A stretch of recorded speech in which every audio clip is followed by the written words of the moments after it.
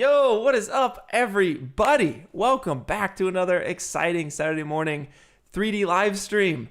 Now, if you guys can hear me, hopefully I'm seeing the levels. Last time I started hot out the gates without any levels. We ain't gonna do it this time, all right?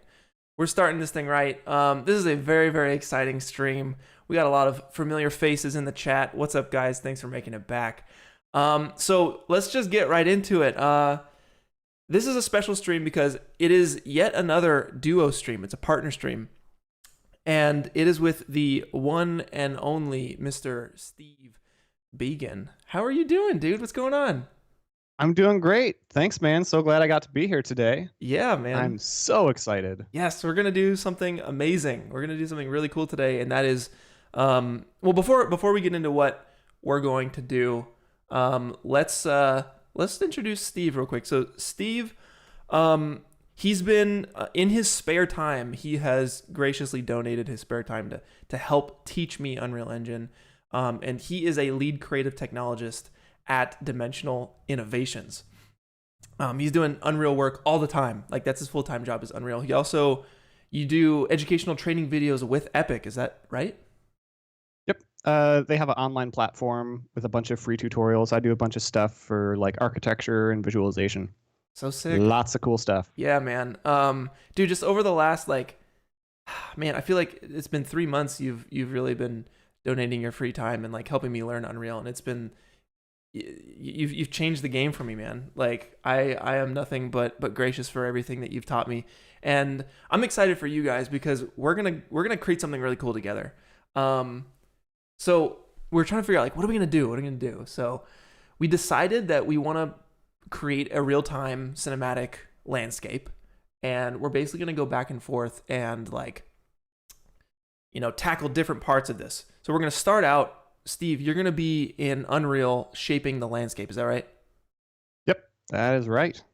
Sweet. So you can talk to these guys about like the sculpting brush and all that stuff, and I think that's what it's called. I'm not sure. How to sculpt terrain and whatnot. So he'll get you guys set up on that. We're also gonna go over like a temp lighting setup with maybe some fog and some sunlight to make it look nice. While Steve is doing that, I'm gonna be in Cinema 4D sourcing some assets like some radar dishes, some towers, and all that stuff that I will eventually bring into Unreal Engine. I'm gonna send those to Steve so he can place them into his scene. From there, Steve's gonna use the foliage brush. Is that what it's called? Foliage. Yep. Foliage brush. Foliage tool. Yeah, and he's gonna get it all nice and get a bunch of like trees and stuff up in there, some plants and bushes. While I'm gonna work on texturing in Unreal. Right, so I'm gonna be working on this in tandem, switching back and forth. So you guys are gonna be learning a whole bunch, and then from that point, we're gonna combine forces. I'm gonna send all my stuff over to Steve. He's gonna put it into his scene, and we're going to basically art direct it together. We're gonna light it, tweak the lighting. We're gonna work on camera settings. We're gonna work on our volumetric height fog and all that good stuff, and make it look really nice. From there, we're gonna render out basically a high-res image.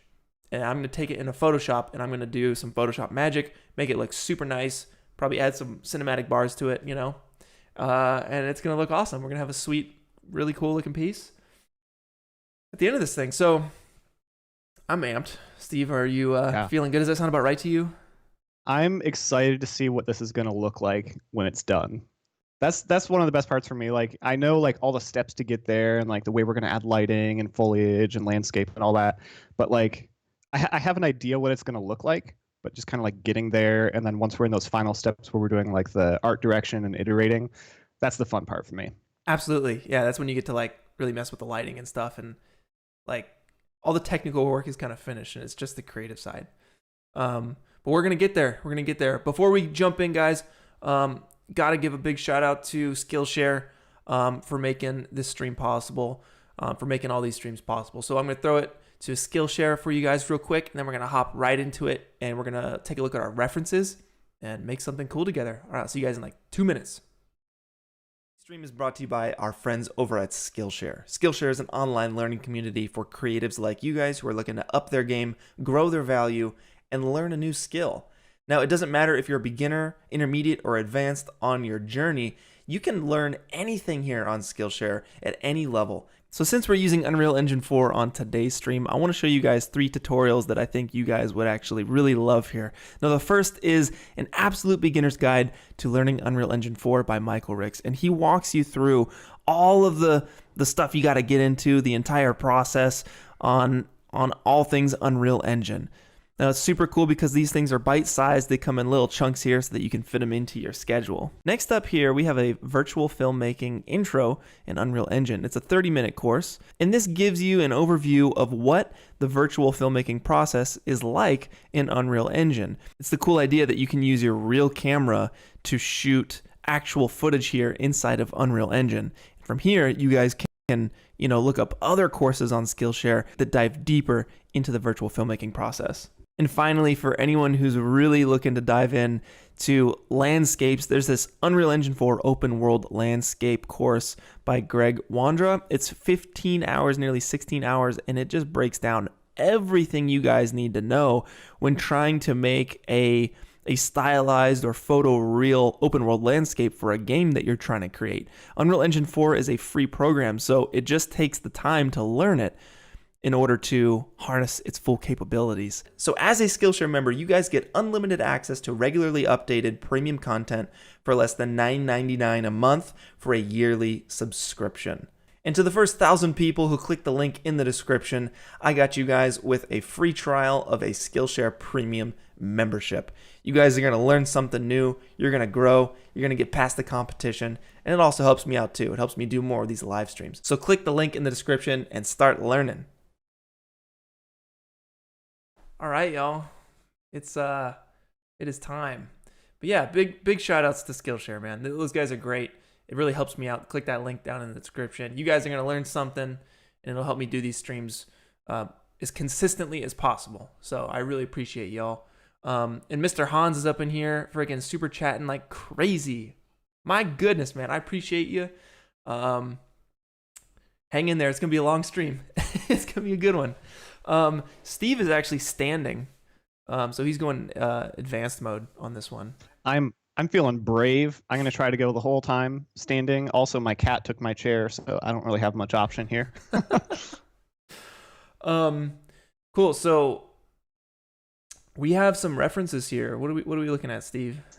Yeah. So we were looking at I hope I'm pronouncing this correctly, the Arecibo Observatory. This used to be the largest satellite in the world. After Hurricane Maria, it had some damage and it collapsed, and it's been decommissioned since then. So I pulled up some reference images of this bad lad in PureRef. Gotta love PureRef. It's so nice. It's the best. Yeah.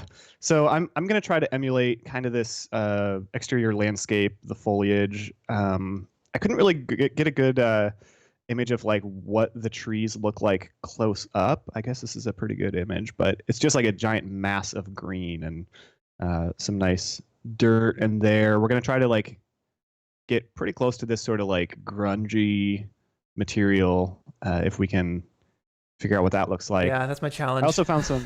Yeah, that'll be a fun one. This observatory was also a location in the GoldenEye film, and consequently the GoldenEye game and remake, obviously. Yeah, I think we can match that. If anything. And then I was also looking at some locations from Star Wars. I love the way like the moss and the dirt and the grime and everything kind of like meshes with the geometry. This is really cool inspiration art. I was hoping this would be, sunken into the ground and we could use that as reference, but this is also pretty cool as well. I love the clouds here and the depth. Yes. So that's what I'm going off of. I'm thinking the landscape. I was looking at some images of Puerto Rico, and where this is, it's mostly flat with a lot of like hills and volcanic rock, like cliffs hanging out, like we can see along the edge and under these towers.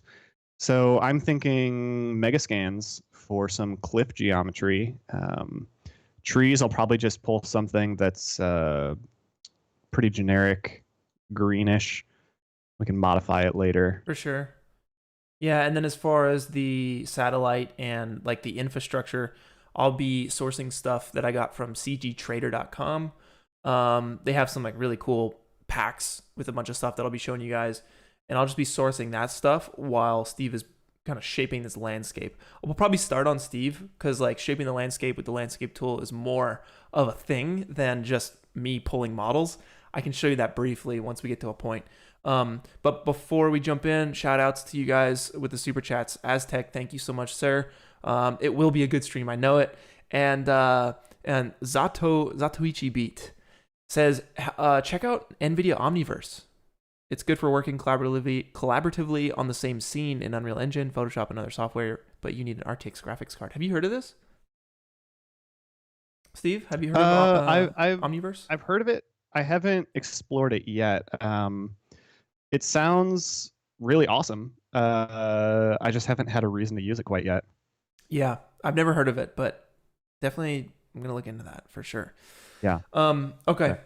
So yeah, if you just want to start with the, shaping out the landscape and walk them through that, I'll just be sourcing some radar dishes and stuff. Yeah, absolutely. So to get started and to save us some time, I pulled a couple asset packs I already had. So this tropical jungle is going to have a lot of foliage, and this spring landscape has a really versatile master material. This is going to be really awesome for us to use. Obviously, we don't want snow. But just like this procedural landscape with the grass and the rock on the slopes, that's going to be really cool. And that's going to save us a lot of time. Also, compiling shaders, I got that out of the way. And for landscapes, that can take a really long time. So I got that. And then I also imported this tropical jungle that has some really cool trees, a lot of nice like ferns and ground cover. I don't think we're going to need anything like small on the ground because we'll probably be like having cameras like really high above the ground, but yeah, good to have that as an option. I like all the vines in here. That'll be really cool. It's beautiful. Yeah. Yeah, lots of awesome assets in here. I think I got these as free monthly asset packs a couple months ago. So you want to show them where that's super generous. Yeah, for sure. So if you go into the Epic Games Launcher and go up to Marketplace, and then you go to this free section, you see a bunch of like free Epic Games content, like what they had for Paragon. All that is open and accessible. Some mega scans.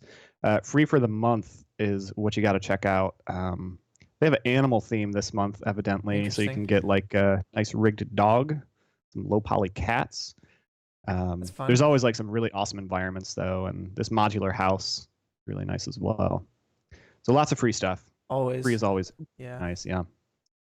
So I went ahead and imported both of those packs and added this very, very basic landscape with that material. It took me hours to compile everything there. So let's just dive right in. If we go to lit view up here, it's black in my outliner. You can see I just have the landscape. There's no volumetrics, no lighting, anything like that. Let's sculpt this a little bit, go up to modes and landscape. And then we can just paint on here, raise and lower as we want to. So the middle where we put the dish, that's going to have to be like a bit of a bowl sort of shape. So let's do something like this. That's not even going to be nearly big enough. And just punch that down a little bit. What's your scene scale? How do you know your scene scale? That's a good question. If I zoom way in here, we can see like that's how small and detailed it gets. Let's be smart. I'll go to the select tool and add a mannequin that we can use for scale. There's a person, 6 foot tall robot. Awesome. Well, there was a really cool tip that you told me that we didn't get hooked up because we were dealing with other stuff at the time. But you can hit like 0 or numpad 1. Like, what do you hit and it like spawns something? Like it'll spawn like the chrome ball with like the color checker. Yeah. Oh man, I need to remember this. There's a hotkey where you can. Yep. Okay, so it's backslash. If you push and hold backslash, it finds whatever you're hovering over, and it places a preview mesh there. In this case, it's just a mirror ball that shows color values.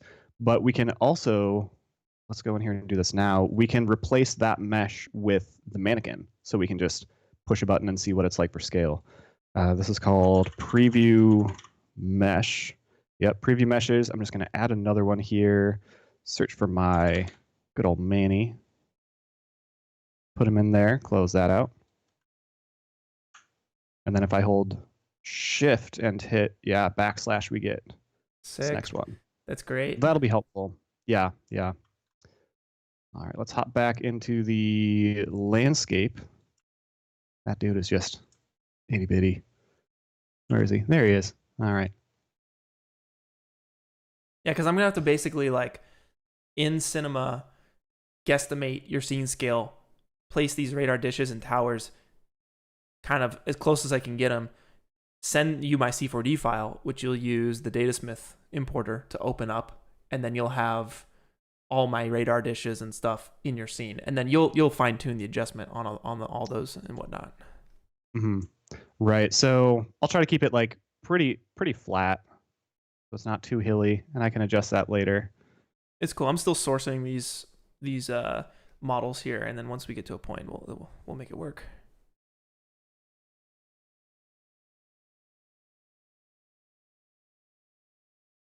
How long have you been in Unreal Engine? How long have you been using it? Oh gosh, for about 5 years, give or take. Before that, I was spending all my time in After Effects, motion design, animation. So it was a pretty easy transition for me. For sure. I grew up on Andrew Kramer and Grayscale Gorilla. That was my jam for the longest time. Man, those guys are still great. Like I know. The Grayscale guys. They never amazing. stopped. Yeah. So good. Yeah, we did a stream. They sponsored one of my streams, like the one right before Christmas. It was the one on like what was it, like product photography, product lighting and stuff. Nice. Yeah, it was a fun one. That was Grayscale? Yeah, they sponsored that one, and like, yeah, their whole Grayscale Gorilla Hub stuff in C4D is the best right now. It's so sick. All right. I could tweak this all day. I'll let's see, I'll add a little bit of erosion around here. You can kind of see like this procedural landscape material adds like rocky cliffs where there's a steeper incline, which is really cool. Once we add some lighting, actually, I'm going to do that now. Yeah, because I can't really see anything. All right, I'll go back to the select tool. Let me go to lit mode. And again, right now we just have landscape and our mannequin. I'm going to start by adding a directional light. This is going to simulate the sun. Boom. Just add that right in there. And then we're going to add a skylight. This is going to emulate a sky, believe it or not. Let's set both of those to movable. This was always confusing to me because like there's so many different lighting options. You know, in cinema, it's just a sun and an environment and maybe some fog. But like in Unreal, there's maybe like 10 different ones, and it looks so cool already. Yeah. So we just added exponential height fog, and immediately we can see how like the sun goes through the fog, and we get a little bit of atmosphere in here. We're also going to add a sky atmosphere. Atmospheric fog is, I believe, deprecated now as of like 4.25.26. What does that mean? Sky atmosphere. That means there are better options to get what you're looking for. Okay. So I will make sure that's all good. Directional light. There's an option in here. We got to enable atmosphere sunlight so that it's actually referencing and using that sky atmosphere correctly. And this is really cool. I'm going to make sure rotation is not snapped.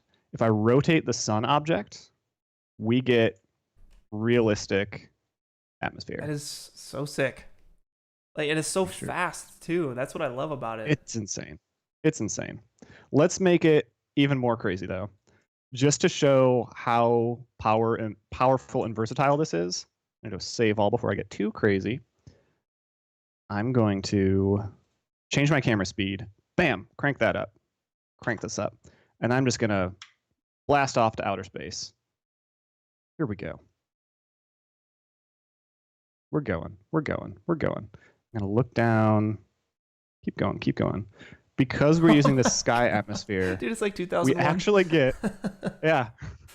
This is where you cut in some dramatic music, I'm assuming. But we actually get planetary fog. And as I rotate the camera, you can even see like the fall off and the color fringing. It's just unbelievable. And I'm going to let's see if I can. Oh, we got Windbush up in here? Dude, what's up, Windbush? Good to see you, man. Hey, buddy. That's great. We got caves and Windbush up in here. That's amazing.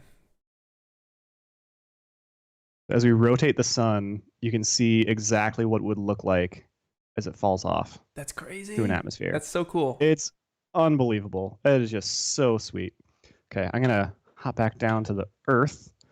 Change our camera. It's so hard to work like at the same time because I'm just listening to what you're saying, and I'm like, wait, I was just watching the tutorial. Like, I gotta get back to my side of things. All right, and just a couple more things we're gonna do here to make the fog actually simulate a sunset better. We actually need to go into the exponential height fog and change fog inscattering color to black, as well as the directional inscattering, because those two values are additive. So we don't want to get incorrect color values, especially when we're talking about color and lighting this early in the game. Guaranteed I'm watching this tutorial back. Guaranteed. Welcome back, Clint. Hope you enjoy this fun tutorial. Okay, so I'm going to do that. And then let's also add some depth to that fog. Instead of 0.02, 0.1. It's underwater. 0.05. It's an underwater scene right there. Maybe I won't.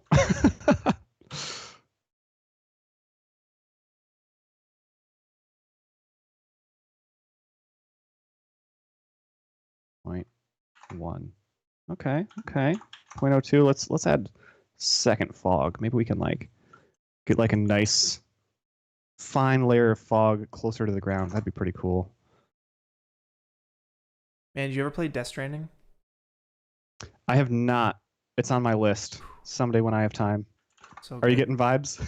Yeah, I mean, from this and like these, there's a place or there's a level in Death Stranding where it's like a giant radar dish, and all these radar pieces that I'm messing with like feel very similar. Nice. I'm gonna switch over to me real quick. Okay. Dang, I have our heads optimized for Unreal, so you guys will have to bear with that when I'm in C4D. But yeah, check this out. Like I'm doing this like these massive radar dishes and stuff that will drop into the scene. It looks like the Eiffel Tower. That's intense. So we'll probably use some of these here. Again, these are from cgtrader.com. They're probably my favorite site for that stuff. You got the smaller ones, and then there's an antenna pack 2. This will probably be the main guy that I'll be using here for the big radar dish. And then I like that. I love those details on the back. Yeah, it's good stuff. And then I'll probably use some of these guys here for the perimeter. There's all these things around the perimeter. These tiny ones probably don't need to mess with, but maybe we can intersperse them around as needed. But yeah, I'll place these kind of based off of some of that reference that we were looking at earlier. But yeah, that's all I want to show you guys for now. Back to Steve here. So a lot of people are saying this environment is also in Battlefield 4. I actually got really into Battlefield 3, but I never got into 4. But I'm sure we could pull some good reference from there as well. One more awesome thing we can add here. Go into place actors. I'm going to search for volumetric cloud. Ooh. And boom, we get some clouds. That's so sick. And they move and stuff too, right? Yep. It's there. It's going. It's doing its thing. So crazy.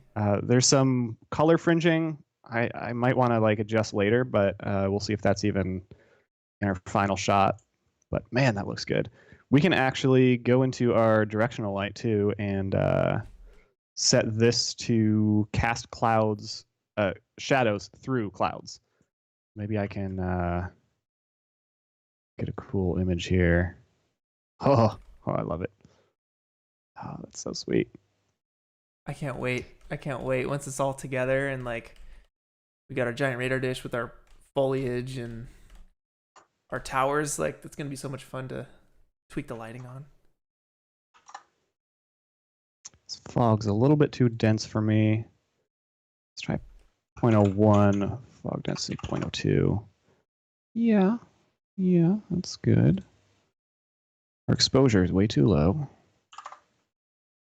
Do that for now. I always just dial in the exposure in the viewport and then worry about it later when we have actual cameras in the scene. So For sure. we'll come back to that. Yeah, we'll get there towards the end.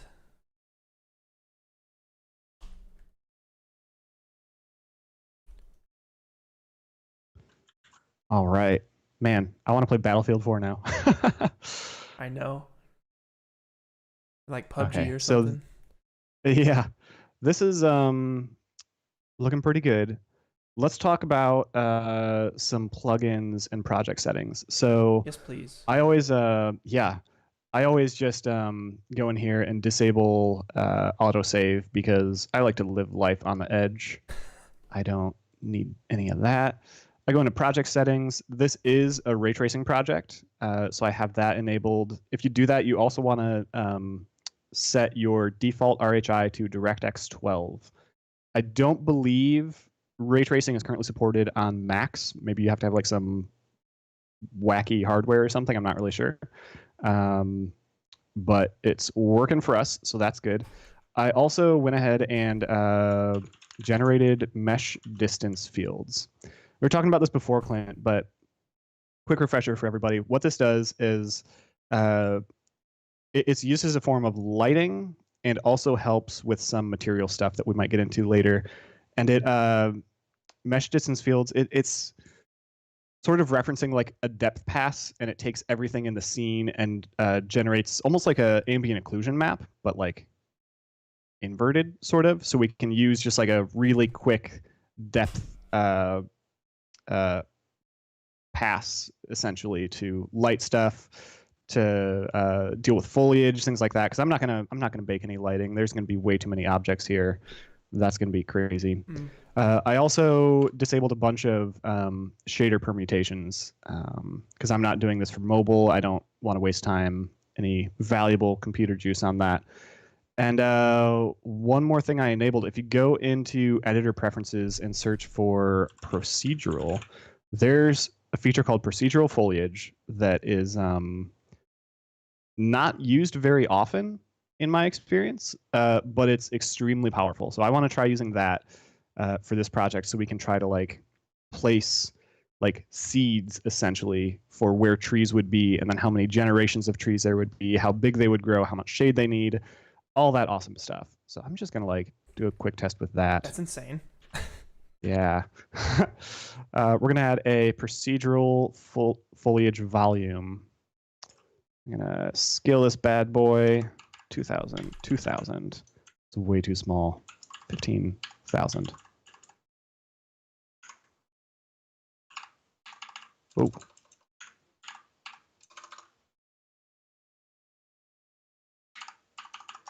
There we go. And we need some trees in here. Let's see. So here's my tropical jungle pack. I got some meshes. Where's the dish gonna be? Trees. The dish is gonna be actually right where this is right now. I'll move that out of the way so I can test this somewhere else. But yeah, this Got it. Nice. Yeah. I'm gonna reference. Huh.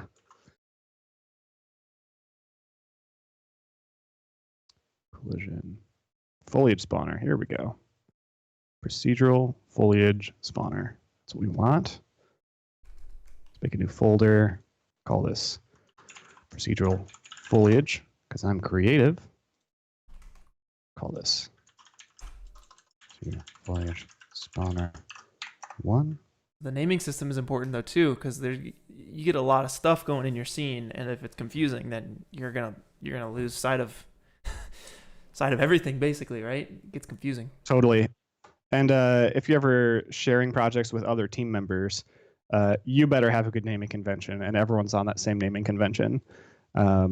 Fortunately, the people I work with, when we're all in the same project, we are on it, and everyone is like very good about naming stuff. But if I went with like tree 1 final underscore 1, Yeah, that's rough. Final that's for bad. real this time. Ultimate final. Yeah. Let's see. Okay, we need to. What do we do here? Levi. Man, there's a way to make this into procedural. I'll come back to that. Dude, I'm looking at this Type. at this reference. I'm gonna switch over here to me real quick. I'm looking at this reference, and there's these little roads leading up to the different towers, and there's all these like ropes and wires stretching across from all these towers, and I'm trying to figure out like what's the best way to do those splines and those rope splines and stuff. I probably want to do all that in C4D, right? Do all the modeling in C4D, and then kick it out to you. I could use like topo wire or something, or maybe I could just simply do some easy splines from point to point. But as far as the roads go, there's roads leading up to these towers, and that might have to just not be included in what we're doing.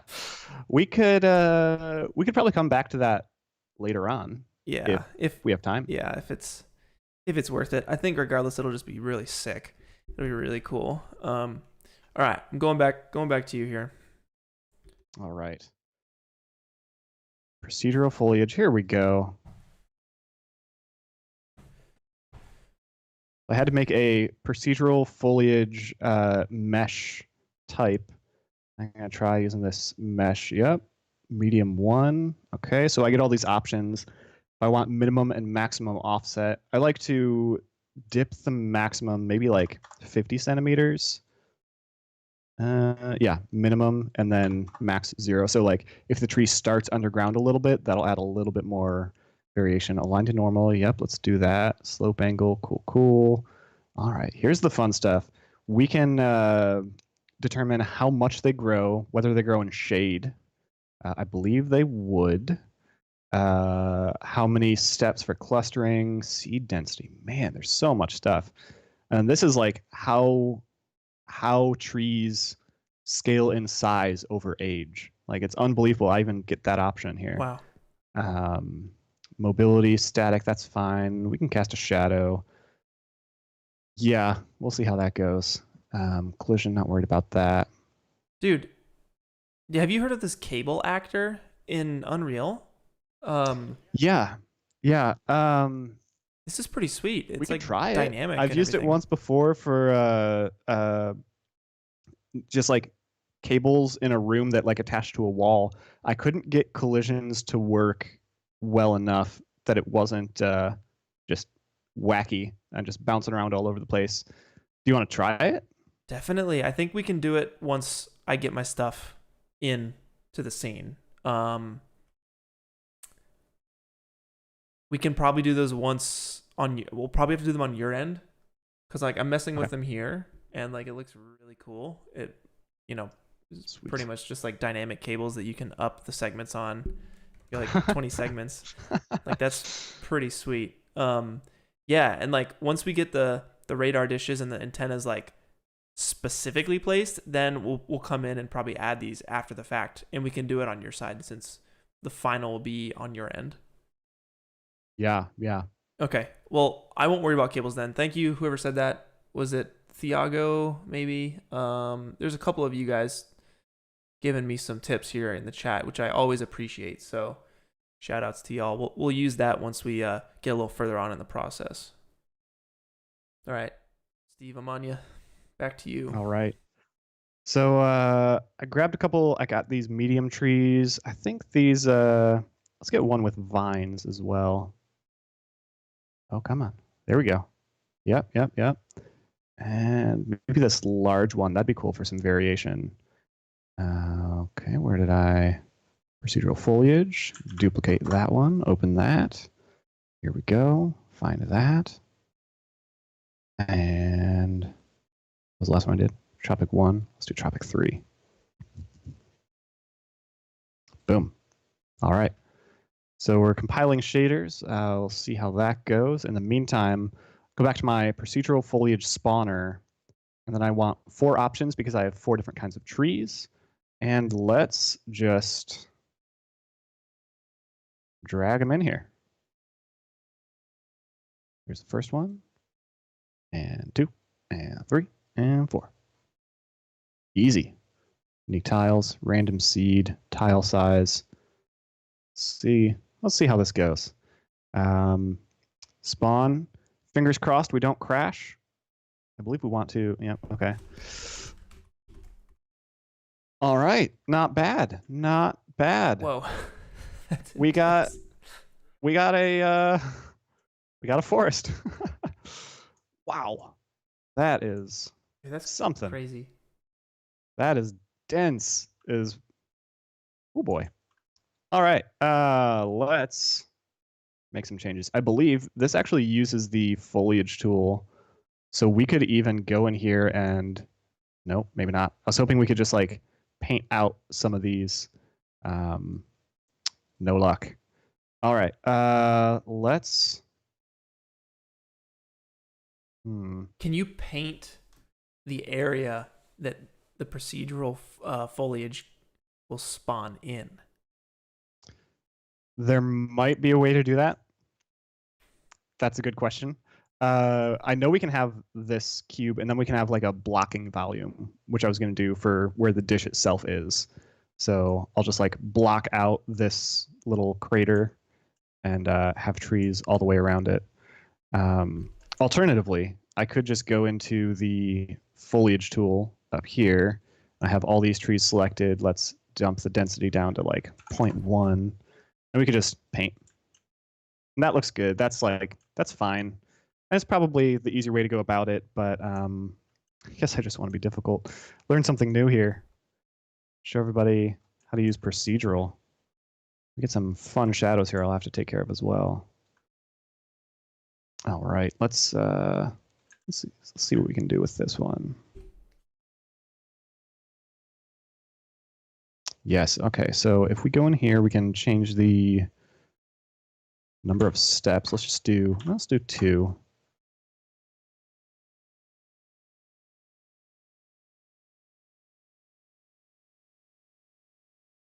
Yep.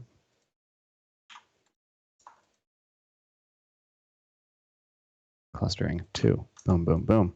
Probably should have done this with 1 and then duplicated, but here we are.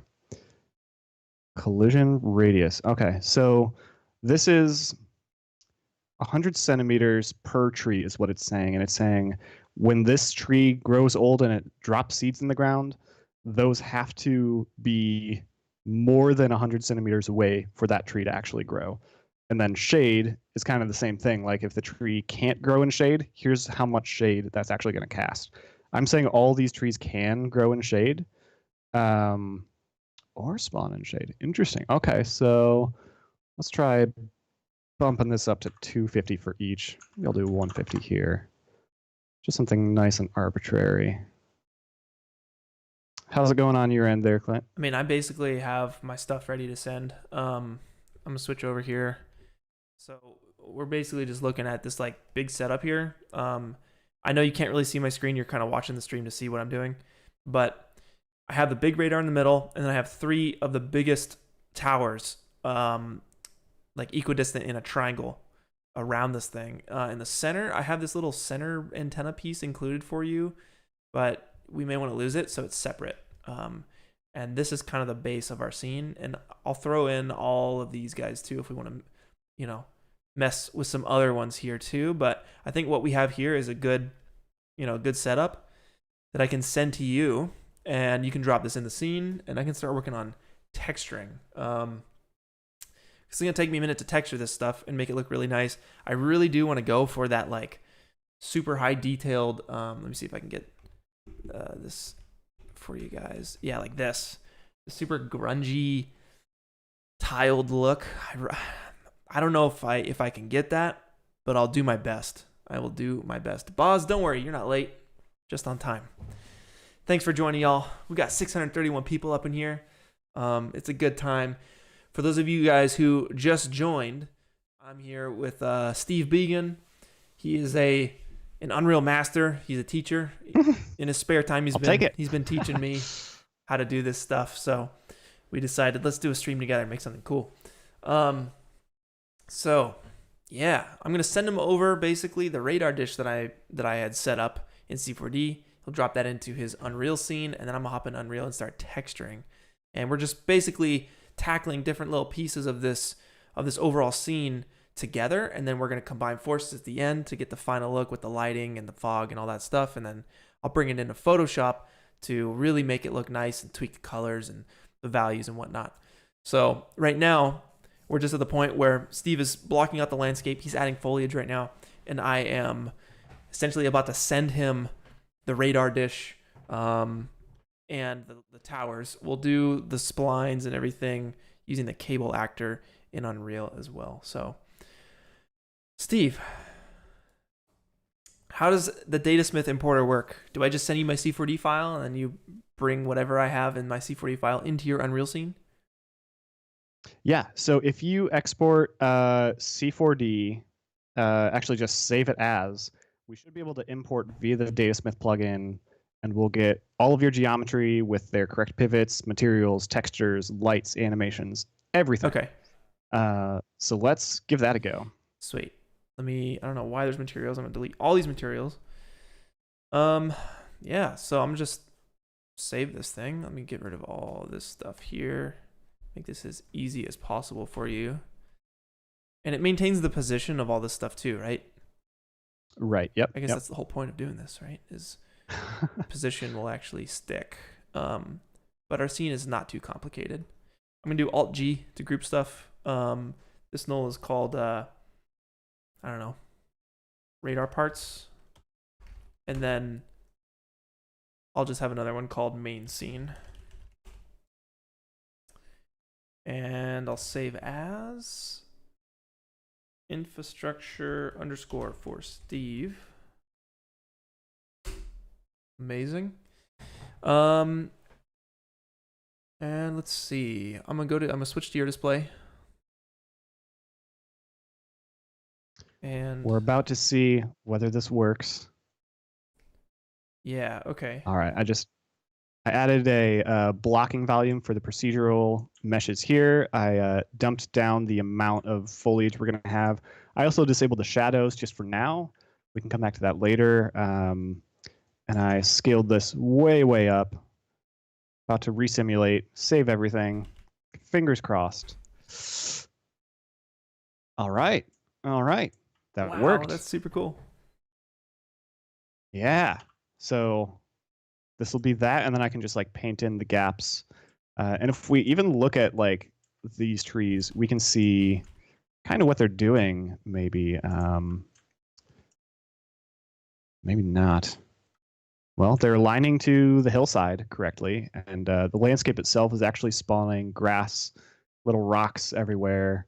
That's, man, we could do like a whole jungle scene looking down in like a canyon here too. Man, there's so many options. Oh, I love the sense of scale we get as well. Yeah, so cool. With the geometry, that's going to be awesome. You can shape the geometry of the scene and still have the trees stick. Is that right? Yeah, check this out. So if we go to the landscape tool, and I'm going to mess with just a smaller area, I could sculpt. There we go. And then the trees just pop right up. That's great. Super easy. Got some good variation in here. I might want to go into the material for this and add some randomness to the color values. That'll help, yeah. I don't like how it's like the same green. Oh yeah, and like right here, if you showed me this picture and said, hey, this is that ridge is 100 meters away and it's just grass, I'd believe it, but that's not the case. So we gotta fix that. Make something look a So little I better. emailed you my scene. I'll switch over to my screen here so no one catches your email. Let me see. Let me just open Unreal and see if I can't mess with this cable thing. I'm gonna switch over to me, and you're good to go ahead and hop into your email and pull that scene. All right. Let's see. So how do I get one? I want like, oh, that's the end location. Oh, yes. Perfect. Amazing. So I guess you just double click it. Can I stretch it way out? Does it snap? If I stretch it too far? It doesn't snap. Man, that's awesome. And I guess you can adjust the cable length too to like 1,000, 2,000, 3,000. That's so sick. It's all dynamic and everything. I love it. So if you move where the pivot is right now, it automatically updates. Oh, it won't jiggle. Is it? That's it. I'm just asking. Oh yeah, no, it auto updates. Yeah. I guess it'll still have to sag and bounce and everything. I wonder if there's a way I can settle it or something. Attach to start, attach to end. Oh wow, that's so cool. So you can have them like hanging and stuff like that. Whoa, that's awesome. You can attach a camera to the end of that thing. Do little like rides and stuff. Theme park. That's awesome. I love it. Let me know if you got my file. Yeah, I'm just gonna test it real quick here. You want me to switch to you? Before we jump to it. Or do you want to test sure. it first? Yeah, let's go for it. I'll test it first. Sounds good. Just to be safe, in case I crash anything. Cable gravity scale. I set that to 0. It just chills. Whoa. Here we go.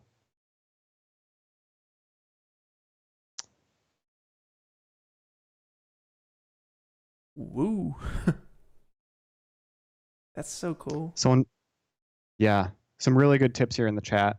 Upping segments, that definitely helps with the resolution of that. And someone also said the trees, I got to make them stand up instead of like angle in, like on the slope. That's a good call. All these little things I just completely gloss over. Yeah, the chat's great, man. These guys, I've learned so much from the chat. They're great. Good community of people here. Y'all are awesome. Oh, for sure. What's up, Brendan? What's going on? Thanks for joining. Y'all are great. Thanks for hanging in there with me. We got nearly 700 people up in the chat right now. It's pretty awesome. Whew.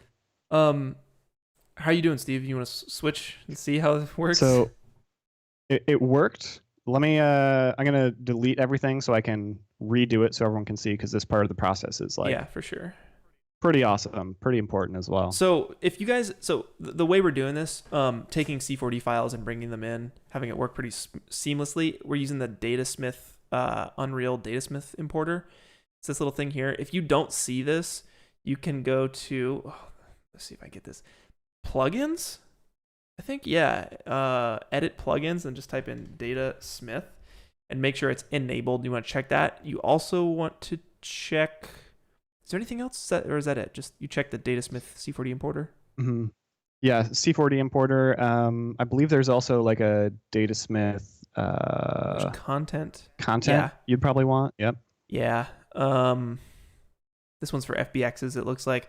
So you just want to check those, and you'll probably have to restart your Unreal Engine, and then that will be there, and you can just search for your C4D file. Are you ready to show them how it works?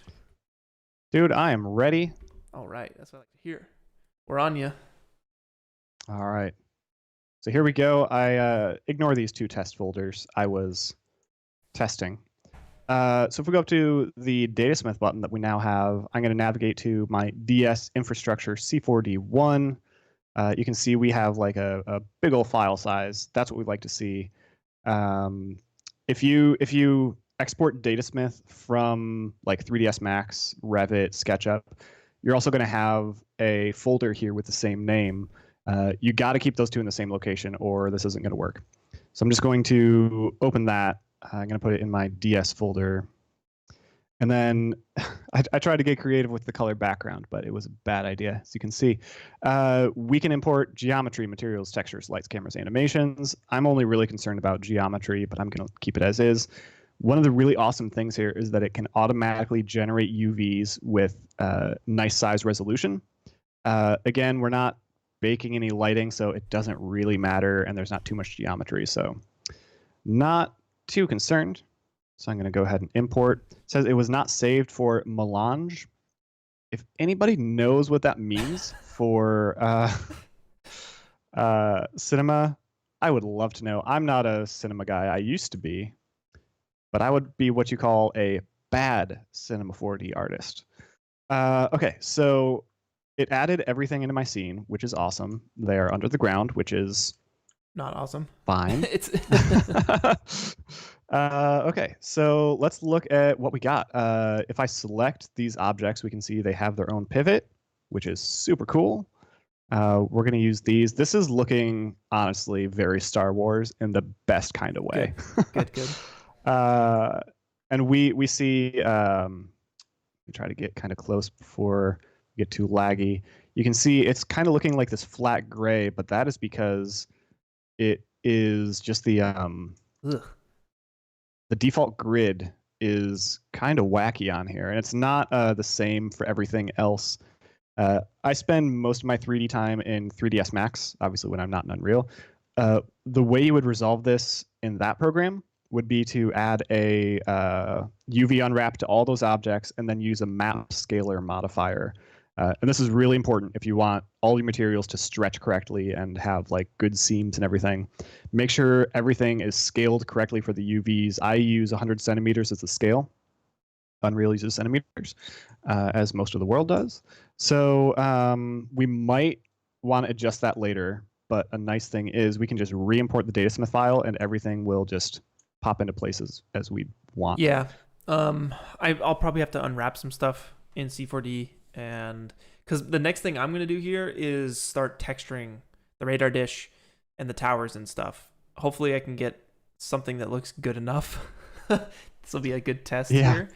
And feel free to scale those as much as you need to fit that space there, and I'll just scale it on my end about the same amount. Okay. So here's the thing. If anyone wants to queue up some like dramatic music right now, now would be the time. I'll do this in slow motion. Oh.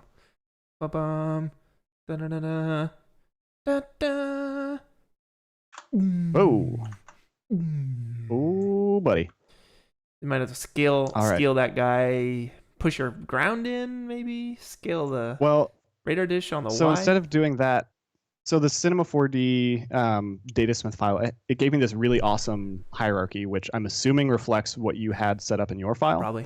So we get the parent with these sub-parents and the objects themselves.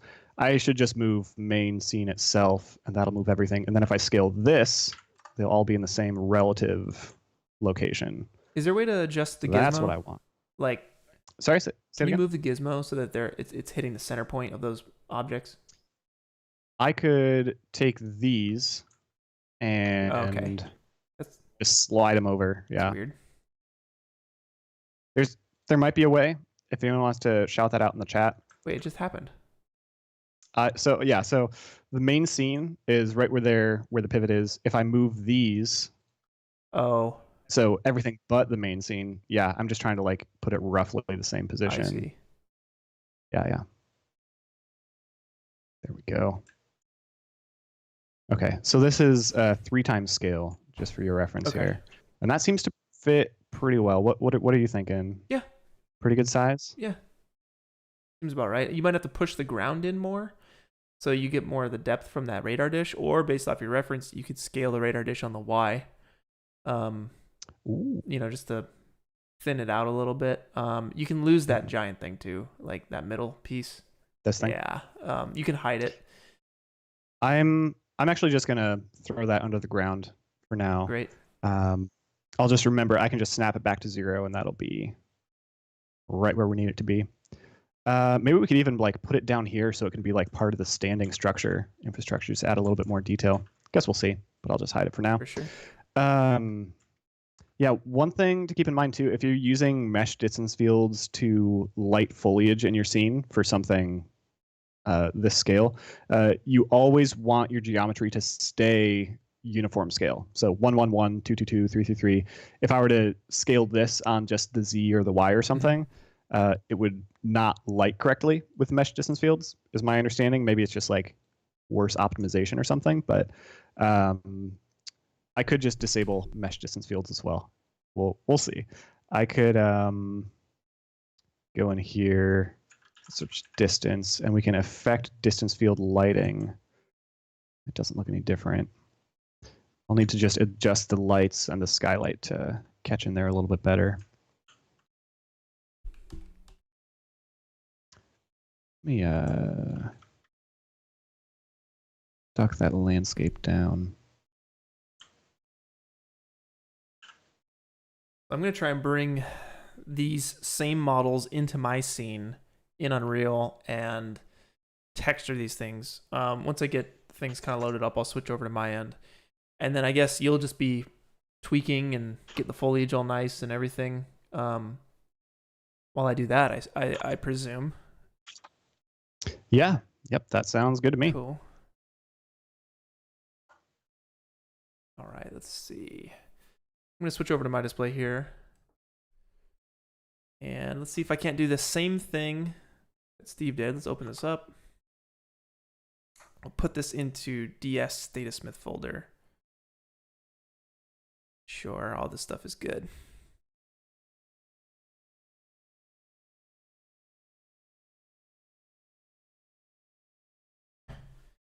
Yeah, so Steve and I built out this master material yesterday, the day before, and I'm going to be using that, which I'm probably going to have to drop into our scene here, and I'll use that to texture out, this radar dish and all the towers and stuff.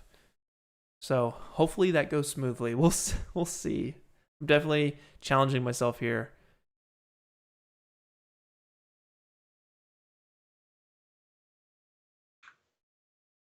Wow, so this thing is so far away. My camera's moving, but you guys probably can't tell. I'll switch this camera speed up to 7 and zoom up to it because it's really large. I probably don't need any of these guys. I'm probably just gonna go ahead and select all of these guys and delete them. All of these antennas, radar parts, or we can just hide it. Might as well. Same for this. I don't like this thing either. We'll hide that.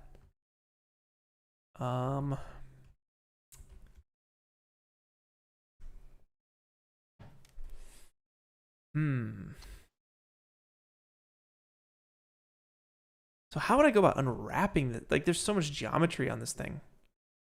Unwrapping this would just be insane. What? Actually, there's a way we can do it in Unreal.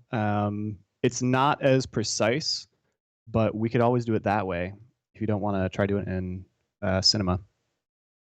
Potentially. Let me mess with some stuff first. Let me get the mass material going. And once I'm at that point and I'm getting some obvious errors, then we'll do some UV stuff. Someone asked in chat, is Unreal only used for games? No, it is definitely not. I use it for non-game development all the time. Architecture visualization, automotive, all sorts of stuff. All sorts of fun things. We're not making a game here. We're just making a really awesome environment. Yeah. But that's a great question. I mean, the thing that got me into Unreal was seeing the Quixel Rebirth trailer. That was amazing. If you guys hadn't seen that, definitely check it out. Same for Memories of Australia. If you look up Memories of Australia, those were the two things that made me oh my God, I have to learn Unreal because it's real time and they've created this and it looks photorealistic.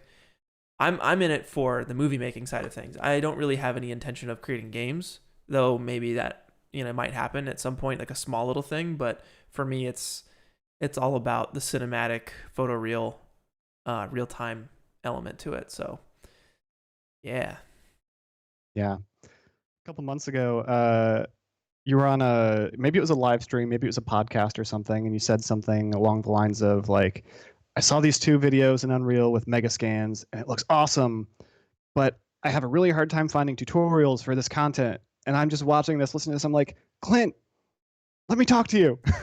I want to show you. It's so much fun. Yeah, definitely. Like, it's very frustrating because it's the same thing that happened to me way back in the day when I was learning Cinema 4D. I started in C4D Release 10, which was 13 years ago, I guess, at this point. Mm-hmm. And I stuck with it for like 2 versions for about 2 years, and I got to the point where like I was the one making the tutorials for C4D at that time. There was barely anyone else. I was doing it on cgtuts.com. You could probably still find my tutorials on cgtuts.com. And I just remember seeing all these 3ds Max tutorials. All the things that I wanted to learn how to do was all in 3ds Max. All the tutorials were for that. And I got bummed out. I was like, you know what? Screw it. I'm just going to switch. So I switched to 3ds Max for like 6 years. I was in 3ds. And it was because I didn't have the good tutorials that I wanted in C4D. Now, looking back, it would have been cool to stick with it and like maybe create something like Grayscale Gorilla at the time or like a video copilot. But that just wasn't on my mind. I was a kid. I didn't know anything. But now I kind of ran into the same issue with Unreal. It was like, I'm having these issues. I want to be able to create this stuff that I'm seeing. I'm only seeing the great work. I'm not seeing the tutorials that get me there. So sticking with Unreal has been a challenge for me. It's been difficult. And I went through like a first phase, basically. I had a couple people like helping me out, learn the program. And then I kind of took a little break. Didn't want to give up on it. I felt bad for saying I gave up on it. No, I didn't give up on it. Obviously, I didn't give up on it. But then Steve was like, dude, I got you, and has been helping me out, for the last like 3 months in his spare time. So it's been amazing, man. I really appreciate it. Yeah, it's been a lot of fun. I gotta say there are a lot of really good tutorials out now, and if anyone is interested in making them, that's probably the quickest way that you'll learn more about the program.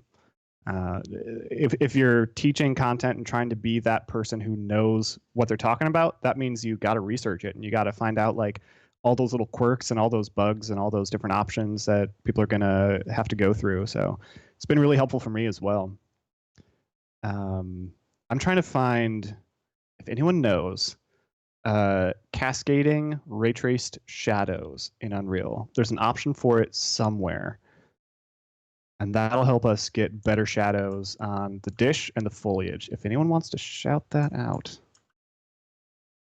that'd be sweet.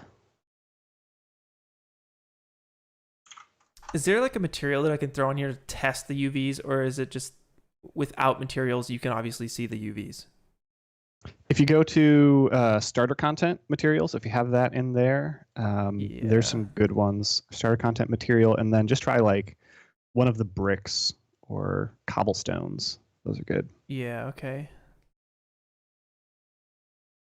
Someone's asking my computer stats. I'm on a real nice Lappy Tappy here, Quadro RTX 4000, I believe. Very nice. And i7 CPU. I believe it's 1632 gigs of RAM. I should know this. I totally should. That's legit. You an RTX on a laptop? Or a Quadro on a laptop? Yeah. It gets real toasty. Real toasty Lappy Tappy here.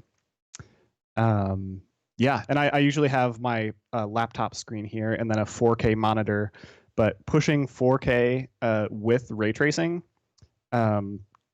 I have a hard time getting more than like 5 to 10 frames per second. So I'm just running that 1080 and it looks great. I'm very happy with it. All right, so my UVs are definitely butt.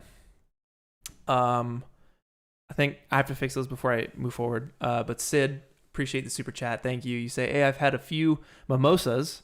Very nice. And just wanted to say thanks for everything you do. You're the reason I started my career in filmmaking. I hope to work with you someday, man. Dude, that's awesome. Much appreciated. Thanks for the shout out. Enjoy the mimosas. If you ever want to try a bromosa, it's a blue moon and orange juice, which is always a good time. Dude, next time I'm out in LA, let's get some bromosas. I'm down. Yeah, I'm down. Someone shouted out Cascade Shadow Maps. Those are in the directional light. This is true. And I've been digging around in those, but I can't find anything specifically related to real-time ray tracing. But thank you. I do appreciate that. And enjoy those mimosas, man. Okay. My UVs are garbage. Do you want to... what's the best way to fix these UVs here? Are we doing this in Unreal?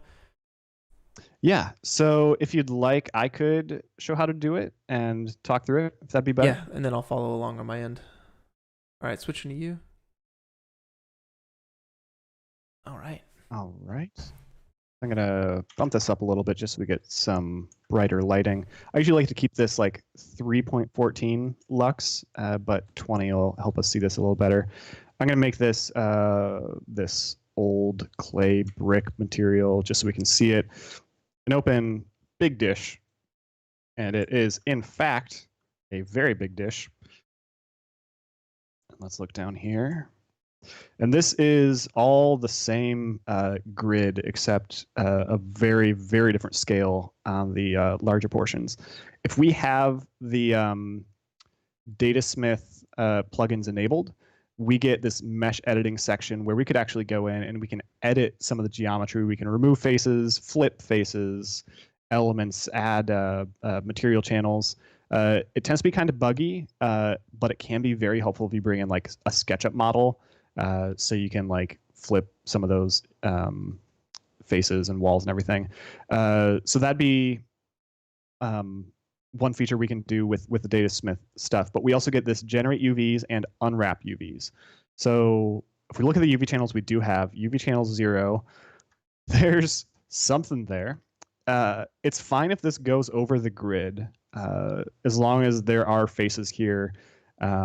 That's fine. UV channel 1 is what we would use for light mapping. Looks like some hot garbage. No offense. We are going to unwrap UV. So, well, no.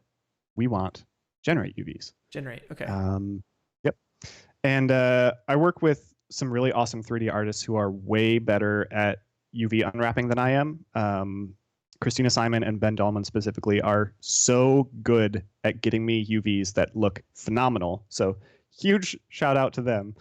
But I'm going to do it the cheap and easy way. If I go box, cylindrical, or planar, I think cylindrical will probably be the best option for us here. Theory. Let's see a gizmo. I don't want to see that down there. Oh, whoa. I don't want that. Keep that rotation where it is, and we can fit the cylinder to the object. Okay. You're progress. You're trying to fit it to the thing. You show gizmo, and then hit fit. Yep. And then it obviously doesn't look right, so we got to adjust it. And if we just let's just apply and see how this looks. Just by default. And as soon as that's done, we're not going to see a difference in the grid because by default it's still using UV channel 0. So we could actually overwrite that as the target channel, or go into the material and change the texture coordinate to reference channel 2 instead. I'm gonna be dangerous here, and I'm gonna apply it to target channel 0 as well. Yes, overwrite 0. Okay. Okay. We have something. I see snow. Definitely a repeating grid. Looks much better. I wish I could get this, turn off edit mode. There we go. So it's uniform, and that's the first thing I'm looking for. Next, I want it to actually give me a good size for all of those squares in the pattern. We can't even see any, so I'm going to try changing the scale to 25.4. Why 25.4? Most of the time when I'm working with architecture files, people work in inches. When you go inches to centimeters, it's 1 inch is 2.54 centimeters. So I'm just thinking, well, maybe like if it's just like some arbitrary large number, maybe it's some multiplication of that, maybe 100 by 100. See how this looks? I'm getting these like little triangles inside of all this stuff. What is going on. Like it looks like no, yours looks way better. You tried 100, So 100 by 100? 100 by 100, yep. So the bottom of the dish, coincidentally the side we don't care about, looks good, looks great. But this part, it's good, but we're gonna get a lot of stretching here. You see, like, if we had the brick material showing, it would look fine. Probably like these squares here, where it's like a perfect square, but where it's like stretchy rectangles. That's what we in the business like to call bad. I'm gonna try box. Like box has always Box. been my jam. Let's apply that. Let's see what it looks like. Ugh. Dang, dude. Why? Why is this so difficult? Yeah. It's really like tearing edges. Spherical? We can't do spherical, can we? No.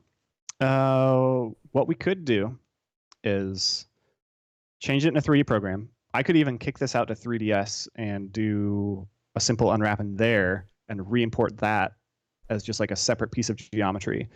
We could also change our material to be referencing world position instead of a UV channel. So maybe we could do that. That might for this one here. be nice. Mm-hmm. How would you do that? I'll try that, and then so I can get going on materials, and then if that doesn't work, then I'll probably just unwrap in C4D or something. Yeah. So let me finish up this and save this UV, and I can dive into that one. Okay. Do you want me to walk you through it, or do you want me to show how to do it? Both. All right.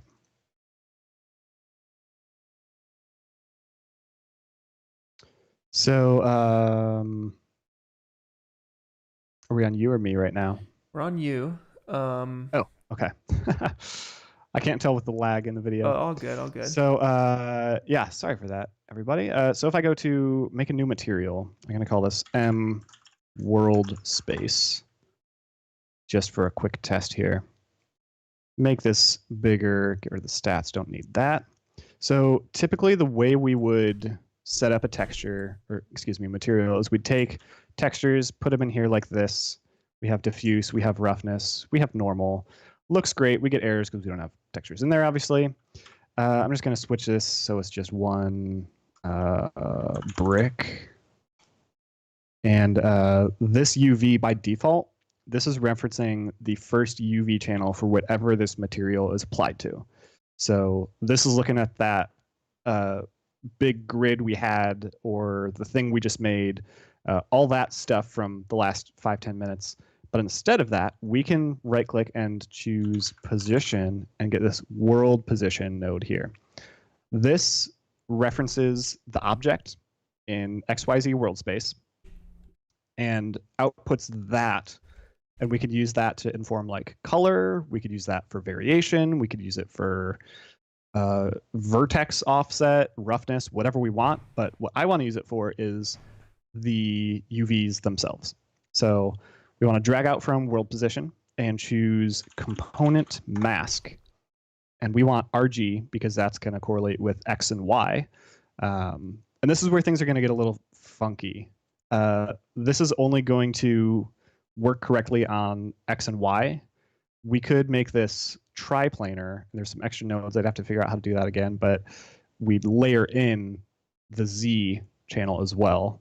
But for now, let's just see how this looks. Sure, If we plug that into, let's plug this into a multiply and a scale parameter. Just a Default general scale. Yep. Cool. Plug that into UVs. And I'm compiling shaders. Let's give that a couple years to finish. But if you save this and make an instance of it, you can change scale. If you have it on your end, yeah, you can go ahead and take it away. All right, yeah, I'll switch over. Still saving my stuff. So this is just a test, right? To see how it lays out. Okay, cool. Yep. Um, And if it looks good, we can put that in our master material. Yeah. let's see. So instance it. Yep. Yeah, create material instance. What is this called? World space. And save. Control Shift S. Someone points out you'll need to find a solution to make triplanar for normal maps. That's a good point. Maybe at the distance we'll be looking at this object. Because it's gonna be like back here. Like we're probably gonna see it closest. It'll be like here. But we obviously want to get the towers in too. So we want to find a nice angle that like shows everything. Maybe something like this or something. We might do an angle, like way up here or something, looking straight down as like a helicopter view, like flyover thing could be really cool. So we're not gonna be like super up in here, but yeah. So I have the material applied, but I don't see anything. Okay, let's open that instance Yeah. and change the scale to like 0.01. Let's see how that looks. Yeah, there we go. Yeah, there we go. Yeah, and you can see how it works on those two planes, but wow, yeah, that's actually not bad. That's not bad, yeah. So I think the best way though is to get them to be radial. So it's like spiraling in towards the center. I have no idea how to do anything like that. We could try a rotation thing, but I think it's just the UVs. They have to be like spiraling down, cylindrical. Yeah, could you make it radial in cinema? The UVs? Yeah. I could try. I believe in you, Clint. All right, let's go back to cinema. All right, let's see. Maybe you want to keep working on foliage. I'll see if I can figure this out. Yeah. All right. Let's see. I'm gonna walk them through here my process on how to do the UVs, or at least how I have figured it out. My janky way of figuring it out. All right, so we got our big radar dish. And let's see, do we always need a seam? Do you always want to go for a seam? If I go to edge mode and just click that guy there, it'll unwrap from that point perhaps. Or we could do it from like, maybe this or something. It'll unwrap from there. Let's see what it looks like. Let's go ahead and save. I'm gonna switch over to the UV edit layout. And let's control A. No, we didn't need to do that. I think that's fine as is. Let me just try to unwrap it and see what it looks like. Ugh. That is not correct. Definitely not correct. Let's try selecting all these edges and try it again. Or all the faces, rather. I can totally see why learning how to UV well can take so much time. It's very confusing. a lot of work. It's very confusing. I never really understood it. I barely understand it. I just know you have to get your checkerboards looking nice. Okay, so I hit UV unwrap again, and it did a better job here. So maybe we can work with this. I don't know. I'm going to save this, and I'm going to re-import with the Datasmith Importer. Actually, no. I'm going to go to Content. Let's close this out. I'm going to go to my Datasmith infrastructure for Steve. I'm going to right click it and just re-import the very top option. Yep. Boom. And we'll see what happens. Give it a second here. Okay. Let's go in. What is it? F? Focus? Yep. So you have to select it first, yeah. And then focus, yep. It kind of looks the same, to be honest.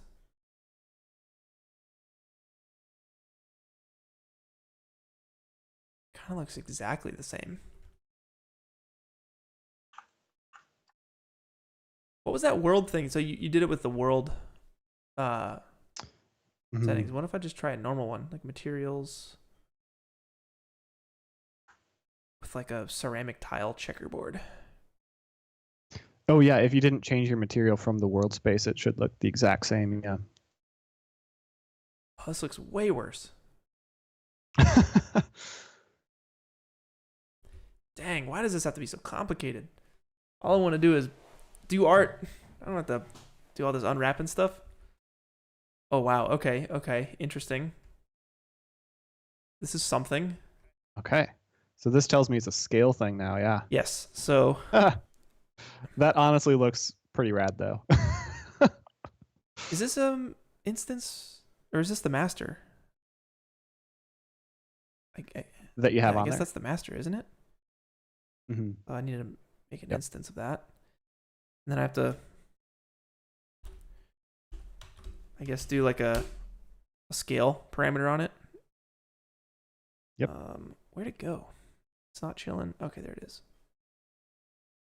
All right, let's see if we can do this. Oh God. We want up in here. What is it? A U? What is it? U or texture coordinate? Yep, texture coordinate and then multiply. Yeah. M for multiplying, click, and that goes to a parameter. That's S. Hold S and click. Scale. Pipe that in to the B, and that goes into the UVs. And you want to include that in everything that has a UV slot. So you hit C, you can make a comment on it and just call that UVs. And I'll pipe this into everything that has the option. It already has it. Large scale tiling. It looks like, well, let's see what this does. Maybe that's a separate thing. And the normal, let's plug it into the normal. Awesome. Cool. We'll save this. Master material.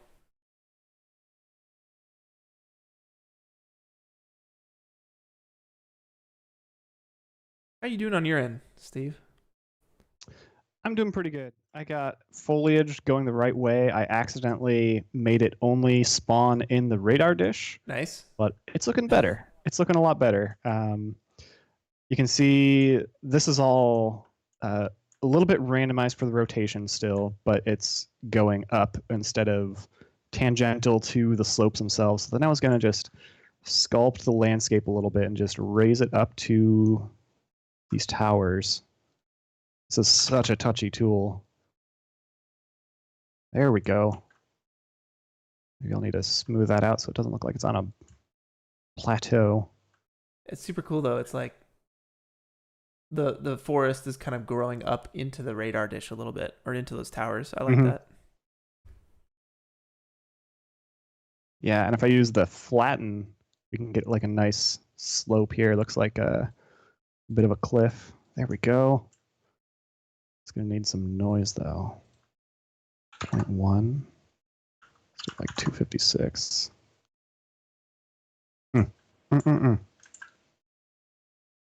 Let's do 64. Whew.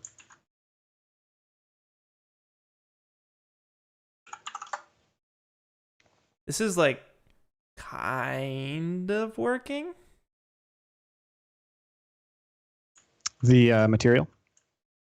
Yeah, like this is, I'll switch over. Like I think this kind of gets us what we want in a way. I might get rid of these like tubular pieces, but this is like your checkered tile going across this thing. From a distance can look pretty nice.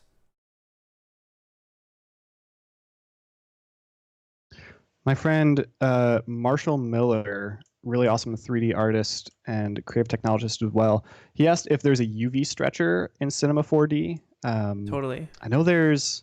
Okay. In Octane, yeah, there's like, Octane. see, I'm not the best with UVs and stuff because basically the way I do it is I'll go into Octane and I'll just change it from the mesh UV to a box projection. And then I can tile it from there. It's all kind of built into there. What's the best way to show this? I really do need to up my UV game. Let's see. Let's go to stream. Do UV issues only tend to present themselves when you're working with Unreal, or do you tend to struggle with UVs within Cinema and Octane as well? No, I'm fine in Cinema and Octane. Like, I just switch it to box and I'll like tile it, or I'll do like a triplanar and just like kind of mesh everything together in box form. But I just don't know how to do that in Unreal. Like I feel like your UVs have to be a lot more specific in Unreal, which is why, it's difficult for me. It's certainly difficult for me. Yeah, definitely takes time. But I think this is good. Right, I'm gonna probably start texturing this. I'm just gonna get down to it and start texturing this thing. Sweet. Landscape's looking good. Got some nice foliage. Nice. That looks awesome. Let's get man, we're even going to be able to get like some nice views from like the side of this with like some cool shadows. Oh, I love exploiting sense of scale in Unreal. That's going to be really cool. I noticed that there's a lot of this was like a very like smooth bowl around the edge, so I'm just going to like paint in some trees. The same ones we're currently using, just not procedural here. Keep the density set to like 0.5 4K size. That's a bit much. I also don't want it in the satellite itself. Settings, current level. Yep.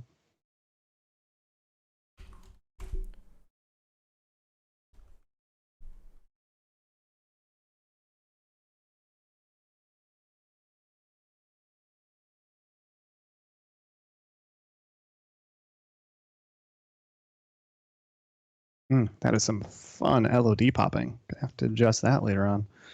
I'd like this bumpy area to have a bit less. Yeah.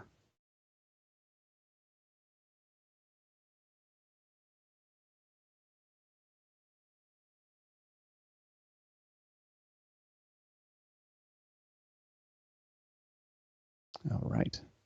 Go back to the select tool. That. I don't like that. Just have to dip the terrain down a little bit, I think. Dude, I got a chrome freaking radar ditch right now. Looking super high tech. That's intense. Oh man, that looks like the reference I saw, the NASA reference the other day. Yeah. Get the sun coming off of this thing. That's ridiculous.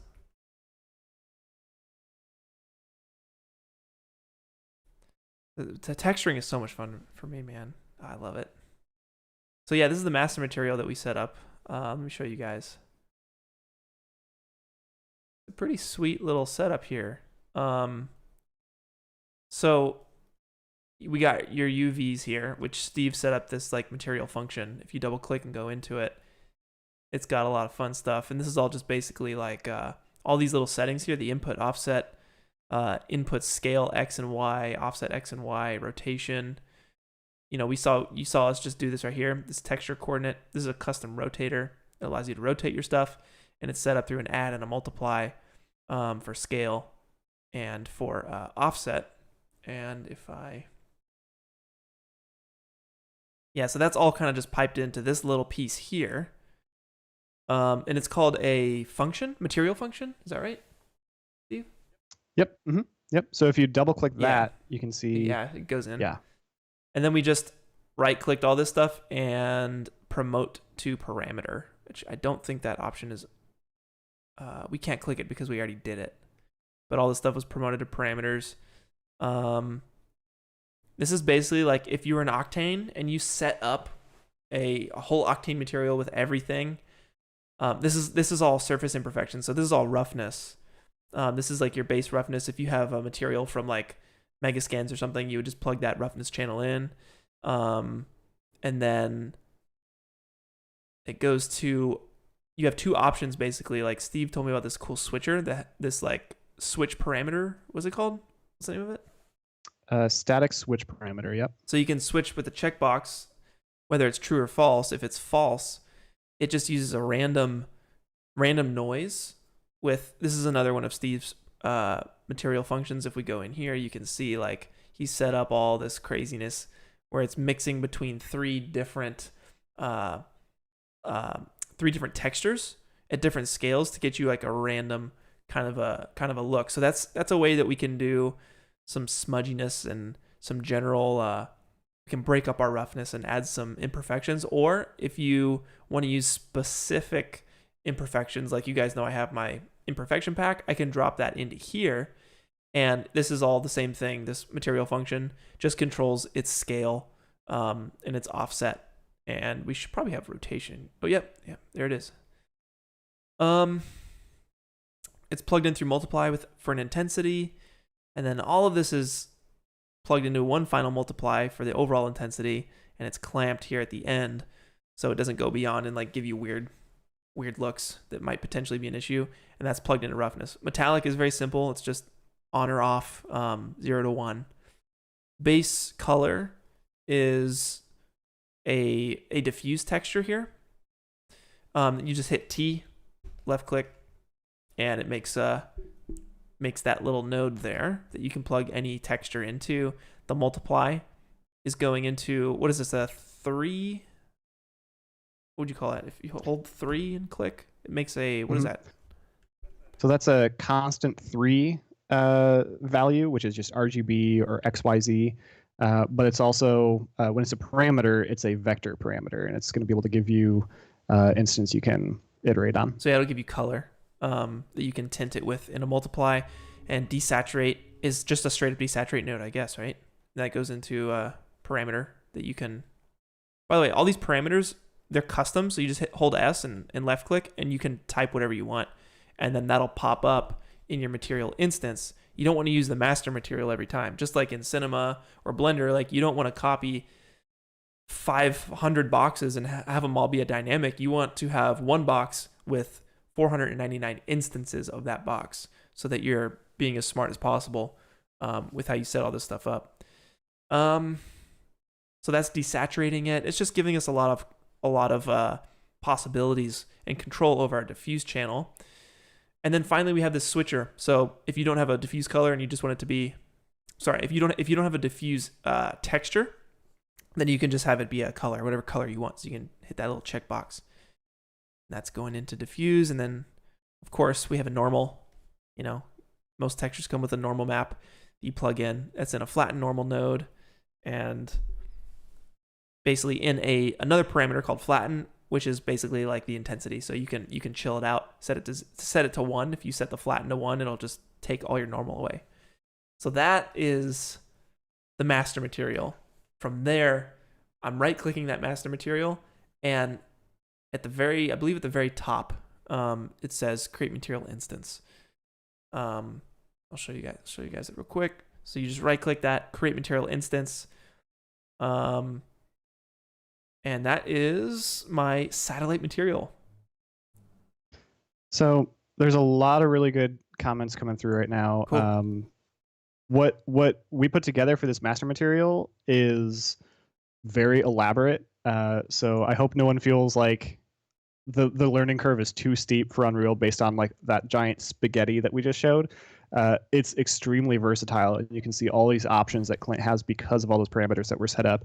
You could just as easily have like a brick material that's just textures that you made in Substance or Quixel or something, and you'd be good. But the reason we have it set up this way is so we can just like add so many options and tons of detail and just iterate quicker and quicker and quicker. So there's a lot of stuff you can make. There's no, well, there are wrong ways to do it, but there's a lot of right ways to do it too. So there's obviously a lot to learn, but what Clint just showed is a very elaborate way to go about it. And someone else also mentioned like optimization. If this was a game, and we had so many draw calls happening and all these different parameters, it would be pretty chunky. And there are ways to design around that. But our goal here, again, is just like something cool and cinematic. So not too worried about hitting, 90 frames a second here. Yeah. Exactly. So I'm just kind of messing with the material instance, and I can plug in any surface imperfections I want. I can search for any normal maps or whatever, but I can also, again, I can go to like Quixel Megascans, which you guys have seen me use all the time, and just find a material that works there, which I might do as well. It'll probably be a combination of that. Mr. One Dead Duck, thank you for the super chat. Good to see you, man. And he says, remember the sliding Pierce Brosnan for story. Yeah, we gotta put a little James Bond in there, slide down the edge of that thing. That's hilarious. Yeah, One Dead Duck. He's a really good artist and constantly wins these render challenges that I host every single week. Really good guy. So I might just like that's crazy looking. Super intense. Maybe the metallic we can set to like 0.5. So we're still getting a little bit of that base material in there. Like that almost looks like a military gray. If you add a sphere reflection capture Yes. on top of that, that'll help with the color. Ooh, okay, yeah, let's try it. Do I have to bake stuff? How does that work? Nope. Or do I have to build? Sorry. No, maybe. We'll see. Spherical reflection capture. And let's get that guy up. Probably like right in the middle, right here. Yeah, and move it up too, so it's not Here, right outside there. of it. Yeah, that's good. And you want the scale of it to be, the influence radius to be more than the geometry itself.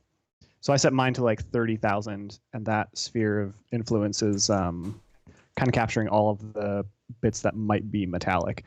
And this will help us get more accurate color values. We are using real-time ray tracing, but having reflection captures in there as well, that adds some of the additional detail to it. And then don't hit build, but hit the drop down next to it and go down to build reflection captures. Yeah. Is it Down done? 4 or 5. It's quick. Yeah. Wait, it's finished? Yep. Didn't really do anything. You're in lit mode. I'm also not reflecting anything but like, I guess the clouds. I don't know. Yeah, that's true. Maybe dip down the roughness. Yeah. Roughness 0.1. I mean, if I just straight full metallic Chrome City, 0 roughness, this is what we're looking at.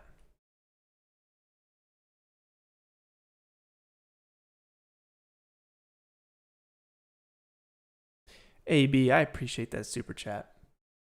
Thank you so much. I'm having a great day. It's super chill. Yeah, it's a good one.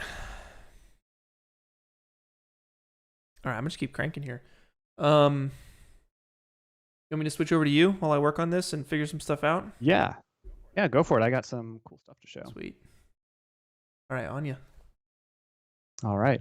So I cleaned up some of the trees up to the distance of that foliage. I'm actually getting pretty good frame rate, so I'm pretty happy with that. Re-enabled shadows on some of the distant trees. We can kind of see. I'm not worried about shadows on the ground quite yet. We might just fill that in with just like more density for the trees, but I guess we'll see. So one thing I want to add is some variation to all of the green because this looks very uniform. So there's a really cool node we can add. Let me find the tree. Here's our SM tree medium 1. We'll use that to start. Red of Paul, thank you. Super chats, I got you. I'm gonna sneak some of those in there, Steve. Apologies. Yeah, absolutely. But I really appreciate you guys. It means a lot. He's like, yo, let me know when you're gonna go full time after all of this, or not full time, full real time. I don't know, man. Maybe one day. I still love Octane. Octane's quick though. It's not a slow program, right? No, and the Brigade will be coming out soon, which is their full time or their real time, option. So that'd be sweet. Dang. So it looks like all of the foliage in this asset pack I'm using has 3 materials set up already. This imposter, which I'm assuming if I'm at like a really long distance, it'll just sub it out with just like a billboard essentially. And then we get a material for the leaves and one for the bark. I'm worried about the leaves, and I'm hoping this MI tree medium FO is used for all of the trees, or maybe just like this master material is using it for all of them. I could affect how much wind there is if we look in the scene. I'm good with that. If anyone in Puerto Rico could let us know how windy it is out there, what the weather's like, maybe we can try to simulate that. We got some tree sway, leaves in the wind. That's good. Subsurface scattering. That's good. I want randomness. So I'm going to open the master material, and going into base color, I want to add a node called speed tree color variation. And what this does is it adds color variation.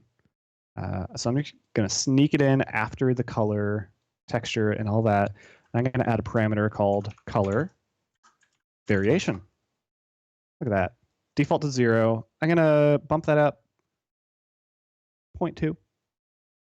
See how that is. It's going to take a year to compile those shaders, so I'm going to wait a couple minutes, but we'll see that shortly. So Mark is jumping into Unreal from 5+ years working with C4D, and he's loving all these tutorials. So shout outs to you, Mark. Thanks for learning with us, and thanks to Steve, man. Thanks for joining me on this. It's fun. I feel like we're halfway there. You know, like we're just tweaking. We're getting things to look nice, and we're gonna tweak the lighting and get the fog going all nice and stuff, and get a final render. I'm excited. Yeah, it's definitely coming along and looking really cool. So yeah, I'm still compiling shaders. So in the meantime, let's tweak some lighting. So one thing I like to do, I'm going to be messing with primarily the directional light, skylight, exponential height fog, sky atmosphere, post-process. I could dump all those in a folder and just like mess with the hierarchy and do all that. What I typically do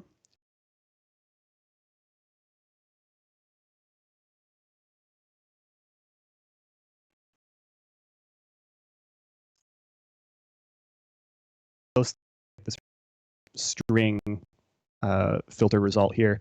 Another cool thing, I think this is new as of 426. If you go up to Window, you get this really cool panel that gives you all of your environment stuff in a really cool and easy to use way. I never use it, so I'm just gonna do it my way. Expo Atmo post. There we go. So let's look at let's add clouds in there too. And someone asked if this is the free jungle pack, and yes, it definitely is.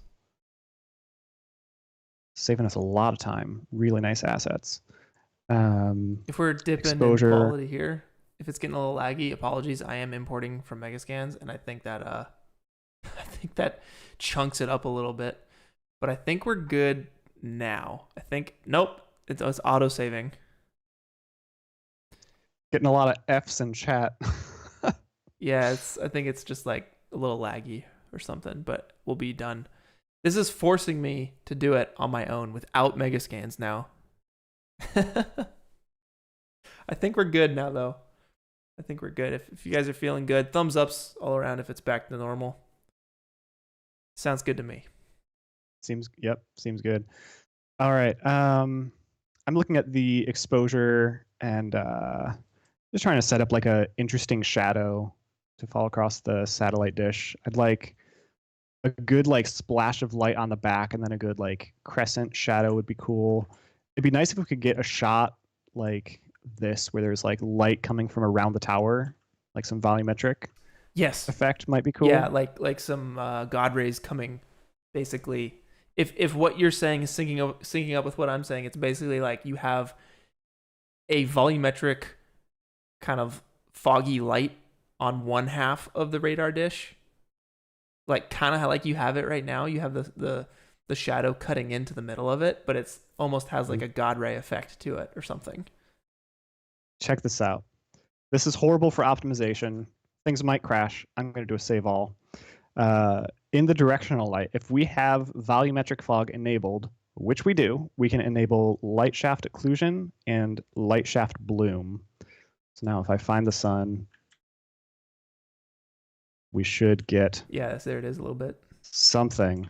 Oh, obviously, looks bad right now, but we could bump up the fog, change the settings for the darkness for the occlusion, and we'll have something really cool there. Yeah, so I like the light coming across there. I typically don't mess with the skylight intensity scale, but what would it look like? Okay, we could do that to like dump some contrast in there. Volumetric clouds. Those are like, I wish I could get like some bigger chonky clouds. Layer bottom altitude. Some cumulus clouds, perhaps. That's the word. I thought it was chonky clouds. Ooh, boy. Look at that. Just changed one parameter and it's immediately so different.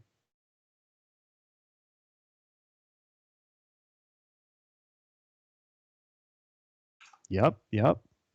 Base noise scale. Oh, man. Weather UV albedo. Yep. That's good. Hey, this finally finished. I forgot about it. It's been a while. All right, so I'm going to save this, and we're going to have color variation defaulting to 0.2. And this is going to look at the texture, which is multiplying against a RGB value, and then multiplying that by 0.2 in either direction, up or down, completely randomly. So every instance of every tree in the world should have 20% randomness. Might look like we have some blue and amber-ish trees in there, but we can tweak that because it's a parameter. It's going to take a while. Are you doing anything interesting? Want to cut to you? Sure. Yeah, kind of have like I'm using a dirty pool tile from Megascans to kind of get something like this, you know, a little checkerboard going across all this stuff, and I'm just tweaking the reflectivity of all this to try and really match it to the reference here. So I might want to take like the diffuse. So you guys can see here, this is like the Megascans master material or material instance, and you can see all these little pieces here that it gives you options for. These are all just parameters that they named. So if I wanted to go into the albedo and tint it, or maybe the controls, the brightness go up like 2 or something, or 3. I kind of want to have like an off-white kind of a look, almost military gray, and have that chipped away and all nasty on like the edges and stuff. And it's obviously like the texture itself is kind of doing it, but that's on the micro level. I want it on the macro level, and I'm not quite sure how I'm going to do that yet. Oh man, that looks awesome. That's going to be a tough one. I think I might have it scaled down a little too much. We could go to the global tiling. Yeah, just set it to like 40 instead of 50. You know, we could add decals on top as well. Oh, with like a rust sort of texture. That might be the move. Mm-hmm. It definitely might be the move. I'm trying to catch the light in an interesting way, and I think I need to be like over here to really. There it is. There it is. That's what I need. You mind if I address some of these questions while you're doing Yeah, that? of course. You want me to switch to you, or you just want to talk about it? I'm still saving. It's chugging. Someone said vertex painting. Answer yes. Big fan. It is definitely going to be helpful here. One of the limitations is you're bound to how many vertices are on the object itself. So that might mean we have to up the tessellation on the model.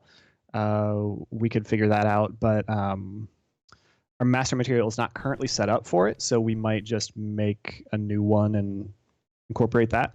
Decals, always a great way to go, and there's a ton of awesome Megascans assets there. Someone else was asking about education, specifically for VFX and Unreal development.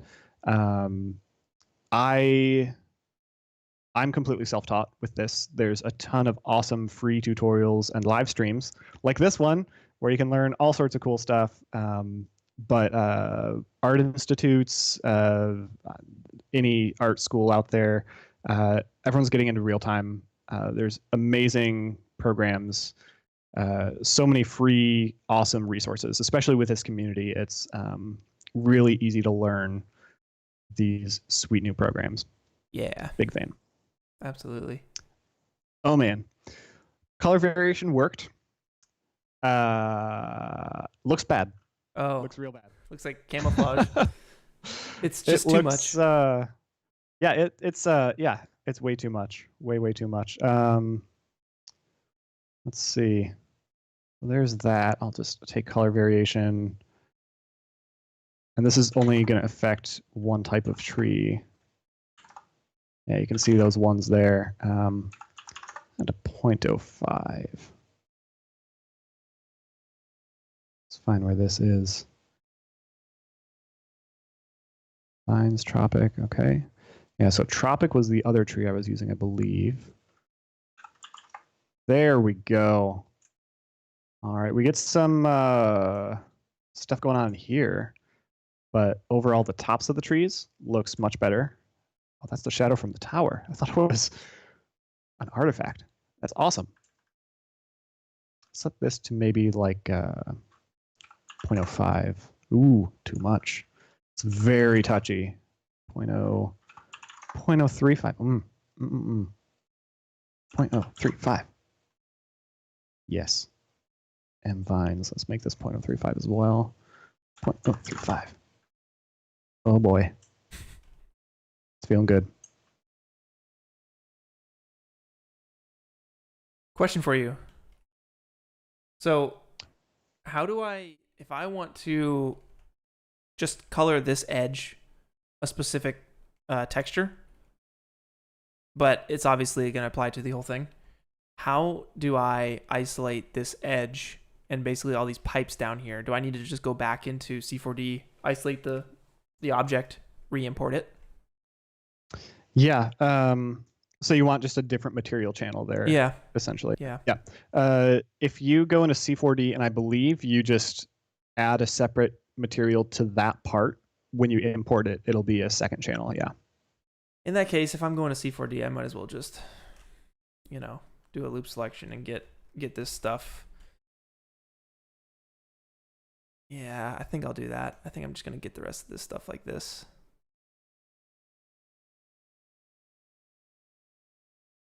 And we're probably not going to see all that. You're covering up the bottom of this radar with the ground, right?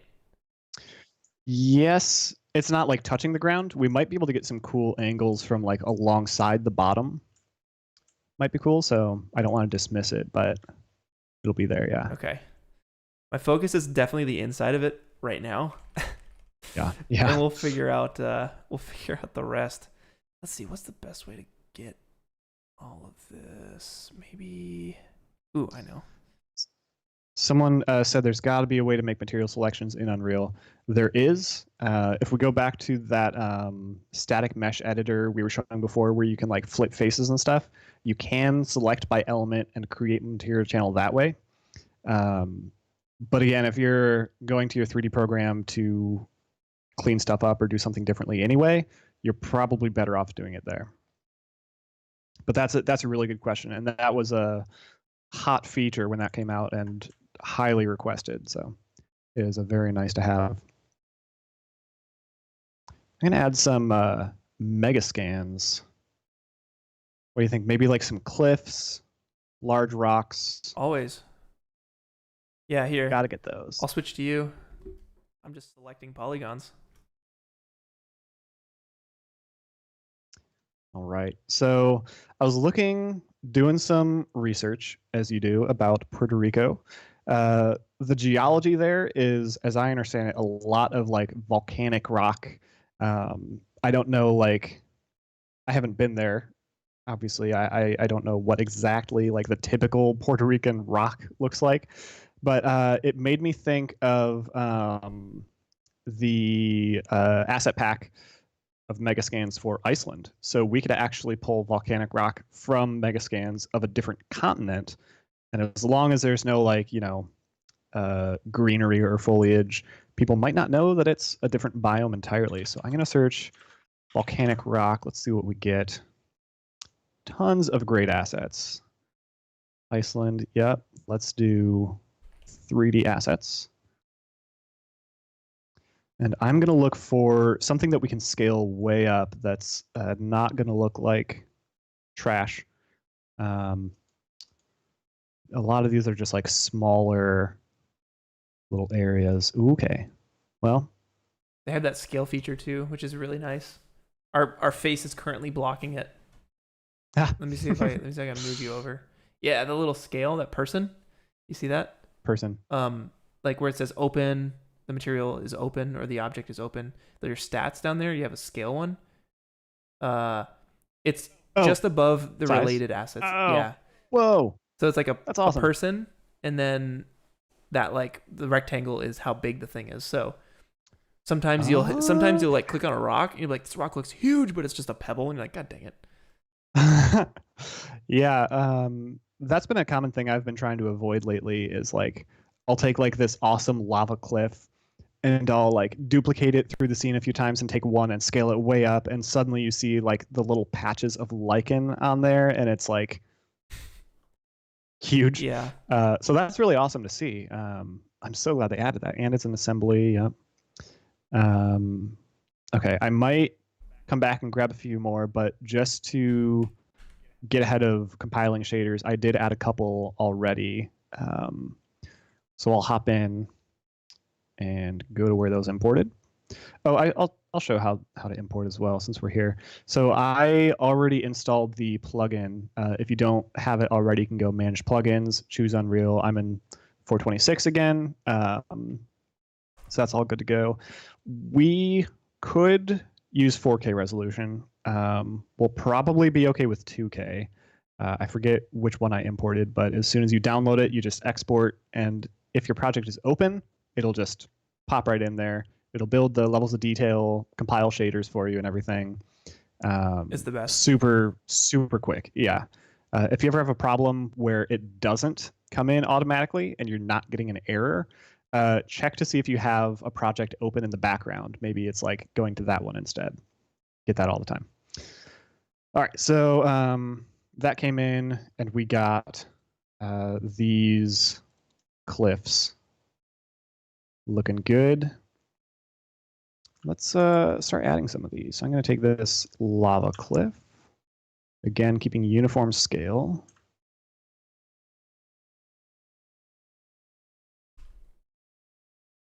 It's just going to break up the terrain a little bit.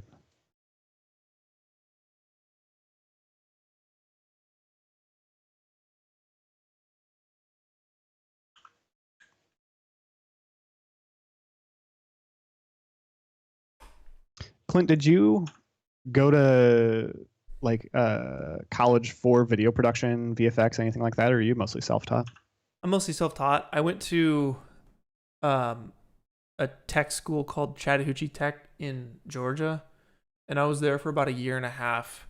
They taught After Effects and Photoshop and Illustrator, and I think there was a C4D class, but I honestly, I was already teaching myself with Video Copilot, and my teacher, my After Effects teacher, let me work on my YouTube channel as a grade. He was the best, and That's he's the awesome. one who actually like kind of convinced my dad to let me move out here and drop out of college. He was like, "Yeah, if you got the job, just go for it. You can always come back." He said that we go to college so that we can get the job, and if you already have the job, then there's no point to like continue. That was his opinion on it, and it was enough to convince my dad to be like, "All right, go for it." So, Mr. Mason, Wow. shout outs to Mr. Mason at Thanks, Mr. Mason. Chattahoochee Tech.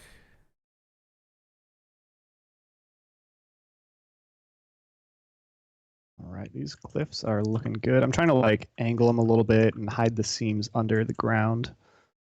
But yeah, that'll just help to break everything up a little bit. Maybe get this Icelandic lava spire as well. That would look awesome near one of these towers. So if I have Yeah, like this view, getting those towers to like kind of be up on a little rocky surface would be sweet. I'm still in the yeah, forest, but like kind of surrounded in that rock. Ooh, dude, I can't wait to get that fog going. I hope my textures don't screw it up. Like your textures kind of look better than mine already. this one here, this is still the default brick. It looks good. I think you just need to up the reflectivity in it, or like lower the roughness or something. It'd be killer. Whoa. Man, if I was an Octane, if only I was an Octane. God dang it. So confusing. It's like I know exactly what I would want to do if it was an Octane, but it's an Unreal, and I'm like, ah. One day. One day.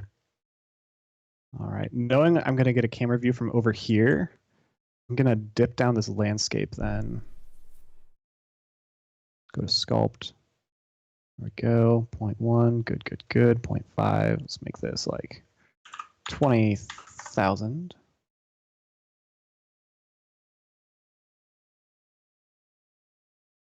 Oh, that was a mistake. No, that'll be good. That'll be good.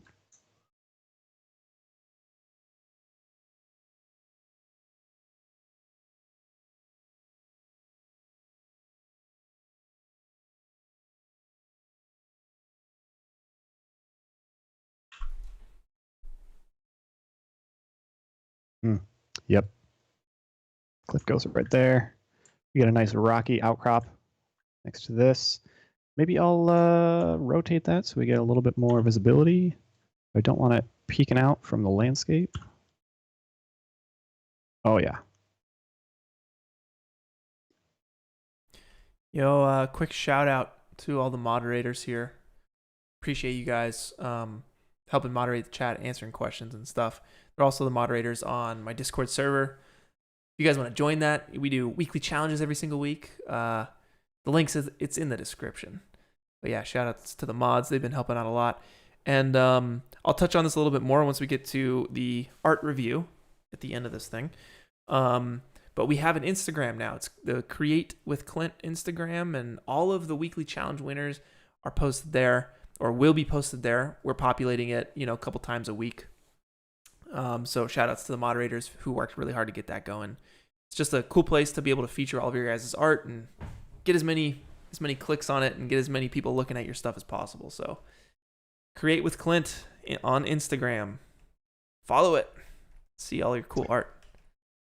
Something really cool and magical just happened a couple seconds ago. I just wanted to point this out. I was rotating this rock and I realized it was getting like a little dark. Like, sometimes you're outside doing stuff and the sun goes behind a cloud and suddenly it's like a little bit darker. I was like, why is my screen darker? And I looked and the sun was actually behind some clouds and it was real time dimming my scene because of that. That's so That's crazy. unbelievable. That's amazing. Yeah, this program is sweet. I'm a fanboy. I'll admit it. Some more clips in here.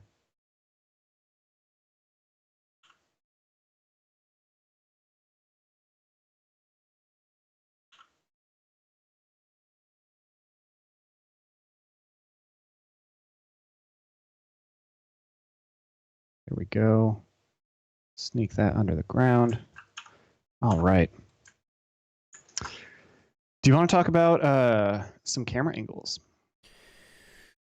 Ooh.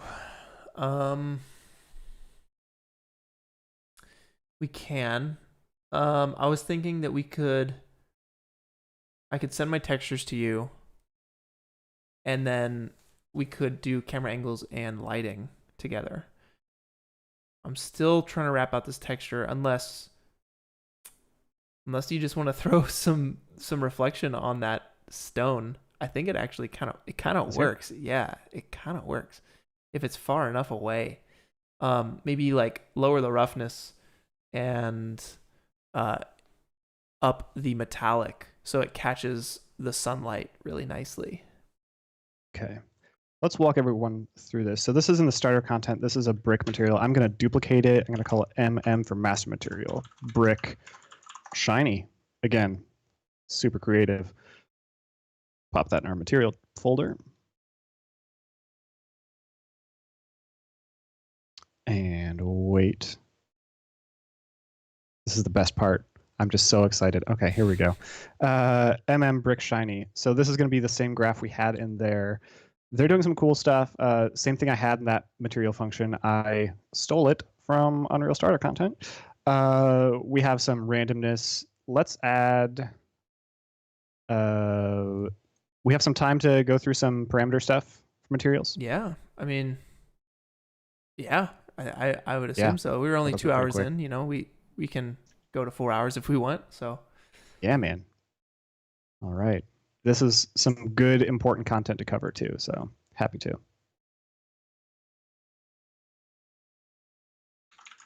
So you're making a parameter here. Are you just trying to get like a scaling situation going? Right. So there's some procedural noise going on, semi-procedural. They're just layering 3 macro variation textures. So I'm going to add just a master parameter to scale that. So we can just scrub that value and get like some splotchiness that's a little more intentional. Macro contrast, I'm going to make that a parameter as well. Call it macro contrast. Yo, real quick shout out here to Sai Charan. He says he got a salt rock lamp at home to get a closer look at it, and he loves it. Gave it a shot in Blender, and it looks really good. And thanks. He says, thanks for the live streams. Dude, I got you. The salt rock lamps are the best. I love them. I got 2 beside me. Last week, we did a salt rock lamp PBR texture, and it turned out so nice. So nice. So that was a good one. But, man, thanks for the super chat. I appreciate you. Rock on, man. So I'm adding another parameter here to scale the brick texture itself. So I'm going to call this scale X, and we're appending that to a scale Y. I swear I've done this 1,000 times before. Set both of these default to 1. Custom rotator, this is going to be the UV rotation. Default to 0, rotation angle, boom, boom. Okay, take this. And we also want that to go to the brick normal. And the roughness is what? Oh, okay. I thought these were going the wrong way. Okay, so this is the alpha of this. What we see here, I don't know if you can see behind the checkerboard. Yeah. That is determining the amount of roughness. Where that is transparent is 0.4 currently. Where there is texture, it is 0.8. I'm going to make both of these parameters. So I'm going to call this roughness minimum. Call this one roughness maximum. And then they're doing a really cool thing with normals down here, which is really, really awesome and versatile. So they're taking this noise texture, multiplying it so it's just like ginormous, and adding some contrast to it, and then they're getting pixel depth. And what this does is every point on the screen, it's getting the distance between your view in the viewport and that pixel, where is an XYZ. So essentially making a depth pass. And then using that, they're doing some math to change the fall off, and then blending between this normal texture and flat. And what that does is at a distance, if we were like way, way, way back here, there's no normal at all. But if we are close, there is a normal. And that helps with some optimization, helps with like better aliasing at a distance. So that's super awesome. I just want to make some of these into parameters so we can control that on our own. So convert to parameter, call this large scale transition distance. Large scale transition scale. Cool, cool. And look at that. We have a ton of shaders we get to compile. I'll let this minimize for a little while. It can do its thing. That's all a CPU operation. And if you have multi-threading enabled and you have a really awesome CPU, that can go way faster.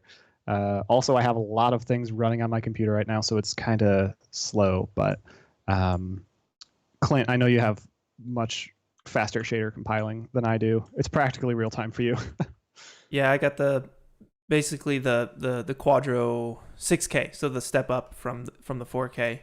So that certainly helps. But it's insane that you're on a laptop. It's just ridiculous.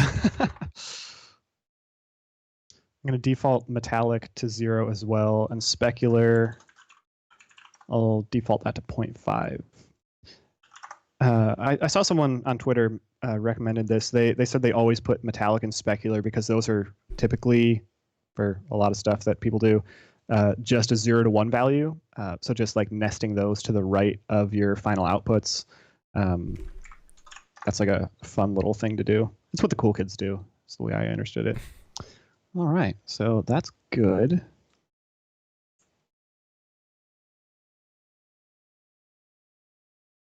And as soon as that's done, we can see what it's like. What are you working on over there? I'm just kind of working on like the material that is going on the towers. Got it. So I'm just it's very basic. It's just like using our material instance or our master material. I'm just kind of like giving it a little bit of metallic, giving it a little bit of roughness, and trying to find a nice like kind of matte, shiny matte white material. Now it'd be nice to have like a dirt node. I don't know how to do a dirt node in Unreal. But that would help with like basically all the crevices and the cracks and give it some dirt up in there to make it look like there's a bit more depth to it. If you stick on your screen for a couple minutes, I'll whip something together for that. It's going to be awesome. Is there a way to add it to the master material that we made so we can have that as an option, like a dirt option or something? Yes. Yes, there is. How are we going to do that? Do you know how, off the top of your head? Yes. I'll do it on my end. Okay. If you'd like. Yes, and I can walk you through I it. will follow along. Okay. Switching to you. And let me go ahead and save this real quick. And I guess open up our master material, I guess. Yeah. Do I have that master material we made? I don't think I do. Or you can throw it wherever you want. I can just include it in mine here. Okay. Yeah. So this is just a material function test material I was working on. So I'll show you in here. So I have this material functions folder that I shared with Clint a couple days ago. This has a function to offset and scale UVs, which is awesome. This adds randomized noise like we saw with the splotchiness and the scaling. Distance gradient is what we saw with those normals fading away further from the camera. But this one, distance field blend, what this does is, if we double click it and open, this utilizes those mesh distance fields that we enabled at the very start of the project. And what this does is it takes the absolute world position, again, the XYZ position of each vertex of the object that this material is applied to, does distance to nearest surface, so it outputs a 0 to 1 value. Well, I'm not sure. It outputs a value. And then we're doing some math, and we're taking this noise and then multiplying that by a value for intensity, adding power for contrast, clamping it 0 to 1. So what we can do is essentially get a noise fall off, which would look a lot like an ambient occlusion map, but noisy.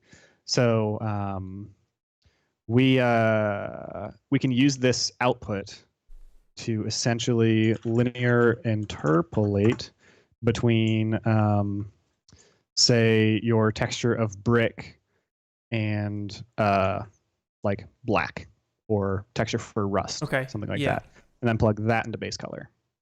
So then you'd want to add a couple parameters for these material functions here: multiply, contrast, and scale. Okay, so you have a 3 parameter in B, looks like. Or you could do a texture. Yeah, black I think will work for whatever we're doing right now. And then what's an alpha? What is that? Oops. So alpha, linear interpolate, imagine, if you will, a graph, X and Y. You have a point up here, you have a point down here. Linear interpolate basically draws a line between those two, and alpha tells you where between those on that line you are. A simpler way to think of it is it's like alpha is saying how much of A or how much of B. If this value is 0, the output is going to be 100% A. If this is 1, the output would be 100% whatever's in B. So if this is 0.5, obviously it's going to blend 50-50, just overlay for the output. 0.2, just a scale. But if this is like a texture, then it's like mixing those two based on... So it's like a mixed node in Octane. It's exactly a mixed node in Octane. That's crazy. Yeah, and someone says it's like a color ramp in Blender. Not familiar with it, but cool. That's awesome. What is in your alpha right now? I can't read it because it's on a tiny screen for me. Oh, sorry. Right now, alpha is plugged into the output of the material function distance field blend that I gave you. Oh, wait, hold on. What's an A then? A is just the texture that does not... That is...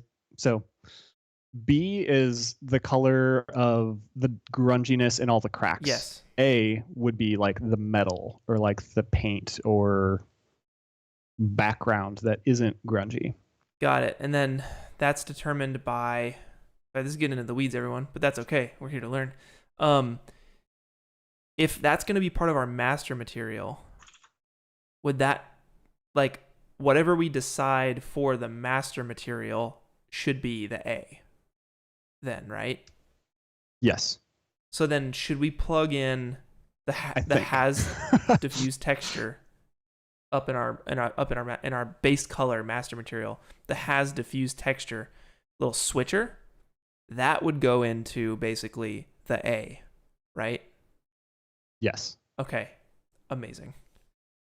You could even add another static switch parameter here to say, does it use this material function distance field blend? So you can turn it on and turn it off when you want to. Got you. That is amazing. Well, I'm going to just crash course this. I'm going to see if I can try it and see if it works out. And then all that goes in the diffuse texture, the base color. Amazing. Still compiling shaders, but I'll work on some lighting in the meantime. Let's see. So we got plenty of trees.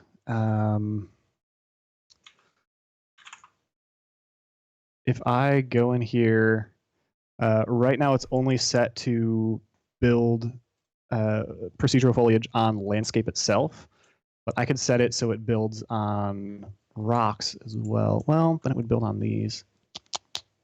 Now I'll keep it as is. That's all right. But I might Up the density.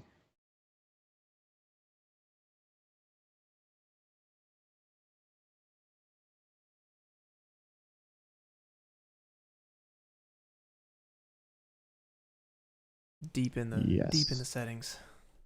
Oh yeah. So many options, so many checkboxes. One thing I found is that if you have a bug and you're just like stuck on some roadblock, you probably just haven't found the right checkbox yet. Dude, that's like relationship advice right there, dude. I don't mean to get too deep here, but if you have roadblocks in your life, you just haven't found the right checkbox.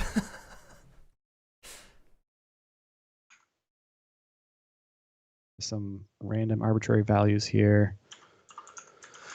Height, that's good. Pitch, normal. Yep.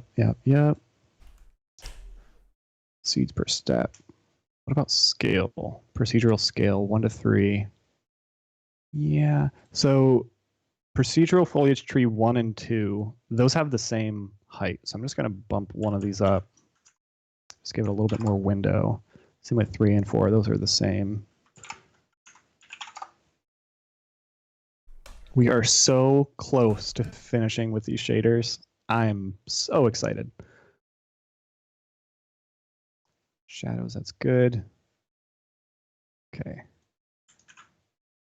So now that I updated the settings for the foliage themselves, I can resimulate, and we should see an update. Yep, there we go. A little bit more randomness. I would like to see maybe more density.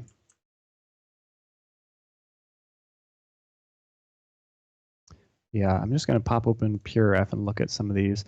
The tree. Okay, so a lot more cliffs, a lot more ridges, but it's just like a sea of green. Yeah, really. Yeah. Their trees are sorry, their trees. The real trees are very bushy, very thick. It's like it's very much like Florida in my experience. And geographically, I guess that makes sense. So I guess I could, yeah, I'm just gonna go crazy with the density.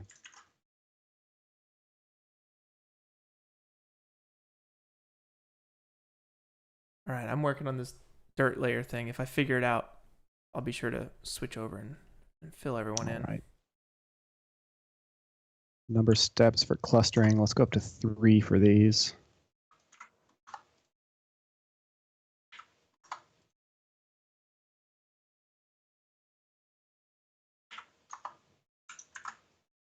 Save that. Resimulate. I always hold my breath when I resimulate. I'm always worried it's gonna like, as soon as I do it, just crash everything and. All right. So it's not adding more because our limiting factor here is the amount of radius around each tree itself. So I want to be sure that they can spawn in shade, as trees tend to do. Add that.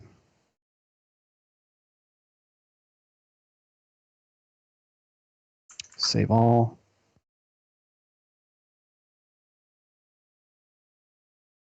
Resimulate. Okay, very slight change, not much. But at the same time, this shiny brick finally finished, so we can play with that a little bit.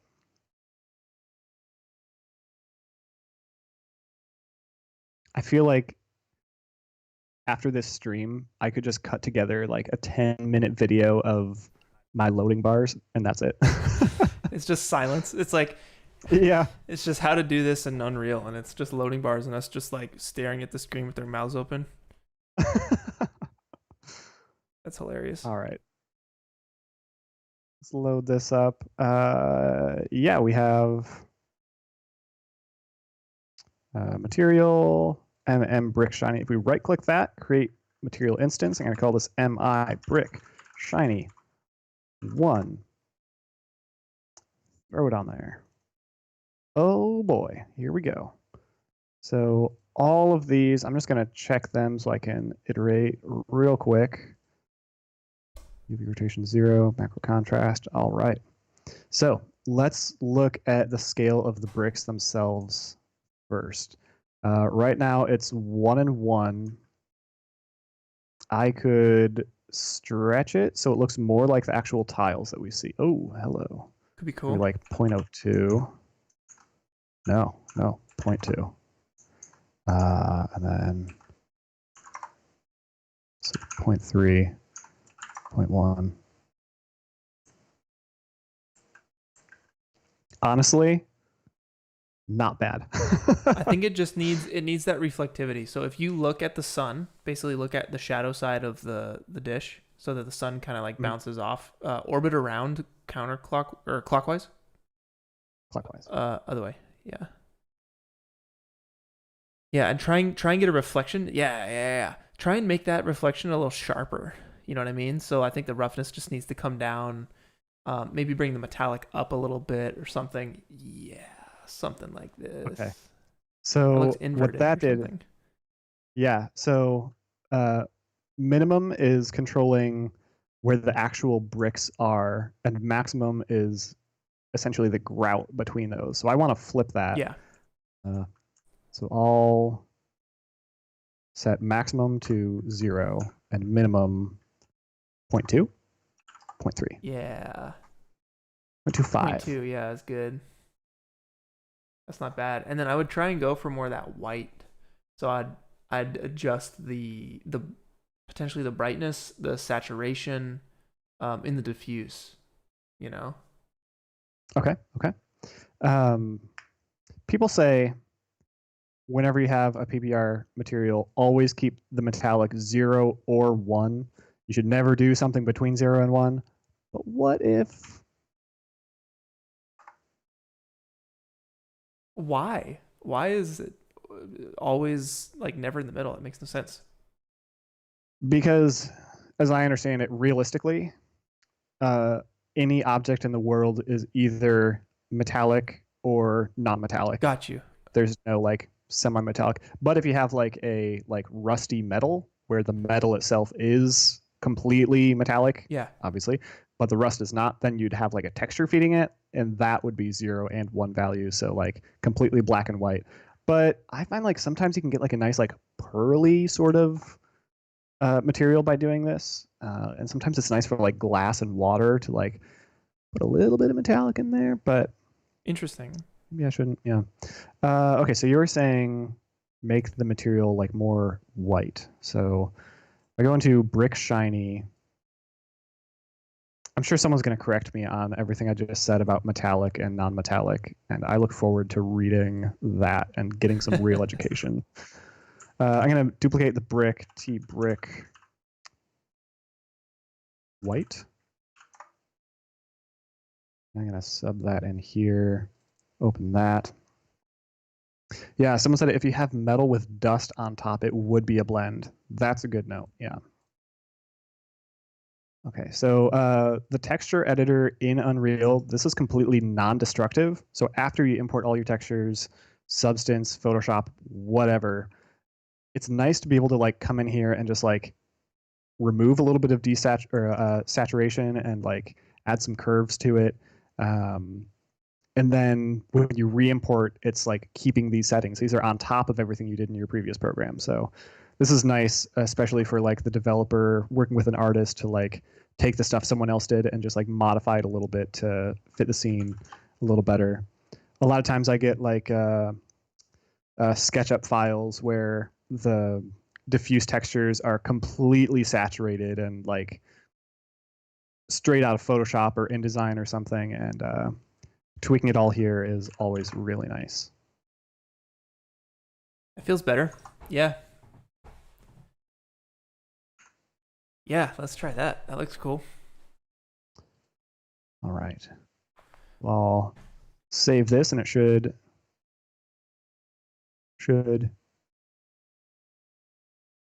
update. Did it already? It's a little shiny. I'll show you what I have, and I'll show you what I like about what I have. Yeah. Let me switch this over. So I really like how the the roughness here is tweaked. I mean, it's probably around point 0.2, point 0.3. And you can see the grooves in like the tiling and whatnot. I really enjoy that. It's not too shiny. Like you're not getting like really crisp. Let's see what my settings are. It's 0.25 metallic, going against what we said, and the base roughness is also 0.25. Yeah, maybe let's try that. See what it looks like. 0.25? Yeah, for metallic and roughness. And is it still updating the color it looks like on your end? The color, it should be. Why is it not? Am I brick shiny? Yep.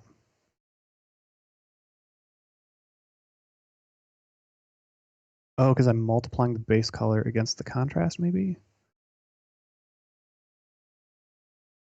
What if I take this? No, that's not what I want. Hmm.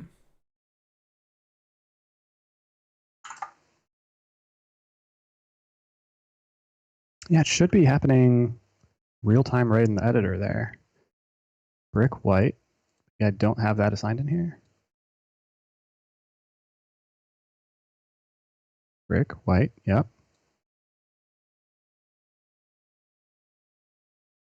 Brick shiny. Yep. Oh, here we go. You just didn't save this one or something? Yep. That'll do it. That will do it indeed.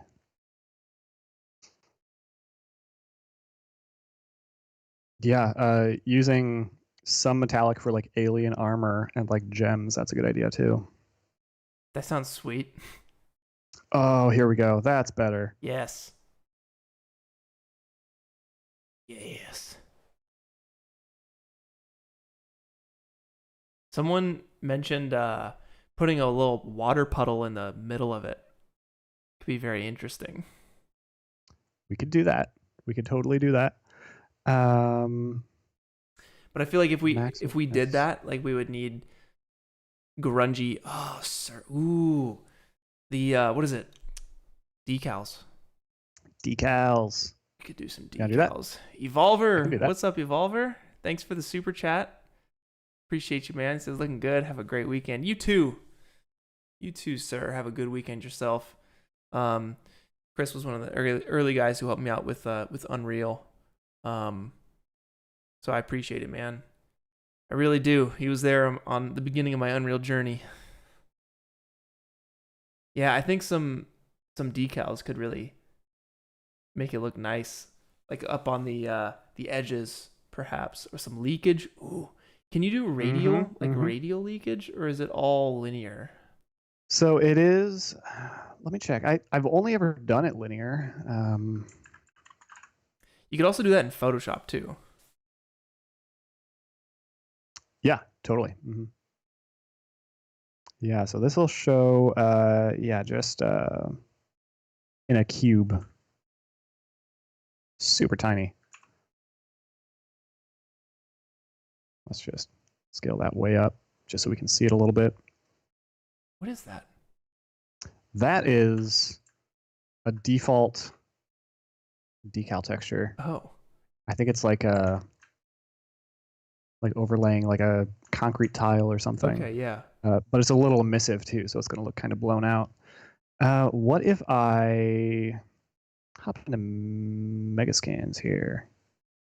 So what are you thinking for decals? Probably if we're, I don't want to go too crazy with it, like if we have a thing of water in the middle, I was imagining like rings of grunge on the outside of that water, and then they'd probably be on the top edge leaking in. But maybe we could just do around the outer edge, like streaky leakage moving down towards the bottom, and then maybe like one or two spots where we have like a hole or something, or like a some water damage or something maybe. Yeah. So I'm thinking this one will be good for at least getting like a matte for the puddle. So I'll import that. Let's try getting some of the streaky leakage. Wall rust. Gross. I love it. Maybe some like large scale leakage, if they have any, like stuff that like Oh spans yeah. across a big distance that we could just wrap it around or something. I go up to sizes. Maybe I can do large. This is pretty big. Well, it doesn't really like blend at the bottom. Does it? Maybe it does. No, not really. But I can just scale anything up. How about, what's a good one? Like this one.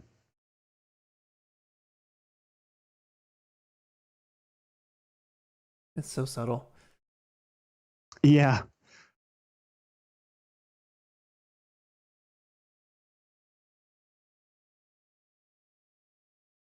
So I'm trying to think, what can I do here to help out to get us closer to the final? I know that we still need to place like all of the ropes and stuff.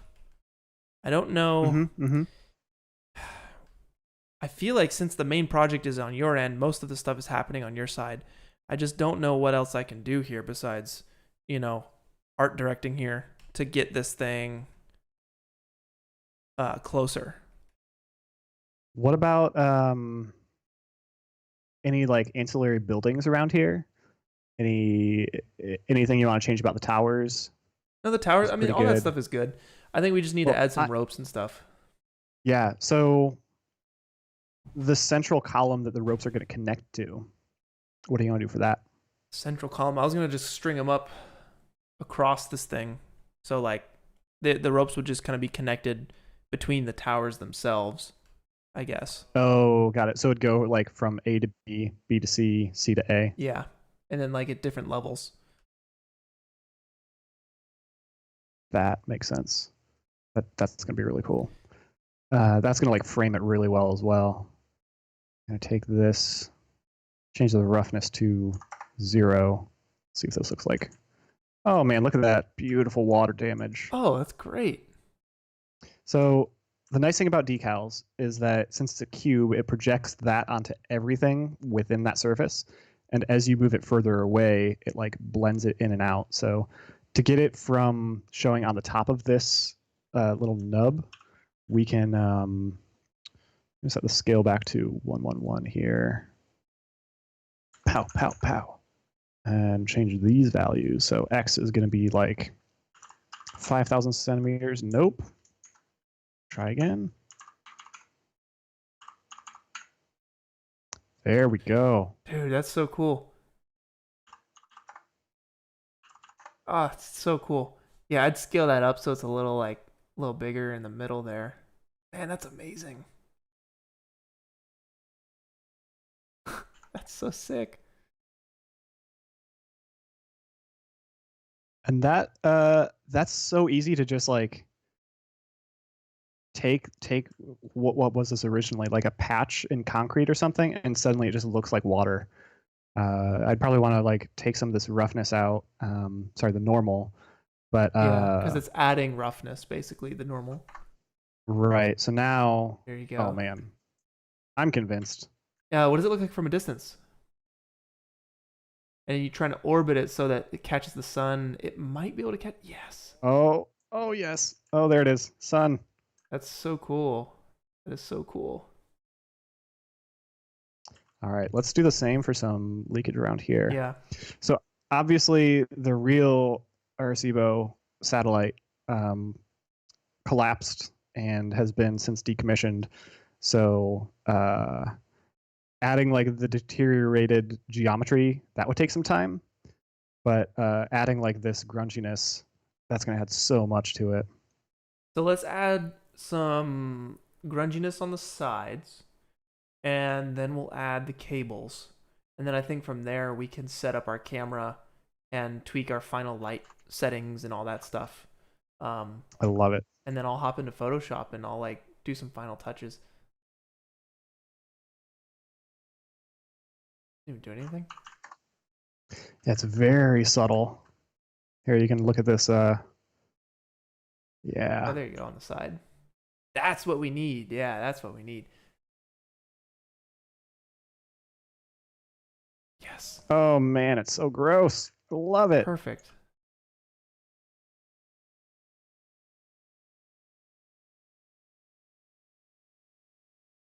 This just screams decommissioned satellite dish to me. That's sick, dude. I love it.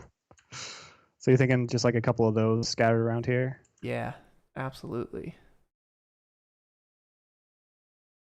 We like widen it out a little bit or something too. Yeah, that looks great.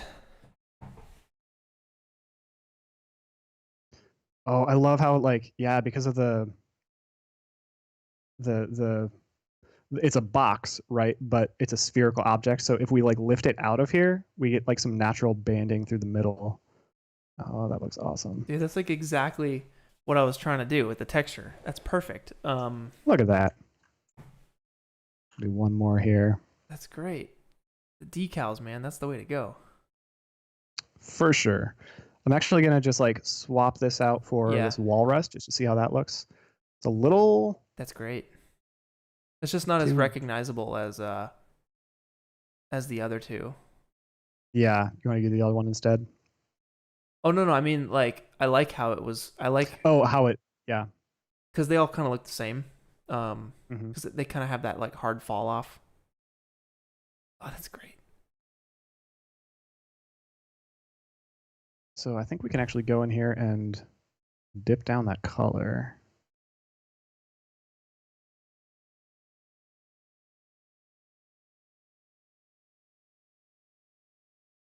So over the 5 years I've been using Unreal, I've seen a lot of fly-throughs and ArcViz demos and tutorials and just like, super nice camera panning through an apartment. And it feels like 90% of the time, whenever I see a really fancy lighting study and interior environment, it's always a pristine Eastern European minimal black and white loft apartment. I swear every single time. And I always want people to add just like a little bit of grunge because like seriously, who doesn't have who amongst us does not have leakage somewhere in their home, right? Seriously, yeah, it's those surface imperfections. They're so important. Yeah. They really are. So from here, I'd probably once you get them placed, I'd probably take them all down by half. They're just a little intense. Okay. And the guy on the left there, like they definitely are more on the cubic side. I don't know if there's a way to make it more radial or at least cheat it to make it feel more radial. Yeah. What could we do? We could literally kick it over to Photoshop and just bend that. Bend it in. Um, Seems like a lot of work. it does seem like a lot of work. We could, uh, I guess, triple the amount of decals and just like stagger them, and just like rotate them in a little bit. Well, this is a really Uh, good look. The one that you just added looks great. Like yeah. maybe taking that one and just throwing it on like the clean side, and then we can just bring everything Uh, down by half.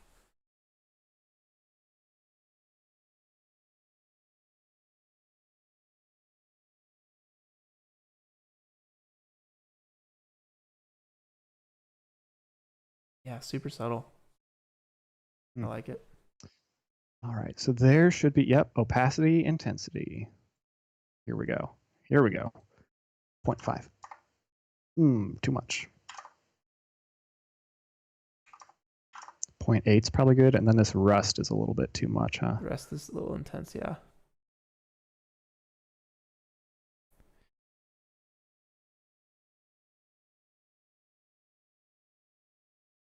0.8. Oh boy. I love it. For the big one on the bottom right, I would rotate Hmm. that. Yeah, I'd rotate that clockwise, just so that if you go to a top view, yeah, a little bit more. It's got that one main one that's like, yeah, something like that. And then scoot it to the right a little bit. That looks freaking great, dude. Holy crap. That looks Look at that. awesome. Okay, so let's texture up these towers real quick. Yes. So do you have that as material you want to transfer over, or do you want to use something else? Oh, you had the noisy thing. It is not really working. Okay. The dirt node thing is not really working. It's gonna take a little bit more time to figure out. What I have on here is just a basic material with like very, very simple. It's just white with a little bit of some metallic and some roughness, just to catch the sun, and so they're not black, you know? Mm-hmm. And I think I want to frame it so that it's looking towards the sun. So we're seeing those really nice reflections off the dish. And then our towers will be a little silhouetted anyway, so it's not going to be the end of the world if they're not like super detailed. That looks freaking awesome. I love that we can actually see the sun over there too. Mm-hmm.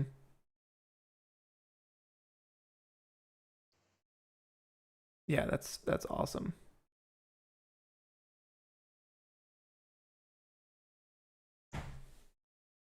This is the most inconvenient hotkey I've ever seen in my life, but if you hold right control, right alt, and L at the same time, you get this pop-up gizmo and you can just move the mouse.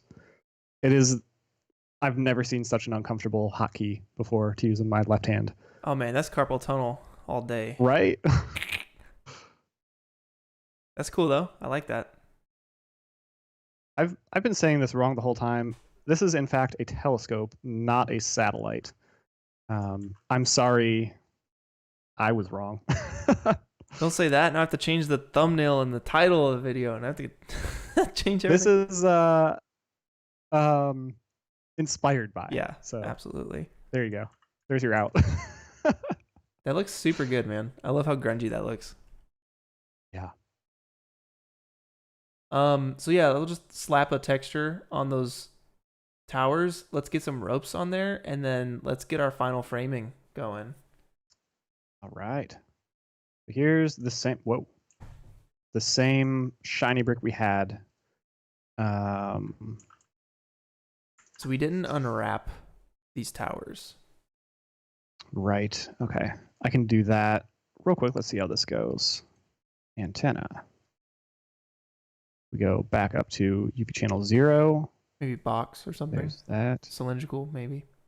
Yeah, let's generate UVs.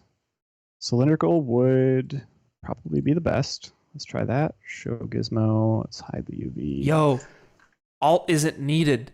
Control L. Alt isn't needed? Control L, dude. That's not nearly as challenging. Control Light. That's sick. Lucas781, shoutouts. Dude, always learning something. Always learning something. You just saved me so much pain in my life. Control Alt L, open bracket, tilde. That's the that's what?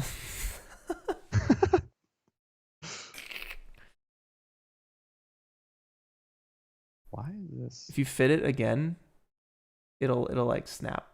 Wait, weird. It should be able to like what? stretch to fit. I thought that's what fit was supposed to do. Because I'm on world. What the heck, man? Well, let's just see.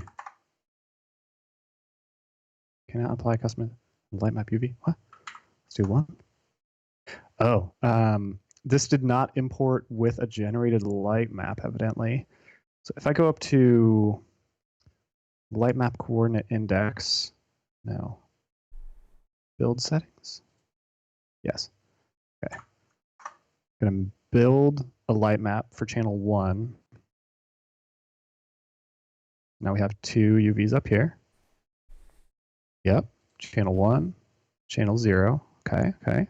So now I can override channel 0 with this one.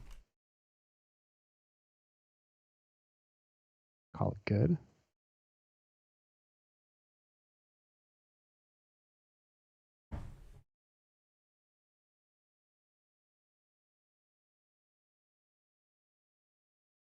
Whoa. That's something. That looks like a Rocky Road freaking ice cream right there, dude. Oh man, it really does. Wow. Yeah, that's why I just went with like a color and a reflectivity as opposed to anything crazy. Yeah, let's see if this one's a little better.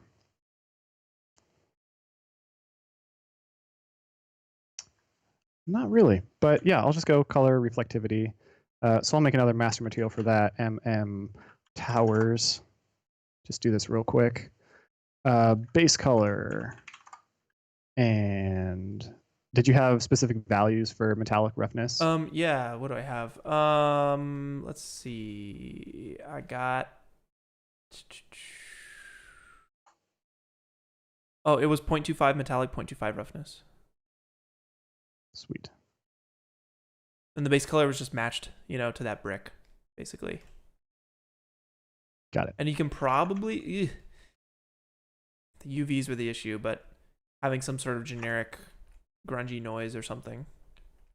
But we may not need that. Yeah, let's see. Oh, compiling shaders. There we go. I'll let this sit. Let's do those cables. Yep. How about that? Yep. Save real quick. How are you doing, Clint? I'm great. Yeah, I'm excited to see how this thing looks. I wanna figure out the lighting here and maybe get a bit more volumetric fogginess going. I love me some fog. I think that'll make it look really nice. And going for that like blue, the cyan, kind of orange teal vibe, perhaps dark blue and orange maybe overall. But we can tweak all that stuff in Photoshop too. Yeah, totally. And location. Cables. I had to double What click. did you learn? I had to double click the end. Like it's like a little tiny piece. Like, do you see it? Can you pull it out and zoom it? So you double click The end. Whoa. Yeah. Just gonna hide that. I'm like clicking through it. You should get like a little. Okay, so yeah, you got there that you little go. gizmo. And then Yep. you move that. Just drag that Yeah, to the end location. Yeah. Got it. So that correlates to this XYZ here.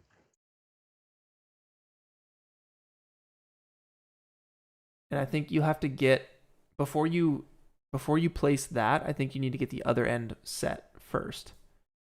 Got it. Okay. All right. Here's how this is going to go down. So I have the absolute world position of the tower itself, and that pivot is centered, which is awesome. I'm going to take the cable. I'm going to paste that right in here, and then boom. I love that it's just flapping around like that. That's super cool. It's so cool. And then this one, actually, what is the X? What is the Z of this? 11,300 exactly. So same with this one. World. Go in here and location. Paste. 11,300. And location. Paste. 11,300. Oh, I have it. I copied the wrong thing. Man, I was about to feel so smart. Copy. That's perfect. Yep. And location. Paste. 11,300. What? What? Okay, that's not going to work. I'll just do it the other way. So excited. Almost. There we go. There we go. So then the width of the cable has to be bumped up. Chunkage. Number of sides is probably fine. Maybe some more segments so it droops a little bit more. Segments, okay. Where cable length segments? Try like 50. Yeah. Oh man. Oh, that's awesome. Let's do 200. I have never enjoyed droopy cables so much in my life before. This is, yeah, you can just imagine the sound effects. That'd be so sick. Oh man. So I'd probably get, I don't know how, dude, that's sick. So I'd probably get the trifecta going with the cableage, Okay. and then I would probably have another layer of cables if you duplicate that trifecta down about a third, so that there's some lower cables, and then maybe a little bit more, just like a tenth of the way down, so there's like a lower chunk of cables, you know? Yeah. What is this? Dude, that'd be so intense. My God, what a wacky program.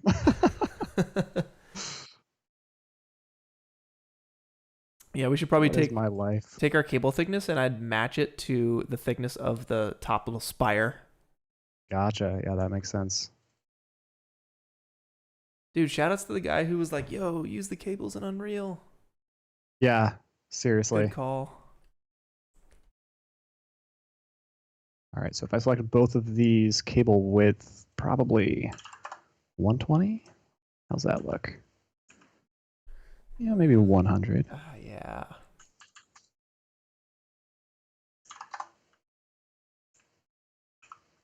That's nice. And I think we give them like a nice reflective white. That way, like they catch like the glint of the sun would be incredible to really frame up our satellite. This is looking sick, dude. Yeah, I'm very happy with this. Yeah, same. Okay, I'm gonna make another material for that real quick. Actually, Towers. Since this is good, we have some basic parameters in here. I'll just use that. That might be good. Just that one.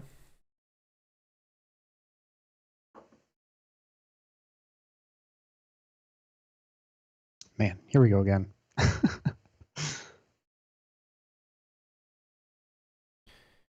Okay, so Eric is saying that in the cable attach end, you can select an actor in the E-skin. I think there's a typo to attach it to. There might be an option to like attach it to something. Right. Attach end to referenced actor. Okay, and then maybe end location would just be a value offset of that pivot. Oh my gosh. Let's try that. So I'll put this new material on both of these cables. Make this Lucas is saying socket name. You'd attach it to a socket. socket name, but there's no socket on these is the issue. Gotcha. All right, it's looking like the Battlefield 3 map is what we got. So that's that's not. That's all I ever wanted. Yeah. All right, that catches a little bit of light. I think you have to orbit though. Orbit around so that you're facing the sun. Yeah. And then when we're like here, this ever stops wobbling. I can see some aliasing happening where it is catching the sun. So when that's done. How do you get it to rest? To get it to rest. Yeah, let me see if I can mess with this. Yeah, if anyone knows. Here, you keep doing your thing. I'll do some some R&D on my end and see if I can't figure out how to get this thing to rest. What is it called? Cable actor? Yeah. Mm-hmm. So cool.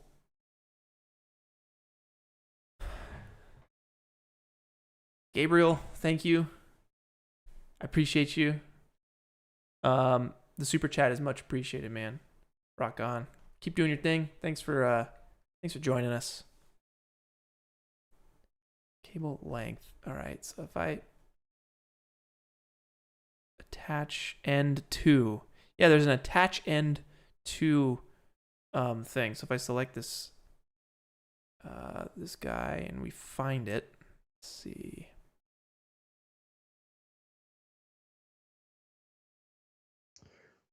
Zach D mentioned a way to get rid of the ghosting with the aliasing using a console command. That's definitely helpful. What I'm hoping to do is use the movie render queue to get some super anti-aliasing.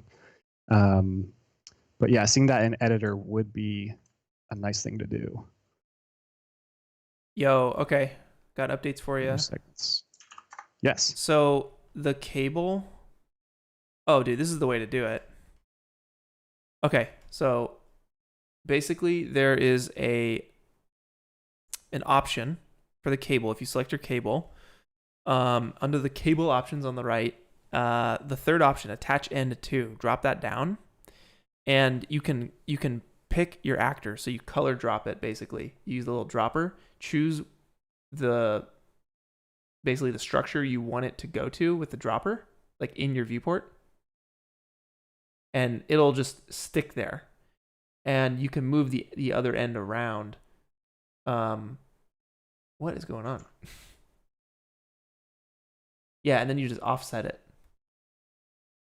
So like one end will always stay fixed. And actually, end location.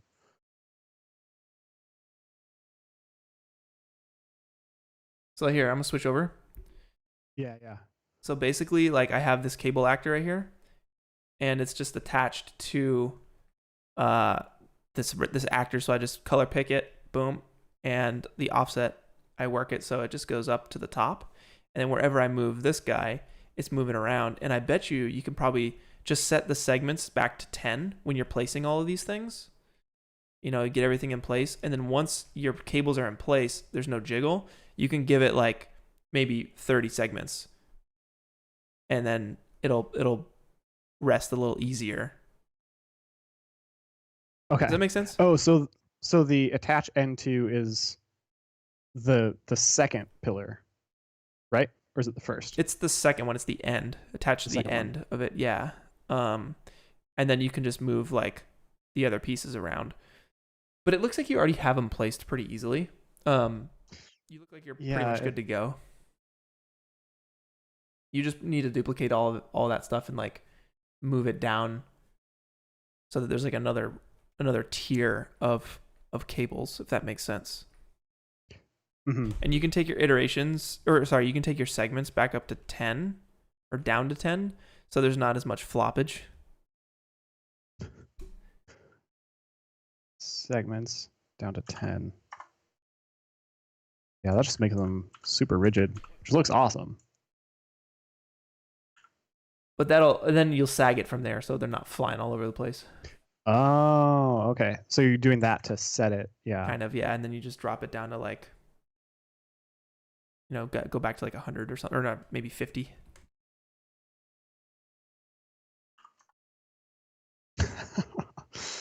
This is just so cool. Yeah. Like that's happening, like realistic physics and weight. I'm sure there are engineers in this chat just like screaming at their computers right now, but this looks super cool.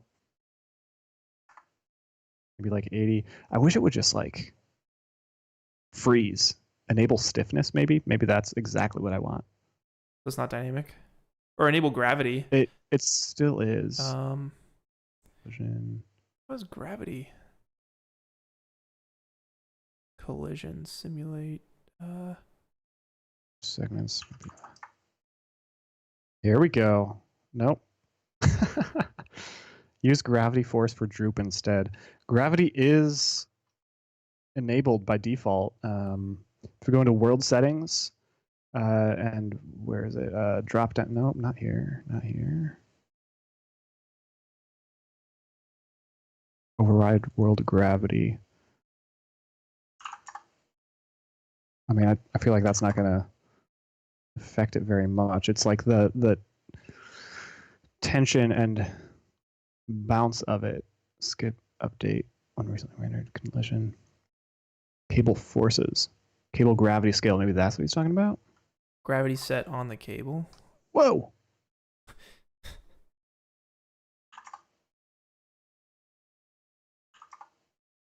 Cable gravity scale. Okay. Okay, here we go. Graph set on. No, there's gravity in cable settings. Increase it to get droop. Thank you. Thank you. Who was that? Brady. Thank you. What's the move? He said in the cable itself, there's a cable forces section. If you up cable gravity scale, that'll help get droop. Yeah. Okay. Whoa! Don't set it to 10. Don't set it to 10. He said, yeah, turn that up and keep segments down. Oh, yeah. Okay. Okay, you can set it to 10 if your segments are set to 10. Oh, hey, no, that totally works. Segments, set your segments to like 20, and then set your like gravity scale to 50 or something. And that it kind of chills it out pretty faster. It's like springiness almost. Nice.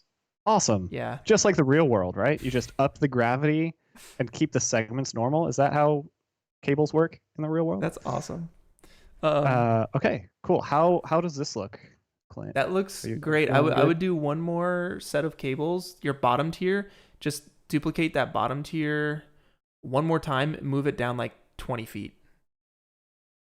So they're just like it's like double stacked. Not even like blah, blah, blah, blah, blah, blah. Go up towards like there or something. Yeah.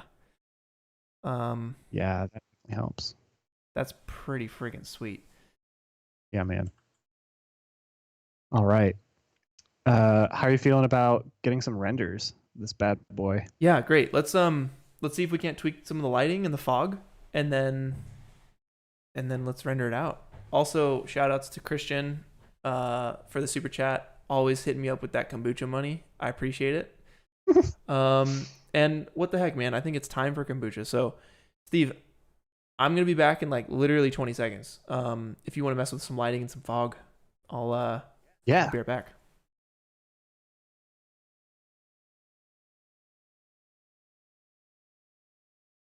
Oh, he didn't cut. We're okay. Still going. All right. So let's get a little bit more fog here. Yep. I never really get the chance to work with fog very much. This feels good. I never cut. 5. I never cut, Steve. 3. Never cut.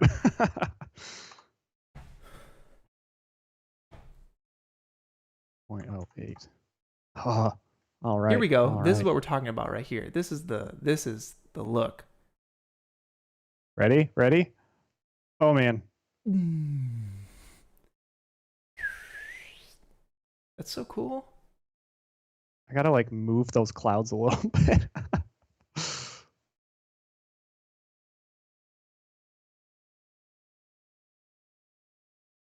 That's amazing.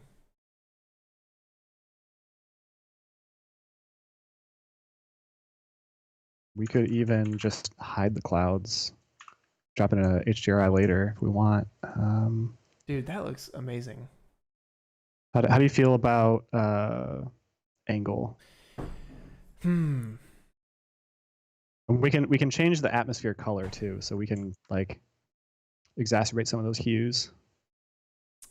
I think it's actually not bad. As far as angle goes, I would.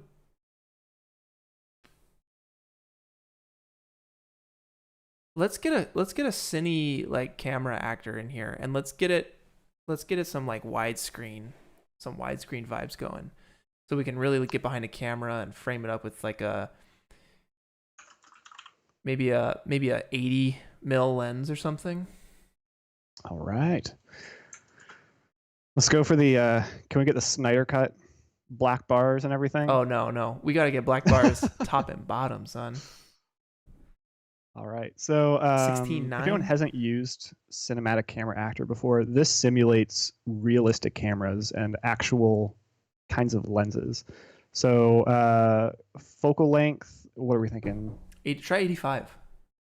85. Pow. and like just freaking go.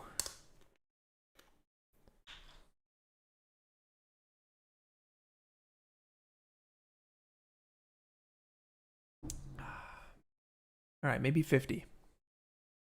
Because it makes it feel large when you zoom in like that. Yeah. It really makes it feel large. Now, I feel like let's boom up and try and get so that we can see the bottom of that thing like we were before. And let's maybe adjust.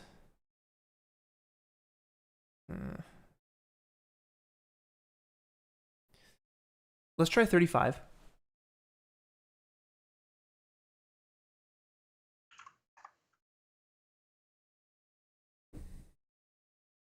And you might need to have the sun like angle up so it hits the inside of that dish a little bit more. And is there no way to... Oh man, that's so freaking cool.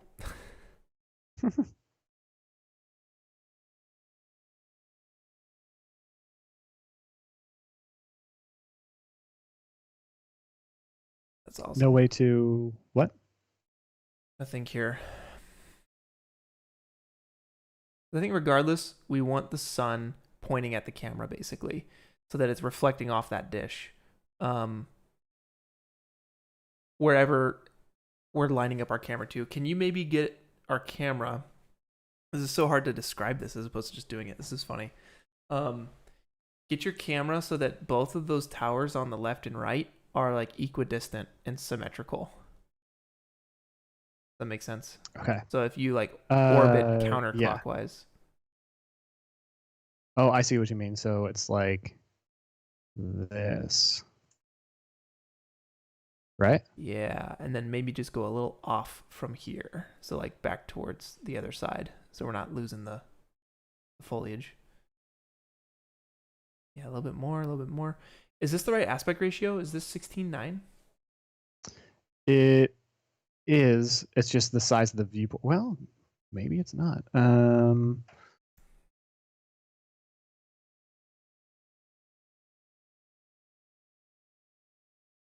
Yeah, it is 16:9. Can you do 235?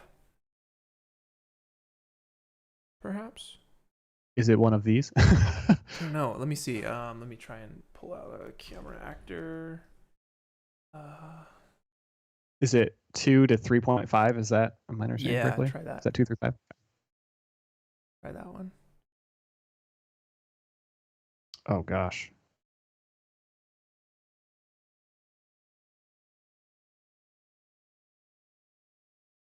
There's no way to, if we scale this dish so it's a bit more shallow, I feel like that's what we want to do. We want to scale the dish so it's a bit more shallow. Whoa. Yeah, so we can see into it a little bit more at a lower angle. You know what I mean? So we get, yeah, some more of the Like atmosphere. Yeah, I'd even go lower. Like that might be nice, actually. Something like that. Yeah. Okay. That's pretty sweet.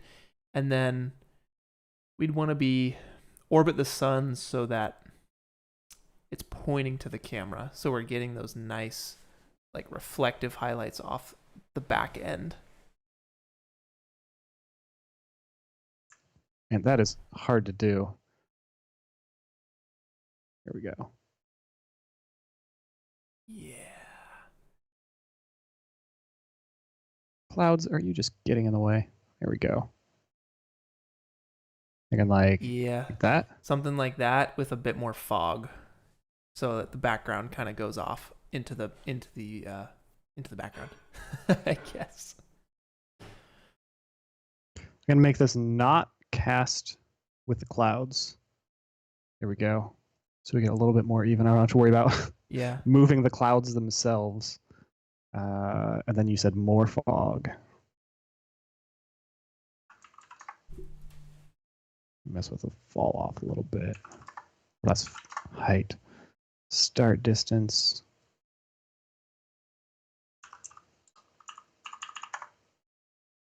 Oh boy. Here we go. direction light.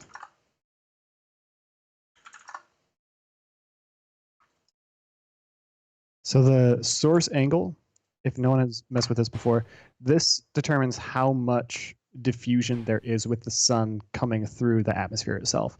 So if we have a lot of fog, we probably want this to be pretty dang high, and that's going to like diffuse out some of those shadows.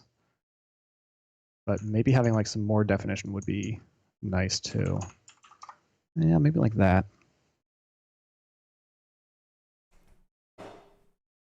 That's pretty freaking cool. I think what we can do here is like go for a series of shots, and you can kick them out to me, and I'll like tweak them in Photoshop if we want to do like 3 or 4 or something. Yeah. That feels fun to me. I think it's just the sky. It just kind of goes off to like a gray background. So I don't know if we can like push the landscape further back or just adjust the camera so that we're not seeing that up there. You know what I mean? Yeah, maybe like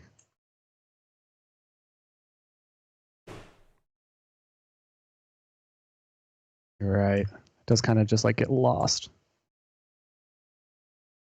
One thing we could do actually, some of the landscape packs I imported actually had some giant meshes to use in the background. Oh, wonderful.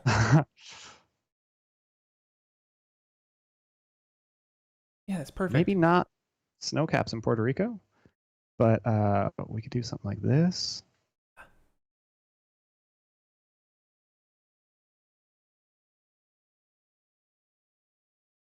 Way better. Yeah. I don't even care that there probably aren't mountainous. Yeah, it doesn't snow matter. caps, It just looks cool. But it looks so cool.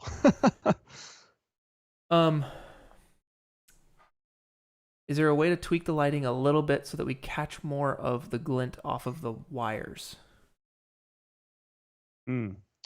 Let's take a look at the wires themselves. Maybe it would be something we can do with like the amount of sides they have. Change the sides to 3.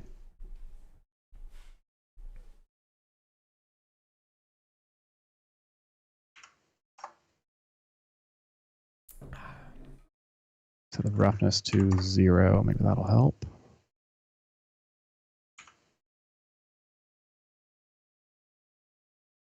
It helps a little bit, but they still get lost.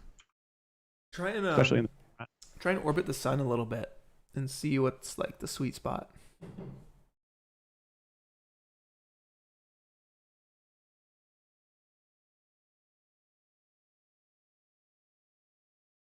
Oh, dude, that looks so cool. There's just so many good options. No. What if I crank that? Ooh. Ooh. Ooh.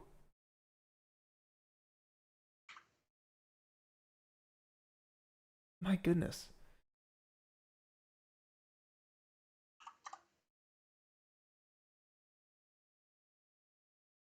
I think There we go. I think we just need. God, that looks so cool. I think I'm very happy with that. we just need Here,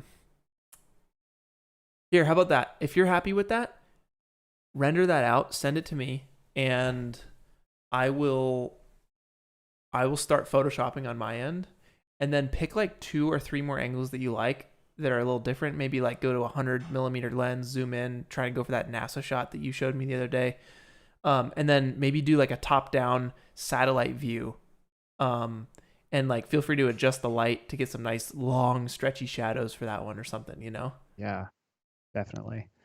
All right, I'm going to fly through this real quick. I'm going to make a quick sequencer setup so we can output a really nice, high quality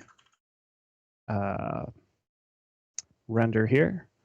So sequencer is what you would use to output like a nice animated video. I'm just going to select our camera, and we only really want like a couple frames. Just so we get like a couple different samples to choose from. And then in here, Gonna save that and minimize it because we don't need it anymore. Before you render, also, Mhm. is there like spherical reflection captures or forced LEDs to 0, that kind of stuff to make it look as nice Ooh, as possible? I also feel like the shadows underneath the radar dish, they're blue and like lit up. I feel like they would be darker. You know what I mean? darker.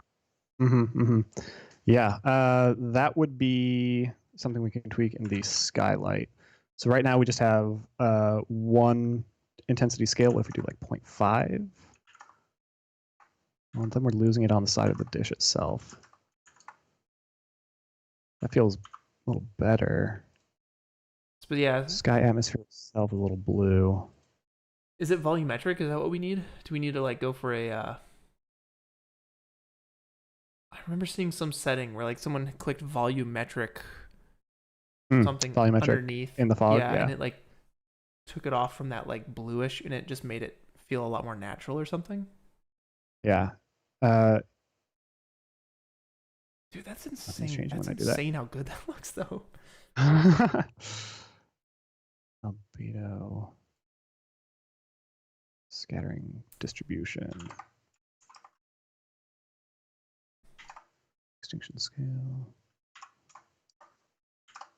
Why is my volumetric fog not doing anything? It's because it's so far off in the distance, maybe? One guy's saying volumetric shadows are not available with ray tracing. Good to know. I did not know that. Thank you for the tip. That's a definitely a good tip. I'll get into that render real quick though, so we can hop right into it. So with that set up in a sequence, if we go up to, where is it? Window. I thought it was just right here. There should be a render option. I'll just kick it out as is. We can just roll with that for now. Shape review. Okay. How resolution? Screenshot. How do you want to send this to me? You want to email it? I can switch to my screens so you can email it without having your stuff seen. Sure. Yeah. Let's do All right, that. I'm gonna switch to me right now. Sweet. Yeah. So just let me know once you email it over, and then I'll like switch to our interview screen or something, so I can pull this up into Photoshop.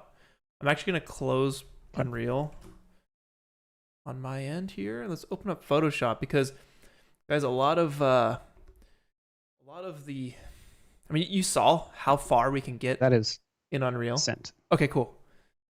Yeah, you guys saw how far we can get in Unreal, which is very, very far. But there is still an extra level of something we need to do to make it look a little bit more realistic. So that's going to be opening up Photoshop and like tweaking, basically making it look like it was shot from a camera versus rendered from a program. And I'm going to show you guys my process on how to do that. It's very simple, very subtle, but it's very important. You can go overboard very easily, but it's very necessary. So let me just pull up Steve's email here, and he'll be sending me like 2 more.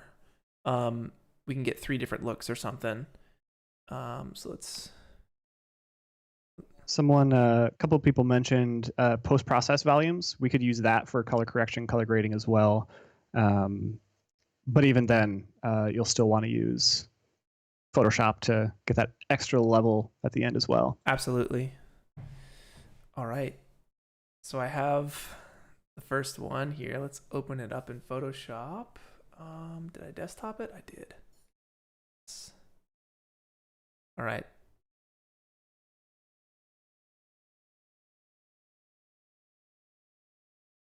Very nice. Okay. So let me see if I can't move our heads around a little bit so you guys can get a better view of this thing. Get me up in here. Okay. So the first thing I'm going to do is probably work the tones in Adobe Camera Raw. All right, so let's right click it, and I'm going to convert to Smart Object. That way all the stuff we do will not be destructive. So I'm gonna hit Control Shift A, and that brings us into Adobe Camera Raw. Let's get our heads on the other side now. Sorry guys, bear with me.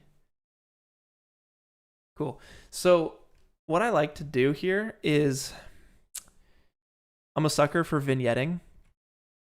So let's see if I can't zoom out just a little bit more, maybe 50%. Yeah, so we can see the whole thing.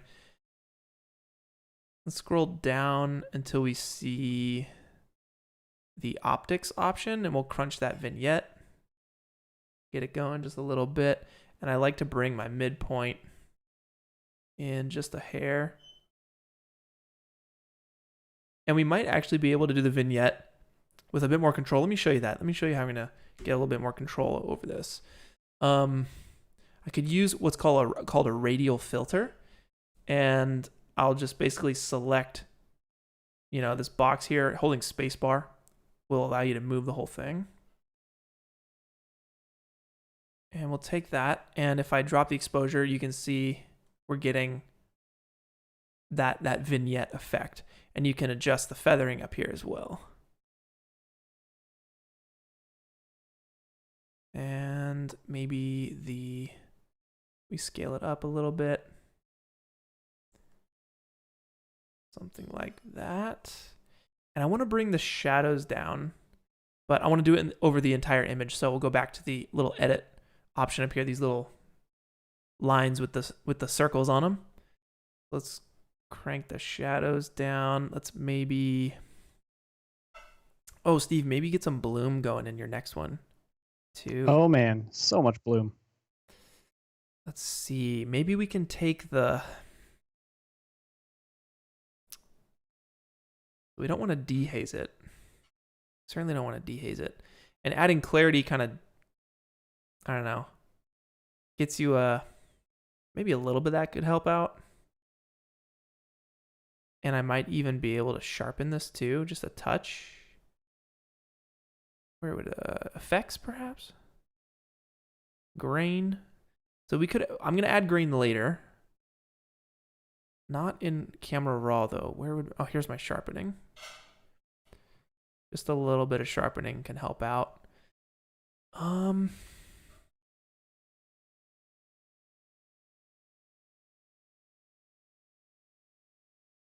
Let's maybe up the contrast. Drop the exposure a little bit. Bring up the whites. Yeah, I think some sort of bloom could look really nice in the next version. Oh yeah. Where do you stand on lens flares, Clint? They can easily be overdone. Yeah, that's what I think too. Yeah. And let's let's give this some color. So color correction is when you're trying to match and fix, you're trying to correct the color of an image with the tones, the values, the highlights, and all that stuff, the shadows.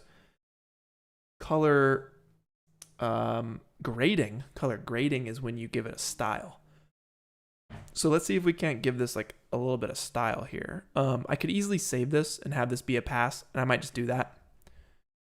All right, so this is the before and the after on the image here. And I want to bring in some of the blue tones in the shadows. So I think what we could do is perhaps, and also you'll notice, because it is a smart object, I right-clicked and set it to smart object. It sets the color correction we just did as like a little checkbox that we can turn on and off, which is very handy. We can go back in and continue tweaking those settings and stuff.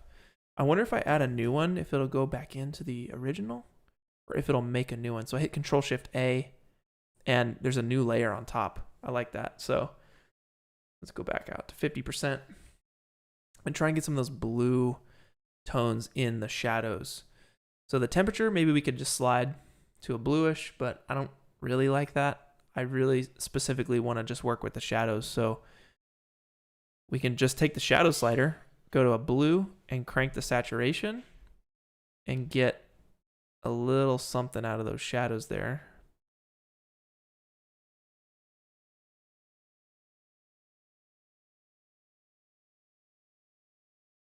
I think that's not bad. Not bad at all. We could distort the image a little bit. That's probably a little heavy. Let's just hit OK. And so we have a, whoa, that's crazy. What on earth is happening? I've never seen that before. What? Did I leave distortion on? Hold on. What is going on?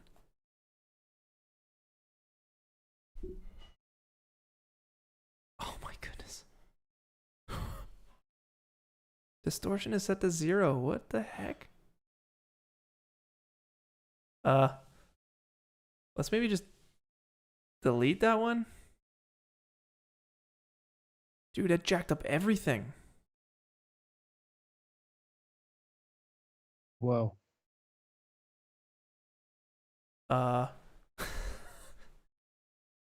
Let's just undo a few times here. What the heck? I have no idea what I did, guys. That is weird. I've never seen that one before. Maybe I'll save and reopen PSD.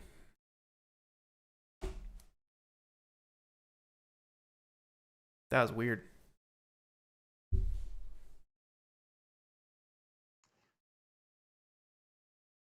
Oh, we got some nice bloom going on here.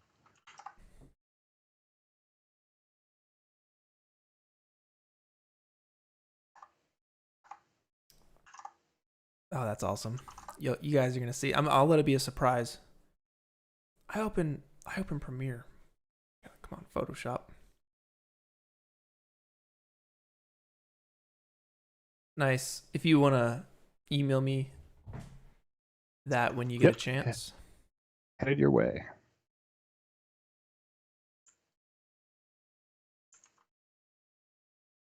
Wow. Totally destroyed the whole thing. That is crazy. What? All right, you should have those now. Okay. And then maybe do like a top-down shot. Like a super cool top-down shot with like long shadows with volumetrics. That could be super cool.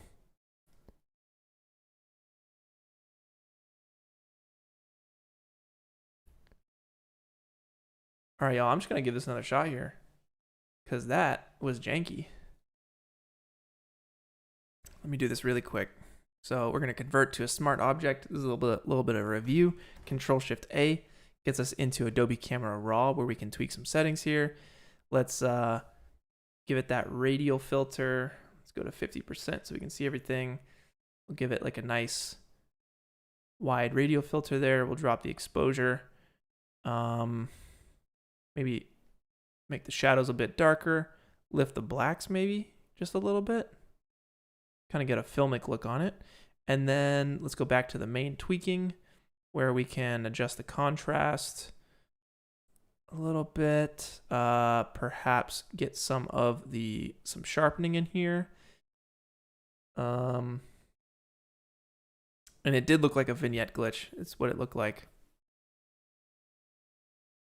Yeah, Steve, go for like a nice like sunset shot or something with those like super stretched shadows. Oh yeah. Like blue and orange vibes, you know? Same for top down? Yeah.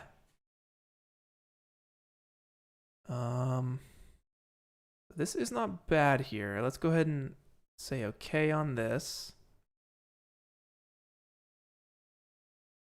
Maybe the vignette is a little intense. So let's just adjust that a little bit. Dude, what? It's doing it again. Why? Is it my radio? This filter?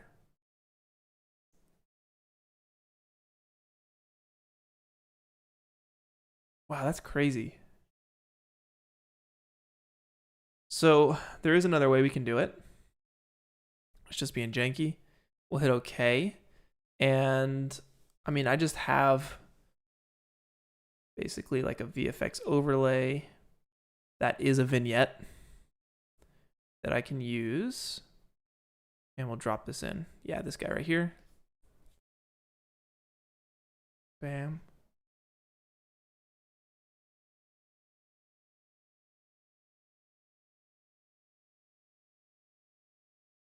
Perfect. And if you just set that to overlay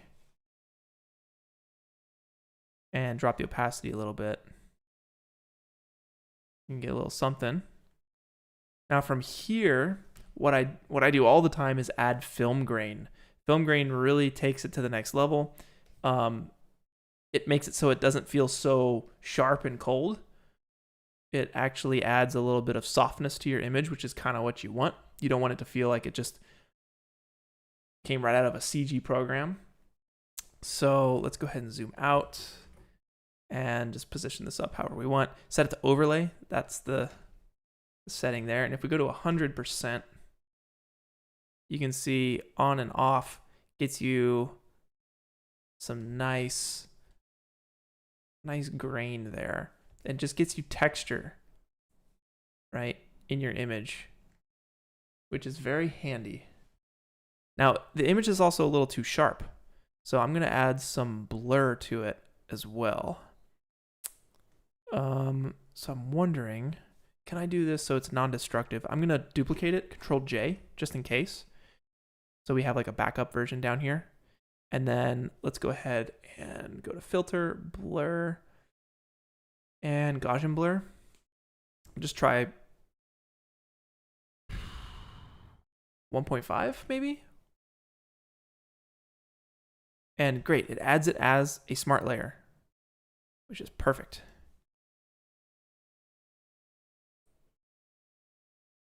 And 1.5 is too much. So I want to take that to 0.5.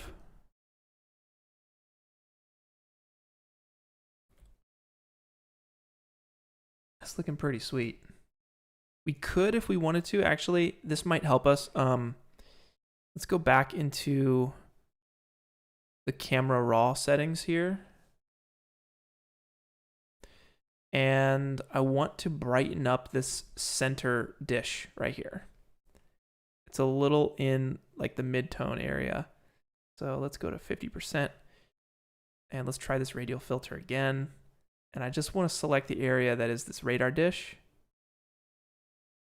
Like right up in here. Pretty close there. And I want to lift it, so I'll just boost the... Oh, God! Why? That's so weird. Is it because the image is... Whoa, that's weird.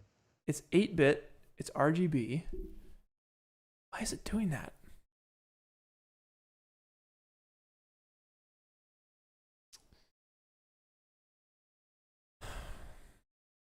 Well, alternatively, what we could do is duplicate this layer.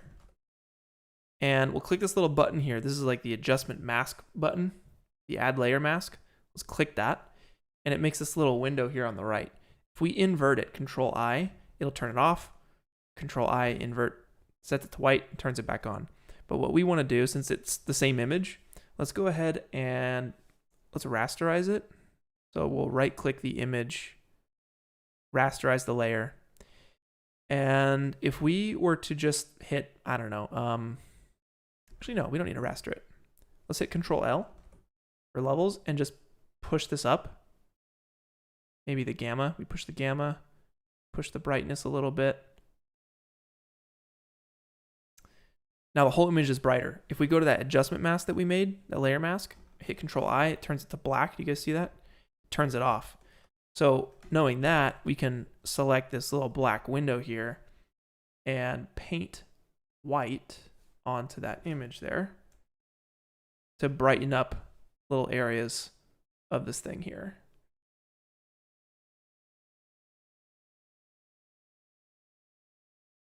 Which could be really helpful for bringing out certain parts of the image.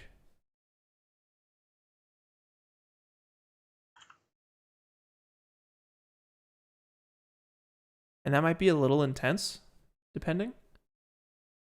So you can go over it with like a gray brush or just take the opacity down of the whole thing. So you can kind of lift that up a little bit. And you might even be able to get some nice, like a gradient on it. So if I were to take a large, let's take a large black brush, use the brackets to open it up a little larger, right click, make sure your hardness is set to 0. And we can kind of paint in so it just gets brighter on the right side, and on the left side, it's back to how it was. And that gives us a little bit of, make this brush even bigger. We have like a nice little gradient going over this thing. And it gives us a little bit more depth out of that. That feels pretty cool. Let's check the ratio here. If we want to go really intense, you could do let's do pixel width height resolution. We'll do 1920 by 810. Uh-oh. Oh no. Super high res, dude. So widescreen. The image I gave you too was kind of big as well. That's totally cool. By 810. So this is like your super widescreen. If you wanna go super widescreen with it. But framing wise, I feel like we would need this area to be a little smaller and just have more on the left and right. Don't really have, but that's totally fine.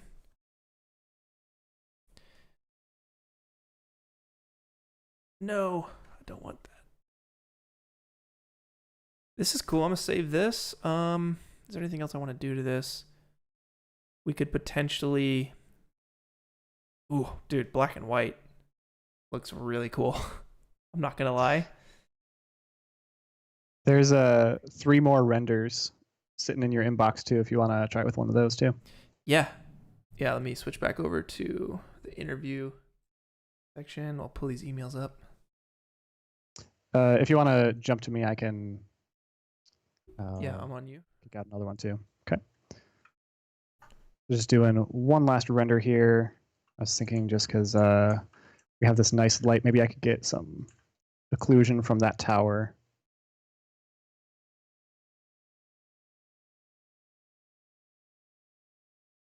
That seems good. So I enabled this plugin called High Res Movie Render Queue, something like that.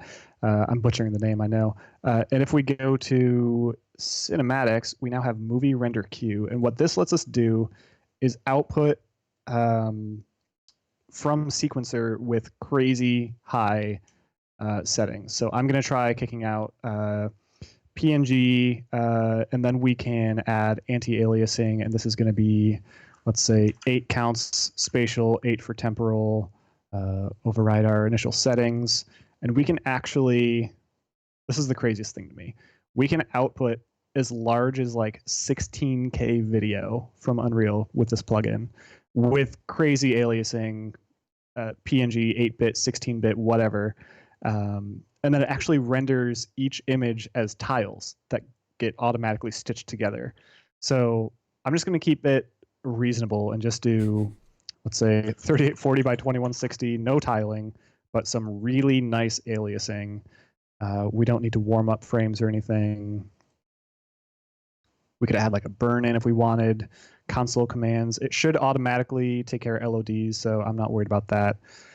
Let's see if this cuts out my stream if I render. Hopefully no issues. I get a nice preview window. Maybe I can put that on the other screen.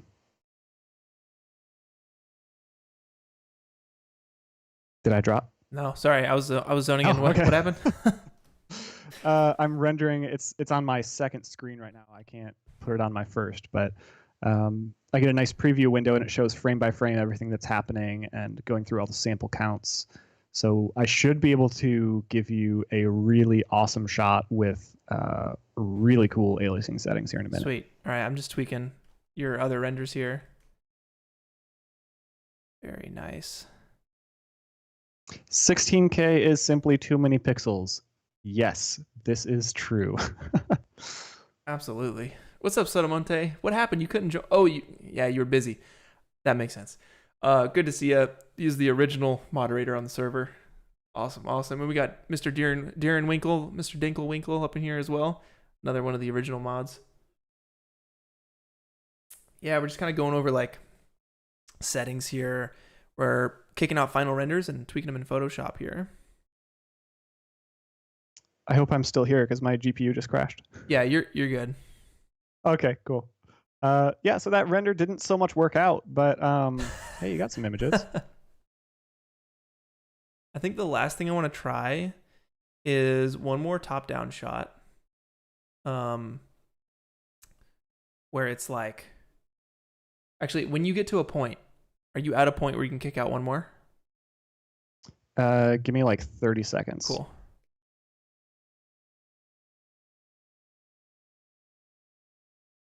Dude, that's so sick, man. I love the fog settings. They're absolutely beautiful.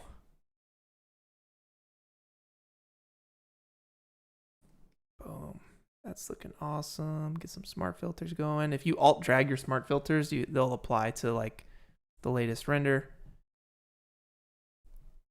And with black and white shots, like I really like to crank the contrast. So if I go back into the camera raw filter for this shot, let's say for instance, and I take maybe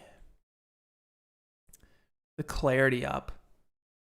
This is kind of like that HDR effect you guys might see. Let's go to 50%, and it kind of gets those midtones and brings them out. That's what I want with this. And maybe we could...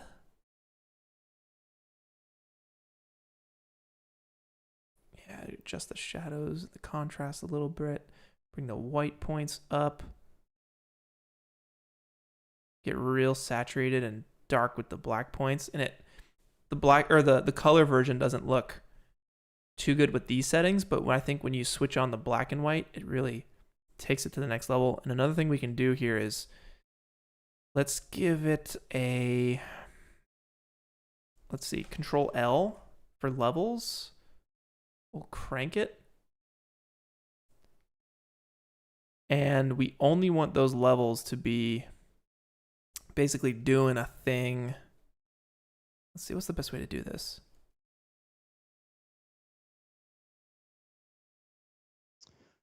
Someone said you can see the edge of the skybox. We're actually not using a skybox for this. Maybe the edge of the background mesh is kind of peeking in. Busted! No skybox. Boom!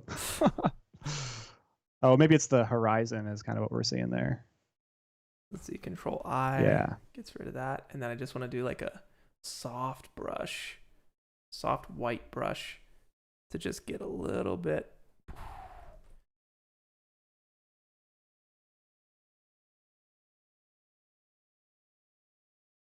That's super cool.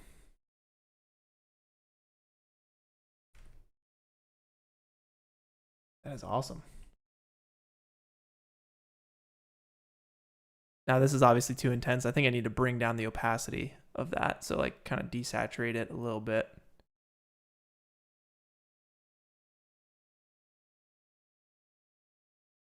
And probably chill out those tones. If it's going to be a color image, I'd probably lift the blacks a little bit. But if it's black and white, I really like it crunched like that. I love that. What else? Steve, are you think you're at a point where we can do a top-down shot together? I just opened another project so I could migrate something in here. So give me just a minute. Sounds good. While that loads. Let's see. This one, I don't know why. I hope you're not offended that I'm making these black and white. Clint, I put so much time into that color. Oh. Literally minutes. Did you see how many shaders I had to compile for you? Oh my God. No, it's all good. Come all the way over. Yeah, you can cut to me whenever you'd like. Okay, yeah. So here's what I'm imagining for the top down. Like, just like go straight above it, look straight down 90 degrees.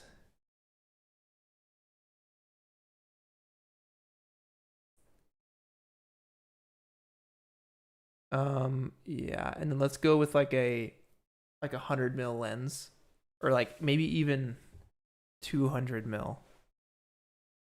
Something crazy.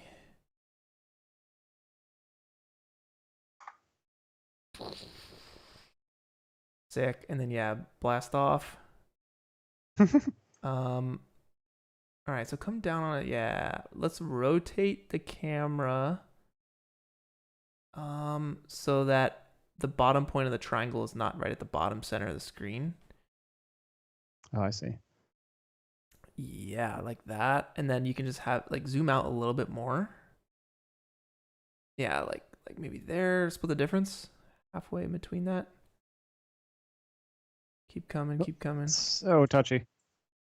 Coming, keep coming. I mean, Yeah, like there. okay. And then try and work the sun so that you get some really intense lateral shadows.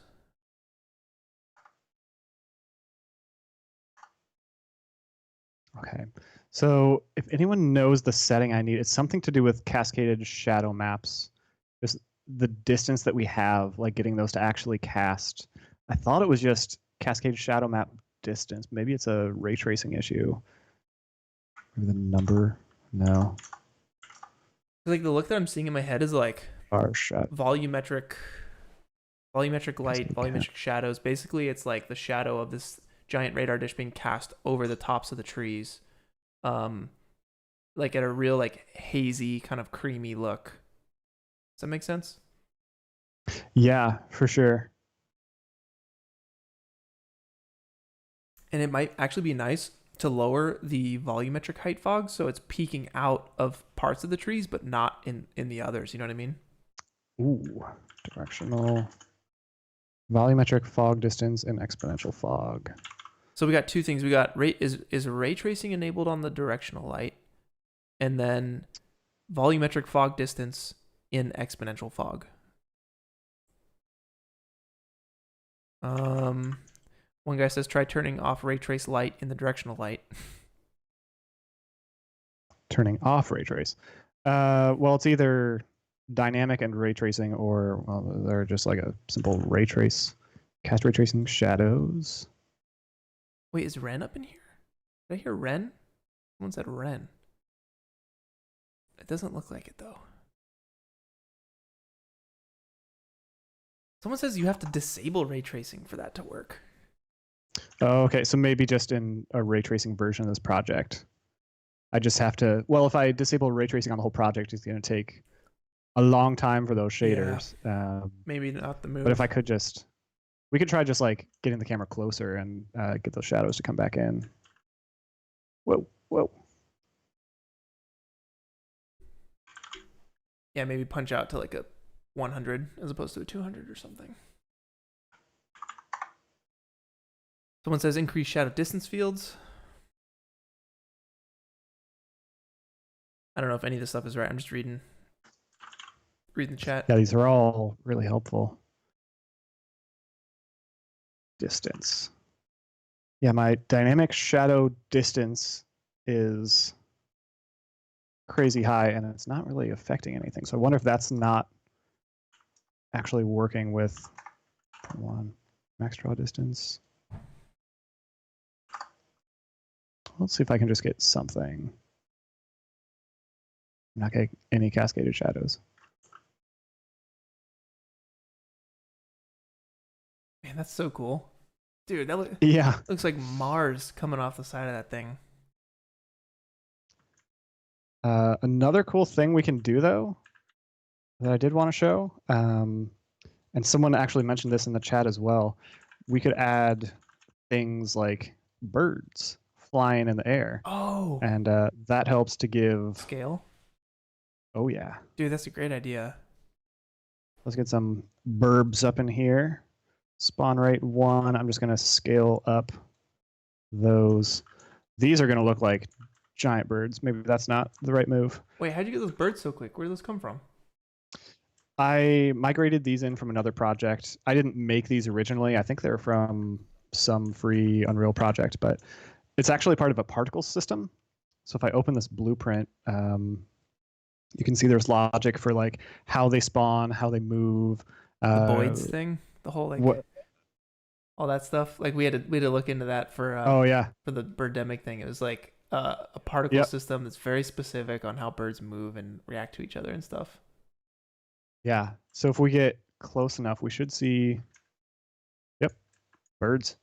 Dude, that is awesome. So maybe honestly, it might be like better for the aliasing and quality if it's just like shopped in. But I love adding birds whenever I can. Yeah. Because everyone's like, whoa, you modeled and animated birds just for this render of this telescope? I was like, no, man. I found birds. It just adds so much having something in the scene to add some depth.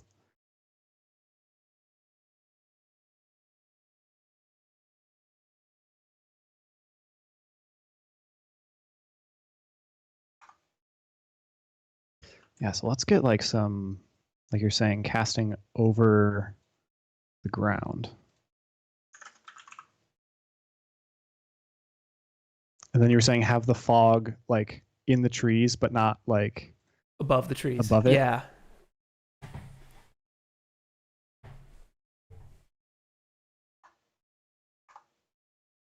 Yeah, that could be really cool.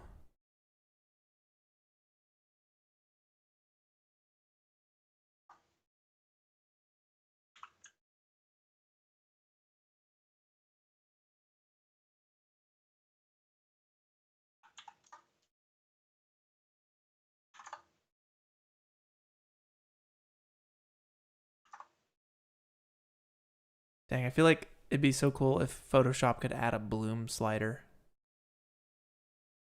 Yeah, how do you typically add bloom in Photoshop? You could paint it by hand.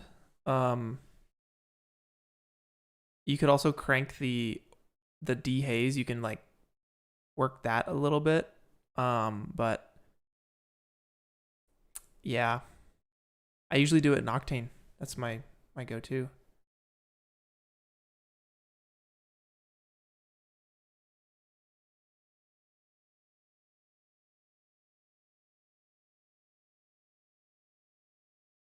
Sweet. Oh man, here we go. That's cool. That's super cool.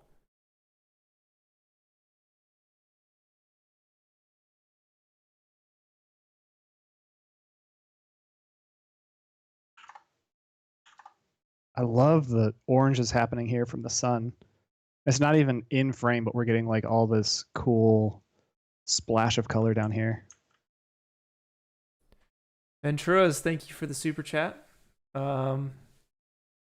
He's liking it. He says it looks awesome. Very happy with all this work. I'm loving this, man. It looks so cool. Yeah, I'm so happy with how this is looking.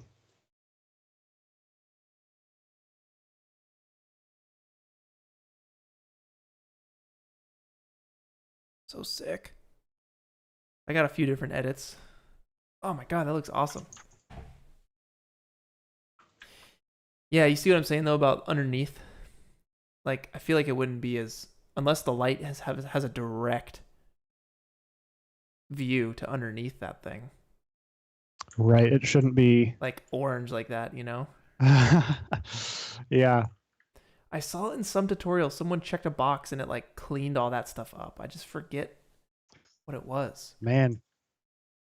Like we were saying, just like relationships, you just gotta find the right checkbox. Make everything better.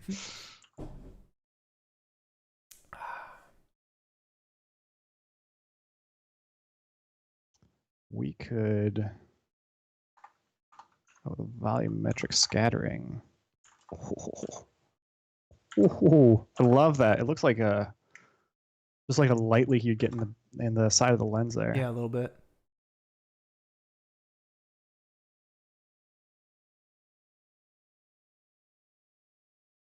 See if I disable that.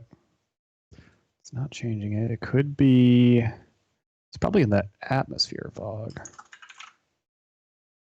I'm gonna bounce out our renders here.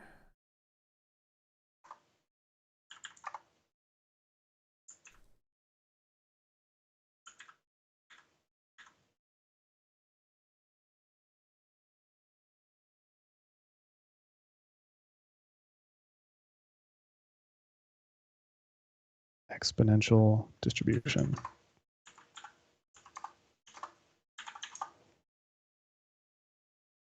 It's all about just tweaking values. Yeah.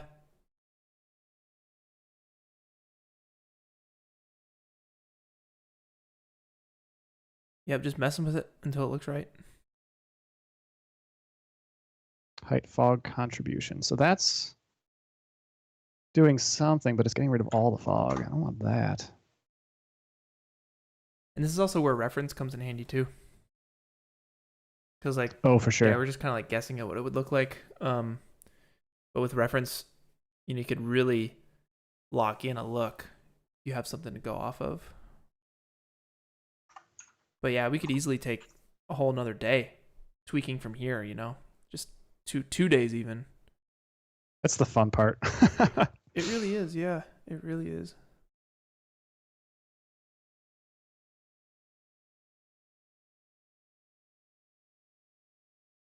Is the dish set to movable? It is now. Makes no difference though. We're doing completely dynamic lighting. So there's no baked lights. Up the cloud resolution. That's a good idea. Please increase the length of the wires, remove the material right now, and look at the UVs. The wires are stretched to infinity. Will look better in final render.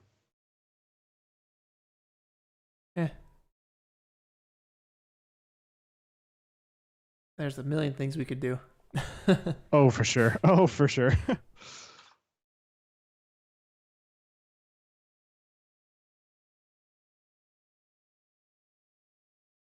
All right, so make sure this is actually in focus. If we just select the eyedropper tool, we can do that. So that should be good.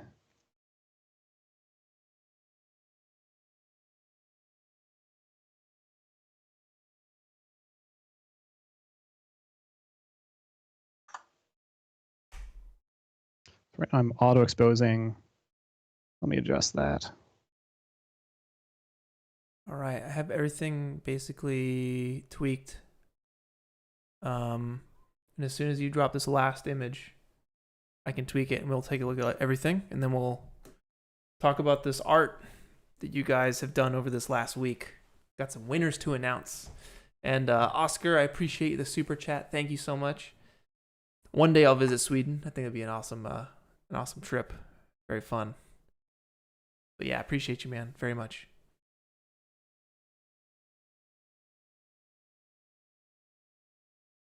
How are you looking, Steve?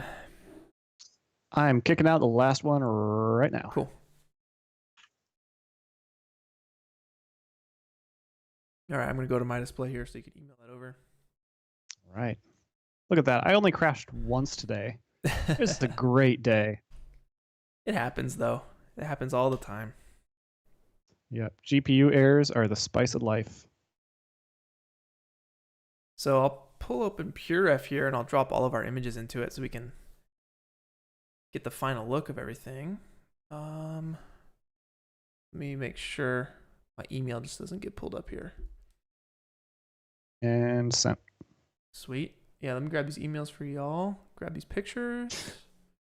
I've been standing this whole time. I'm going to kick this cat out. Oh, man. Rough, dude. I've been there. That is some intense, unreal. I'm sweating a little bit. This has been really fun. Not really. That'd be weird. Just from standing. Okay. Hey, you never know. Breathing heavily as I dial in some lights. There you go, Kitty. All right, let's save this guy. Guitar Jams, thank you for the super chat. I see you. Thank you so much. Does appreciate you guys sharing your process and creating fun challenges. Absolutely. Heck yeah, man. Hope you're learning something. All right, let me grab this stuff here and see what we can drop in for y'all. Is my microphone still working? Yeah. Mm-hmm. Okay, good. All right, so I'm gonna chill on this screen for a second. Wait, how do I unlock my PureRef? Control R. There we go. Chance, I appreciate your insight into the cables. I'm for sure gonna like go back through the stream later and just read all the comments. I gotta say, I haven't streamed before, and I am in the Discord community, but I don't post much. I just kind of hop on every once in a while. But everyone is just so nice. It's true. Like everyone Yeah. is so helpful and crazy talented. It's like it's insane, man. Yeah, it's very cool. It's been a really, really awesome community that we've built, and everyone's incredible. Everyone's absolutely incredible. So we got some really cool shots to show you guys. These are just different versions of everything. And my God, they look incredible. I freaking love them so much. Like, this could straight up be a real photo. And that gets me really excited because that's what I'm like trying to do in Unreal, you know? Are you still there, Steve? Yep, I'm still here. This is looking so good. Oh man, yeah, I like the black and white, especially that middle one there with the Yeah. less contrast. Oh man, I love that. Yeah, absolutely. Absolutely beautiful. Totally is legit. I love this one too. This one feels good. I'm a sucker for contrast in black and white. But let's take a look at the color ones. Like, that is freaking awesome. Super cool. So here's a question for the chat. If these were submissions for the weekly contest, which would you say wins? Ooh. Clint is going to win all of them. So 1 through 6. We line them up like this. Let's do 1, 2, 3, 4, 5, 6. So the bottom row is 4, 5, 6. Top row is 1, 2, 3. What's your guys' favorite? 5 and 6. 3. People are loving 3.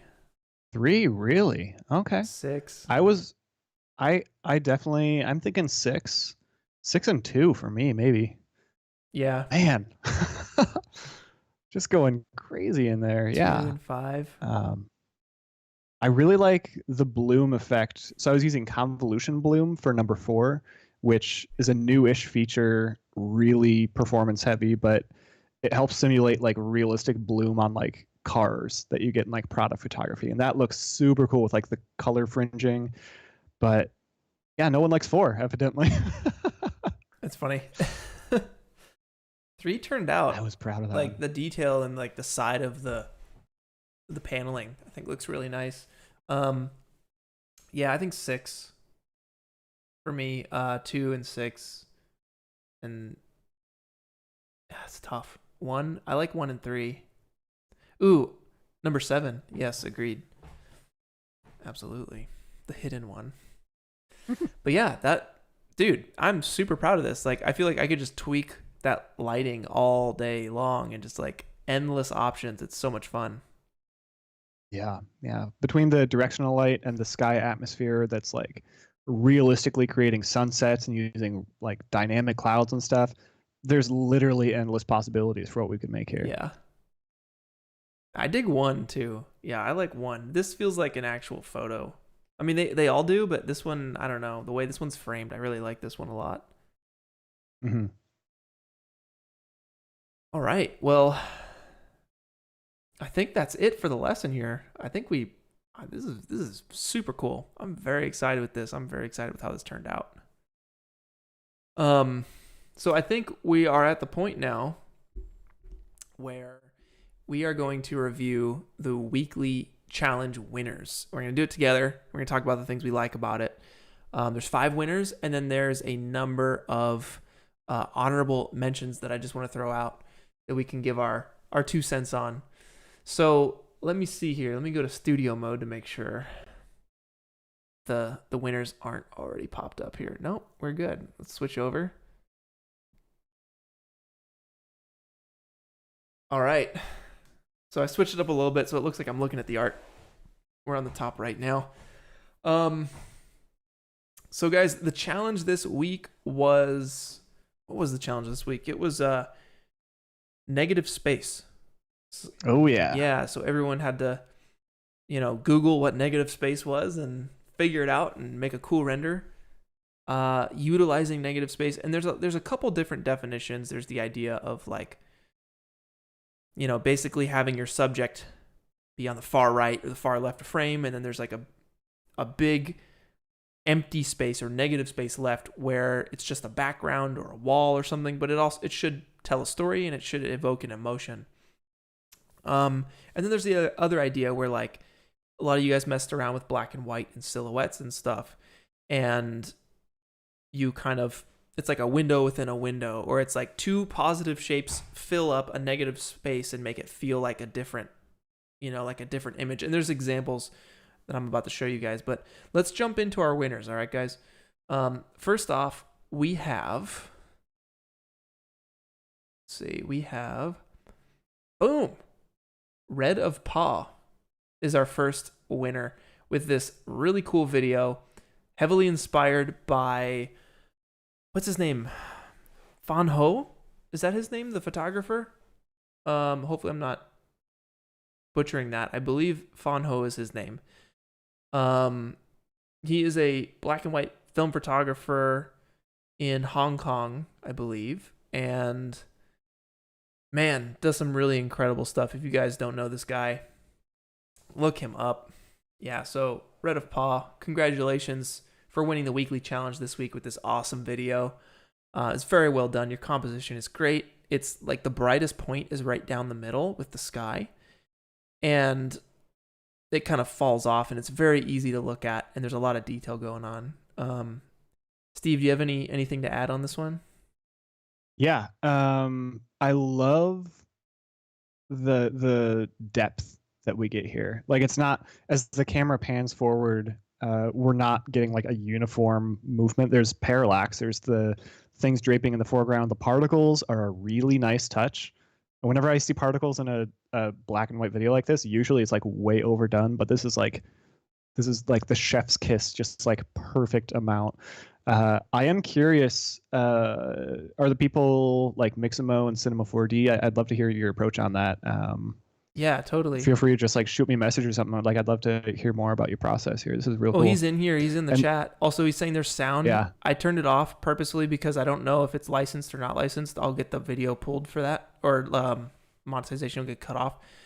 If you can tell me it's royalty free, or if you made the song or what, I just don't want to get the video pulled for that. You know what I mean? So that's why I'm not doing the sound, unless he says it's fine, and then I'll turn it up for a pass or something. But it's royalty free. All right. Nice. So let me. Yeah, I do like too. I just want to add, like, I can't tell what the setting is. I think that's like, I don't know if that was intentional or not, but I can't tell if this is like modern. I'm getting kind of like a industrial revolution kind of vibe, like maybe like London, but maybe I see like those signs are like Chinese or Japanese or something. I have no idea. It's just super cool. I mean, if this is, to me, is heavily based off of the photographer Fan Ho, and he's a Chinese photographer around that time, 1950s. Yeah, so it kind of has that vibe to it.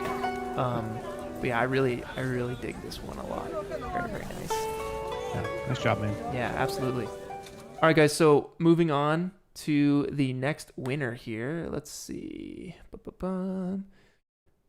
Who is it? Who's it gonna be? Bam! Sir Roger Bob, congratulations for winning this week's weekly challenge with this awesome image, man. I love your render quality. It's very well done. I love your colors. Very, very cool. Your character is framed very small in frame, and you have all this negative space around this character, kind of giving you the emotion of it's a very vast, very big place that the character's in. I really, really like it. I like your surface imperfections on the ground. Really cool lighting. It kind of reminds me of, I know it's not the same kind of scene, but in the new Blade Runner, there's a scene where it's like this orange and yellow room. It's like a little check-in room or something, and it has that feeling to me. I don't know if you remember the scene I'm talking about. Yeah. Yeah, I'm definitely getting that vibe. And I love the use of contrast here. And rather than like using negative space and just making everything dark except for the thing you want people to look at, it's just composed very well. Yeah, agreed. I'm a big fan of it. And then just all the details and the texturing and stuff is cool. And I don't know, like, Yeah. if you used this, I don't know what you referenced for this, but it's a really cool space. And you should be very proud. So, Sir Roger Bob, congratulations. You got the challenge winner role this week on the Discord server. Enter the challenge next week and hang on to that role, else someone's going to take it from you. But for this week, you got it. It is yours, sir. All right, moving on to number 3.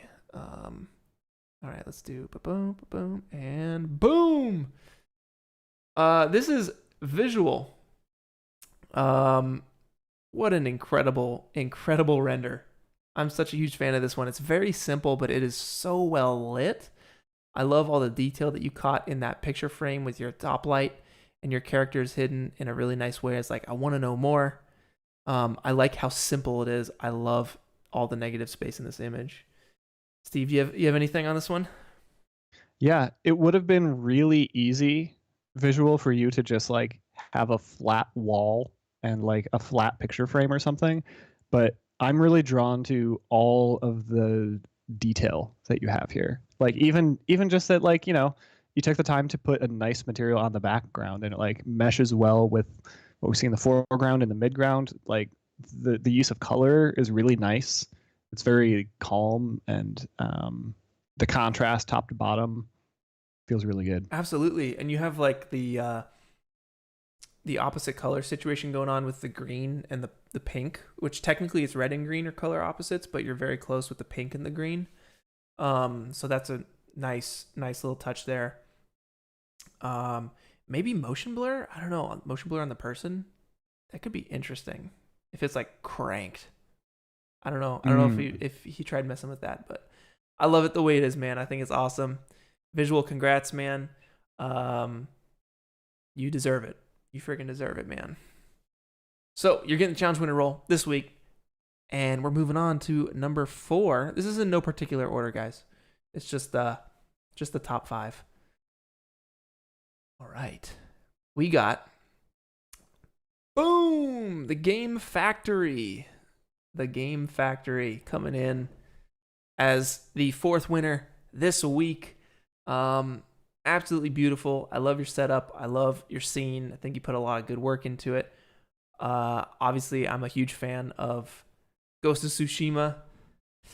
So, you know, this vibe speaks to me a lot. I like your framing. You got some interesting stuff going on the right side, obviously, with your character, but on the left side, it's like, man, I wouldn't want to be out there. It'd be rough.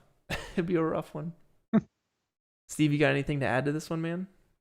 Yeah, the motion blur is nice on the snow. It's really subtle, but it's definitely there. Again, the common thing I see for negative space is like an image that's mostly black, but you took it the other way, and my eye is drawn to the character who's shrouded and mysterious. So nice job there. I like how he is in like that right, like small portion of the screen, and left is mostly open, but it's still very balanced. That's a really nice touch. The perspective is nice too. Yeah, like if you laid the golden ratio lines over top of this, it might match up a little bit. Like you get that big swoop on the left side coming over with all the detail on the right, like top right quadrant with the stairs, top left corner of the stairs, right at that focal point. But really, it's the character is what you're looking at. In that huge, vast space. I think it's super cool. So, the Game Factory, congratulations. You got the challenge winner role this week. Hang on to it, all right? Hang on to it, because you only got it for a week unless someone else swoops in next week with another win. But you got it this week. Congratulations. And finally, guys, moving on to the last winner of the weekly challenge, excuse me. And then we'll get into some honorable mentions as we usually do. But the final winner for this week is Boom. Nicola Retta. I don't know where the space is on that, but I love this one, man. This was a tough one. It was a toss up between this one and a couple others, but I went with this because I mean Steve really liked this one too. We were talking about how it's very simple, but the motion is implied in this image here. It's a very cool phone background that I would love to have on my phone. But it's a great use of negative space here. You know, you're telling a story with what's going on. Your render quality is perfect. Your lighting is perfect. And I think it's a really solid, simple image that takes advantage of the negative space. Yeah. Again, I love that it's bright. The use of color is awesome. I can really like mentally visualize exactly what's happening with the motion. There's zero motion blur, it looks like, and nothing to like show that there is motion happening, but just like the pose and the way it's composed is just so nice. I really like it. It's very joyful too. It feels really good. Yeah, it's cool to like. It's a really cool idea to take the character out of it. Yeah. You didn't have to do that. You could have easily just had a character in the air with the skateboard, and it would have been fine. But I think this, I don't know, just the way you did it here without the character is really cool. So congratulations, Nico Loretta. I'm probably butchering your name. Apologies, but congratulations on winning this week's weekly challenge. Keep it up, man. I think that's your first win. Sir Roger Bob, that's your first win as well. And the others, I think you've won a couple. I think Visual has the record for the most wins, which is pretty sweet. So, guys, as usual, we're going to just go through a couple honorable mentions here. So, Steve, what I do is, it's tough to pick the winners because there's so many good ones these days. And I want to encourage people to, if you don't win, don't worry. The whole point is to learn. But it's a nice little added bonus just to show you guys this stuff here on the stream and give you like a line or two about what we like about it. So how about we do that? I'll put up a little image on the screen here. I'll say one thing I love about it. You say one thing you love about it, and then we'll move on to the next one. We got about 20 to get through. Does that sound good? My stream is like 5 to 10 seconds behind yours, so okay, that might be tricky. We'll do our best. All right, so the first one here is Mr. Ronan. With this one, it's the boxing one. Looks super cool. I love your textures. I love your color. I love the gloss and the reflectivity on the ropes as well as this guy's body. And the negative space up top is like a very, like, it feels very heavy, very hot, and very, like the stakes are very high. It's a big production went into this boxing match. I don't know, that's the vibe I get from this one. Yeah, the reflections are awesome, crazy detailed. I'm really curious about whatever overlay is happening with like the grid, the pixel grid. I don't know what that is, but it's super rad. Yeah, agreed. All right, we got next up we got Leaf Archer with this one. Very cool, wide open plains kind of vibe here. Got a tree way out in the distance. Big stretch of land, lots of negative space here. It's a very simple framing, simple setup that I like a lot. It kind of reminds me of No Country for Old Men in the beginning when he goes out to that tree. Yeah, the atmosphere is awesome. Is that a tumbleweed in the middle? Maybe. If it is, that's really cool. Looks really good. I like the horse. Horses are awesome. Yeah. The atmosphere. I love the gradient of the sky, especially. That really stands out to me. Yeah, good stuff. Kimmy Yo. I just love the composition on this one. Simple black and white, very nice lighting, good atmosphere, got some fog going. I really dig it. Yeah, lots of good stuff there. Yeah. I'm just immediately drawn, like my eyes straight to the person. The lines, the contrast, so on point. Yeah, very nice. It's really well done. Rebane, thank you for the super chat. I appreciate you. Awesome horse indeed. All right, we got Joe the Designer, I think is the name, the way you pronounce that. I love it. very good. Nice use of color. Good use of negative space up in the sky there. You got a character looking up at the airplane. Good render quality. I dig it. Yeah. Not very often you see renders from that perspective. So nice job getting really creative with it. That's a cool idea. Absolutely. Golden Glitch is next. So this is classic negative space right here. I wanted to bring this one up and show you guys. I really like your infrastructure and your blocking of objects here. I don't know what program you did this in. I don't know if this is like MS Paint or Photoshop or what, but like classic negative space right here. I think this is cool. Yeah. I'd love to know, like you're saying, like the workflow for this, because it's so unlike everything else, but it's awesome. Yeah. I don't know about everyone else, but my eye is just drawn to the top right corner, that house. And like whenever I look at the image, I don't look anywhere else. So just like the openness and man, the color is so cool. Yeah, I love the gradient. It's very nice. Nice job. Like kind of watercolory. Yeah. Folio is next. This one's very cool.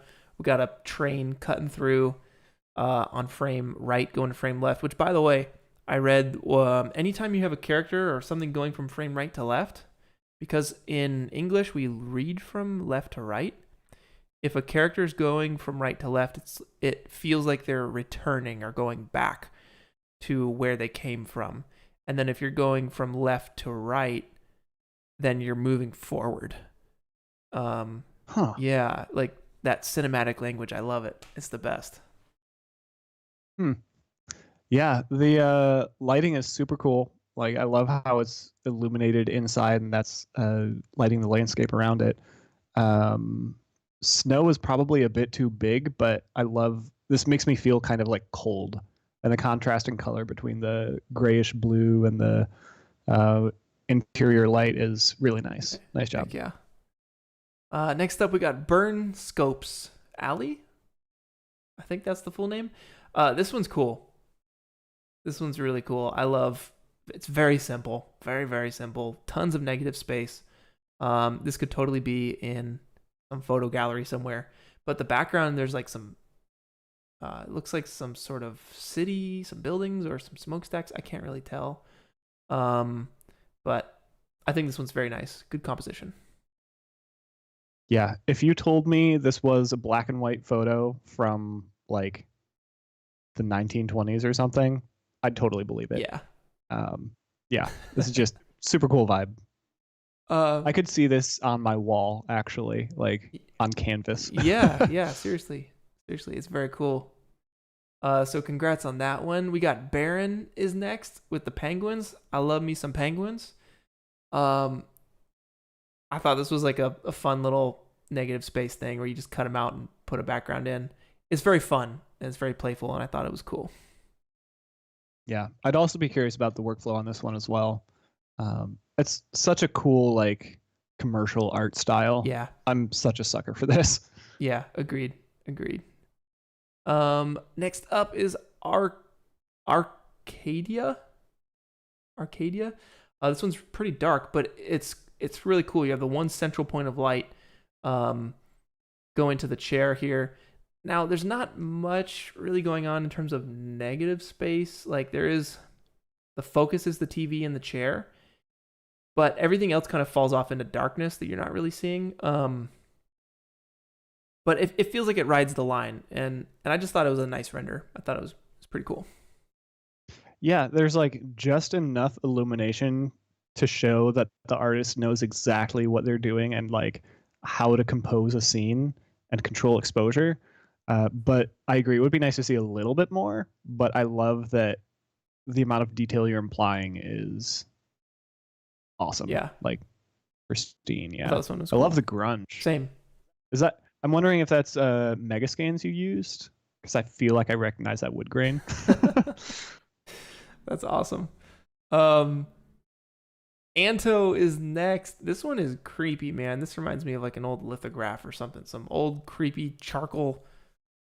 Like, I don't know what this place is, but I think it's amazing. I want this to be a D&D scene. Like I want to know more about this because I could imagine like some big baddie at the end and like, oh man, this I love like there's so little going on in the frame, but my mind immediately just like fills in the blanks and tries to like write a story around it. Yeah, it's a good one. Really, really good one. 2 legs in one asbui. I don't know. Anyway, this one's cool. Love the colors. Love the composition. Very cool. You're an architecture guy, aren't you, Steve? Sorry, You're an architecture guy, aren't you? I have worked with architects. Well, you do a lot of like architectural visualization stuff, right? In Unreal. Yeah, so for sure.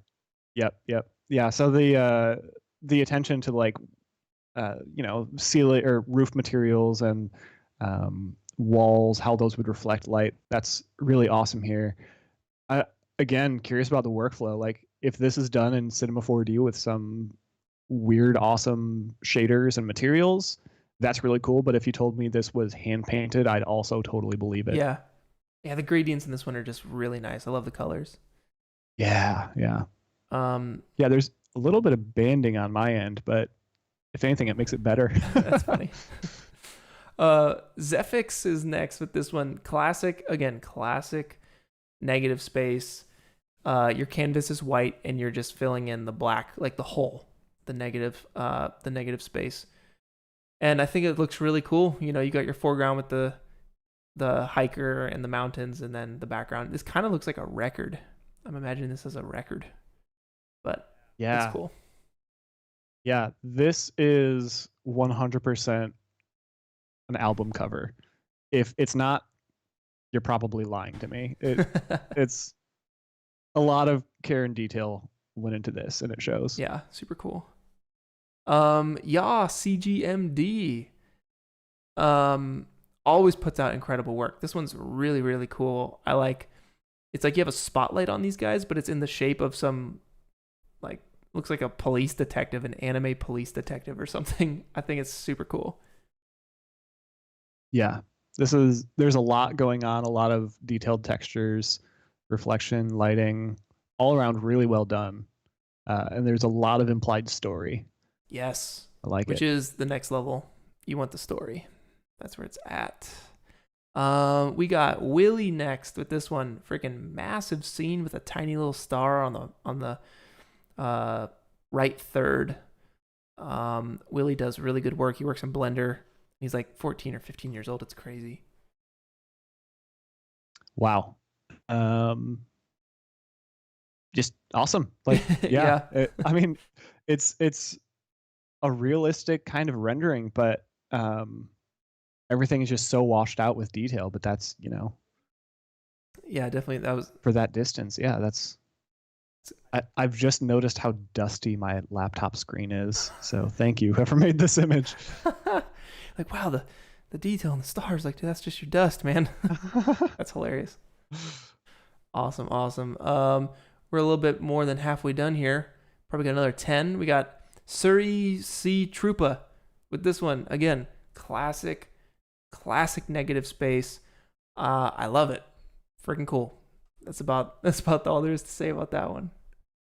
Yeah, the movement is awesome. The sense of motion, the layout, really well done. Agreed. Spaghetti Nero. Same deal. Classic negative space, but with a twist. Your composition is great, and then you have a really cool reflection on the bottom of the screen, man. I think it's very imaginative, very cool. Yeah, just the shadows. Oh, it's so good. Great use of just contrast all around. Seriously. It's just love it. Slim the Beast. Same deal. There's a lot of really good black and white ones with some good silhouettes. And you put it in context of a theater. Congrats, man. Very cool. Yeah. Is it dust again, or is there like graffiti or There's something stuff. hanging out in the air? There's There's stuff. Okay, yeah. Looks really good. Yeah. I like the lighting, yeah. Soulmate, classic little scene here. Getting pushed off, hopefully.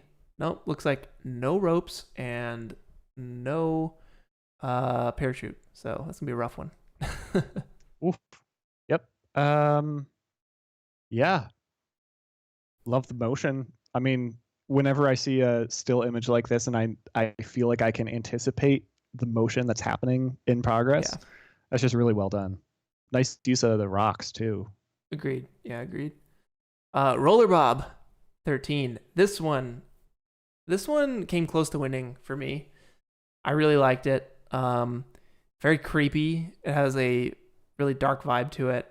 The whole bottom, like 3/4 of the frame, is just scary. And it reminds me of Fallout 3 coming out from those freaking sewers. Yeah, I dig this one. Yeah, this is the same as that one with the TV that was lighting up the room. There's just enough lighting to indicate like all of this crazy detail.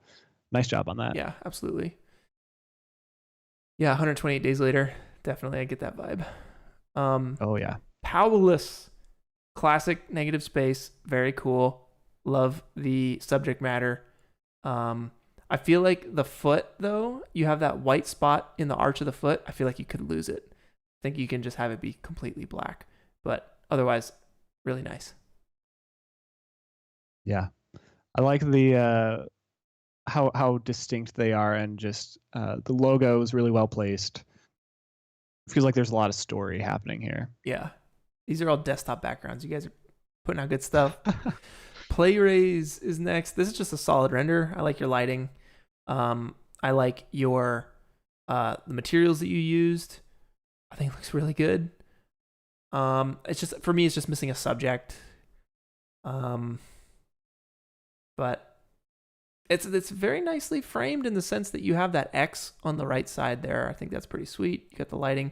You kind of faked the perfect time of day shot where the lighting had to be just right for you to get the perfect picture. So I think that's a really nice addition you added in CG there. Yeah, if you told me this was 100% photo, I would totally believe it.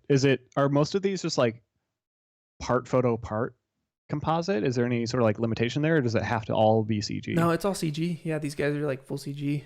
Seriously? I mean, I assumed this was photo with like some composition on top of it. That's crazy good detail. Yeah, seriously. This is good. Seriously. Lewis, yo, welcome to the first stream, man. Good to have you. Shout outs to all you guys. If this is your first stream, thanks for joining me. We're about to wrap up here. We probably got like 5 more pictures, 5 more honorable mentions to get through. We'll announce the new weekly challenge and then we'll call it. But yeah, thanks guys for joining me. Oren Cloud is the next one here. Cool silhouettes. I guess there's the negative space is in like the light coming from that backlight there, which is pretty sweet. And there's a lot of like foreground, probably some foreground elements. I wonder if this one would have been better as a horizontal framing. I wonder. Oh yeah. That's a good point. I'm really curious about what's going on in the middle hanging down, but I guess that's kind of the point. Like the bloom though. It's a nice amount of being blown out. Yeah, I think it's cool. This next one is by one aspiring artist, and I like it a lot. It has the Fan Ho vibes to it. If you guys don't know, just Google Fan Ho. It's FAN space HO. Fan Ho. I love it, man.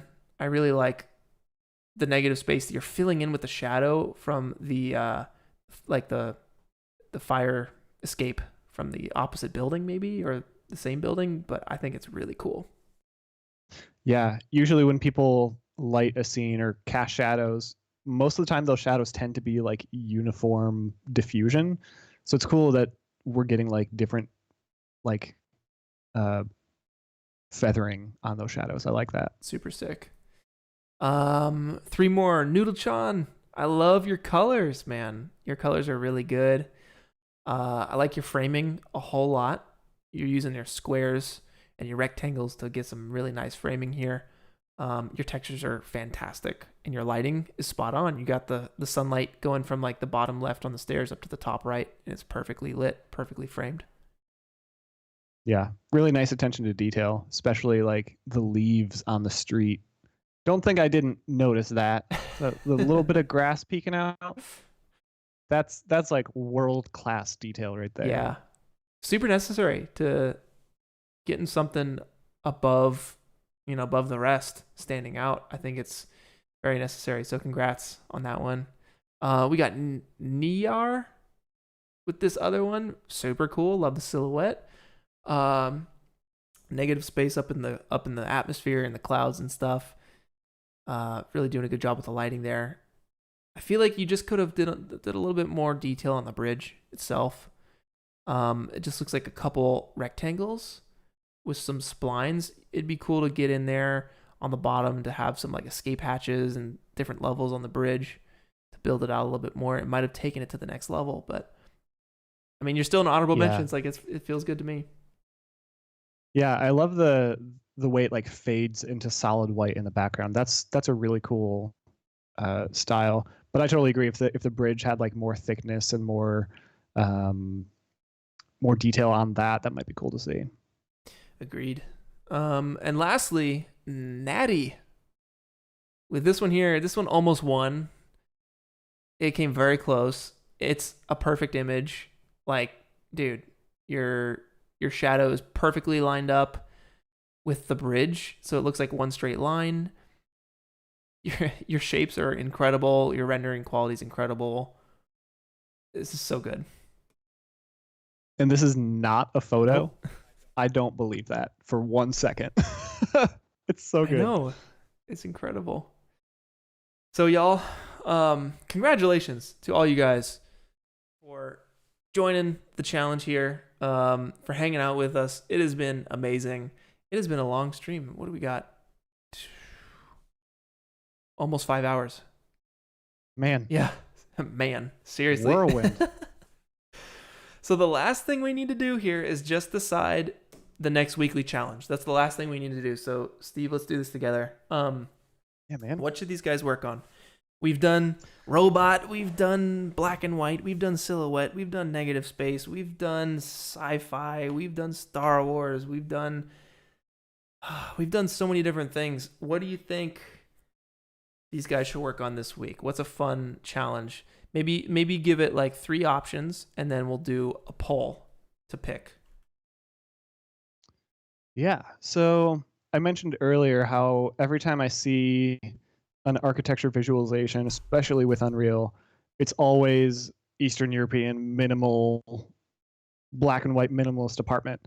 I'd love to see like a total twist on that. Like something super ironic, like an ironic environment, or like a pristine, museum or something, but there's just like a little like, blood patch on the ground or something. Like something like that. It's just like it really tells a story through the way the environment is built. Something like that might be fun. How would we boil that down to a prompt? Right. Like, you could got my mind thinking about something like overgrown, maybe. Like if it's like overgrown, because then it could like you could play with how something has been taken over by nature, perhaps. Is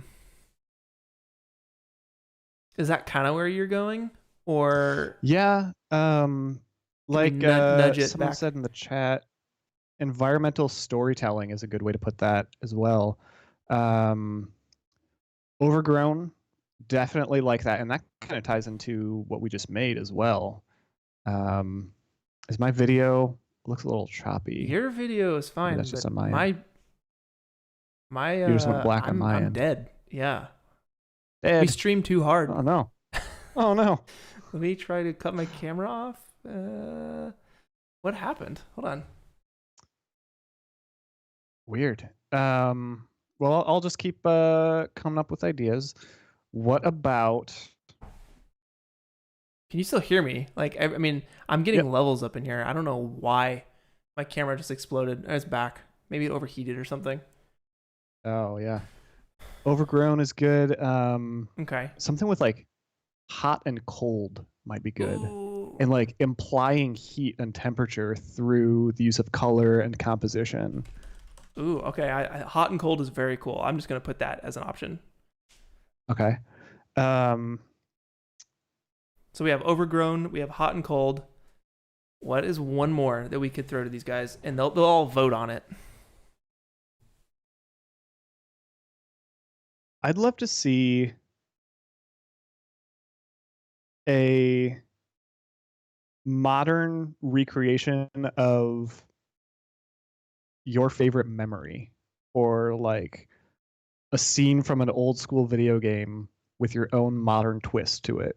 Oh I don't wow. know what you would call that. And that's more of just like a whole nother thing. But Because we did low poly. We did. Oh no, low sorry. poly. I guess that's the old school style of it. We did low poly. We did video game.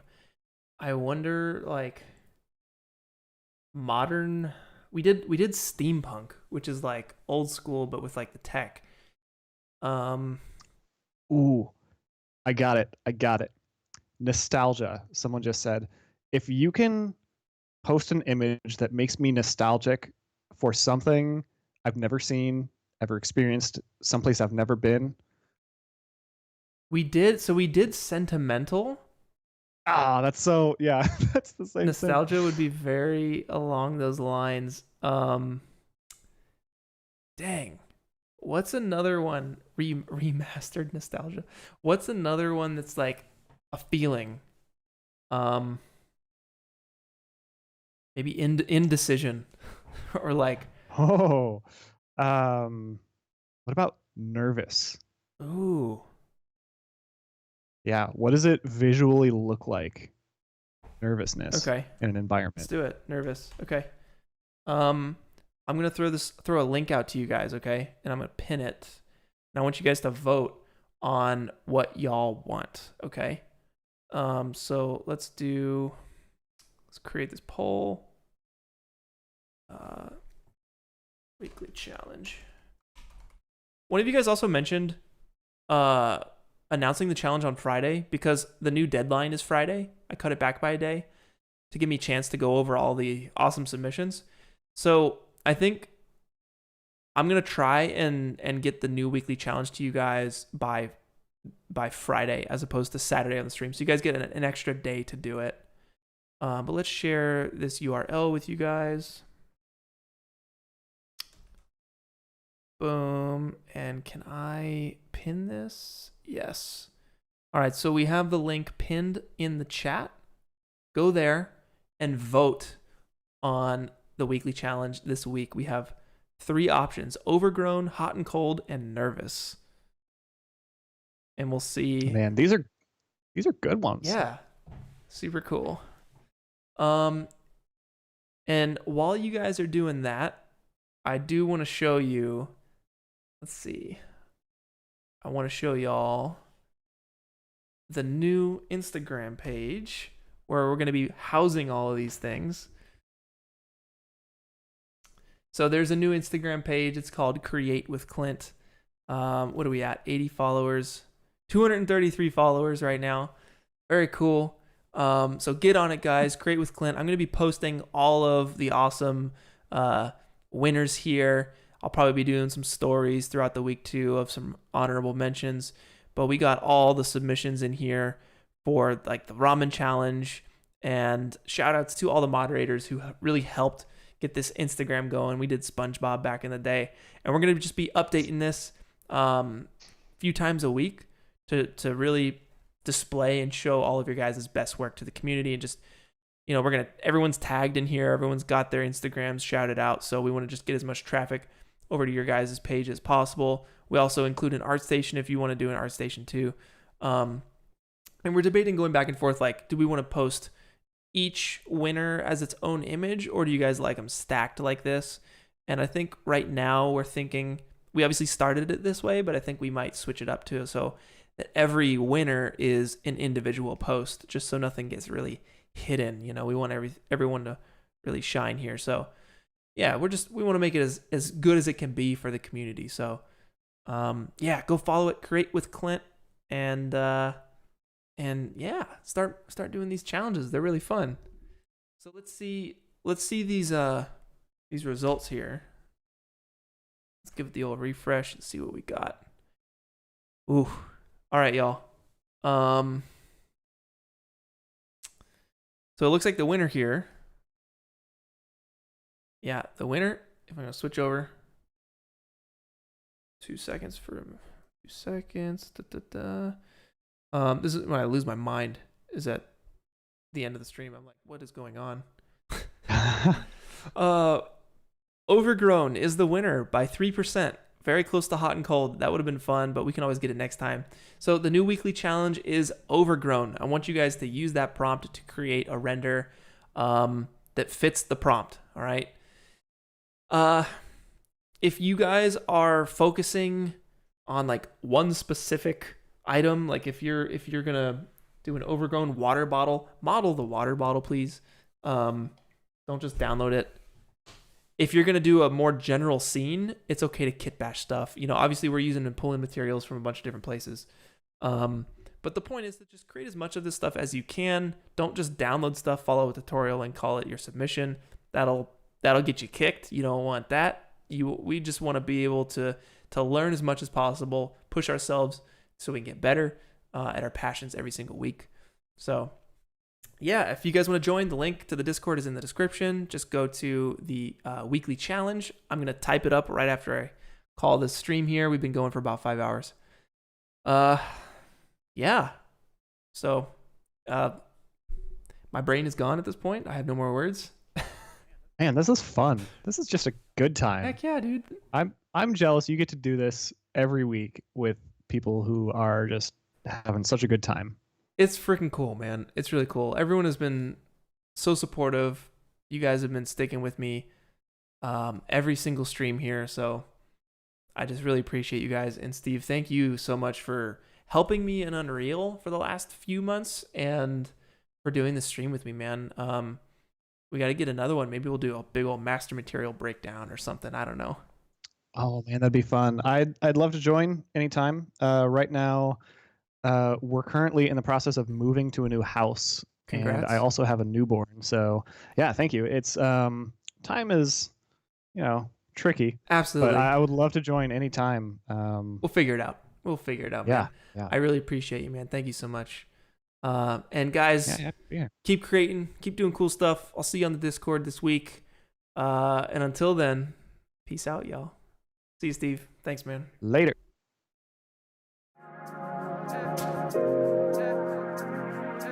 Yeah.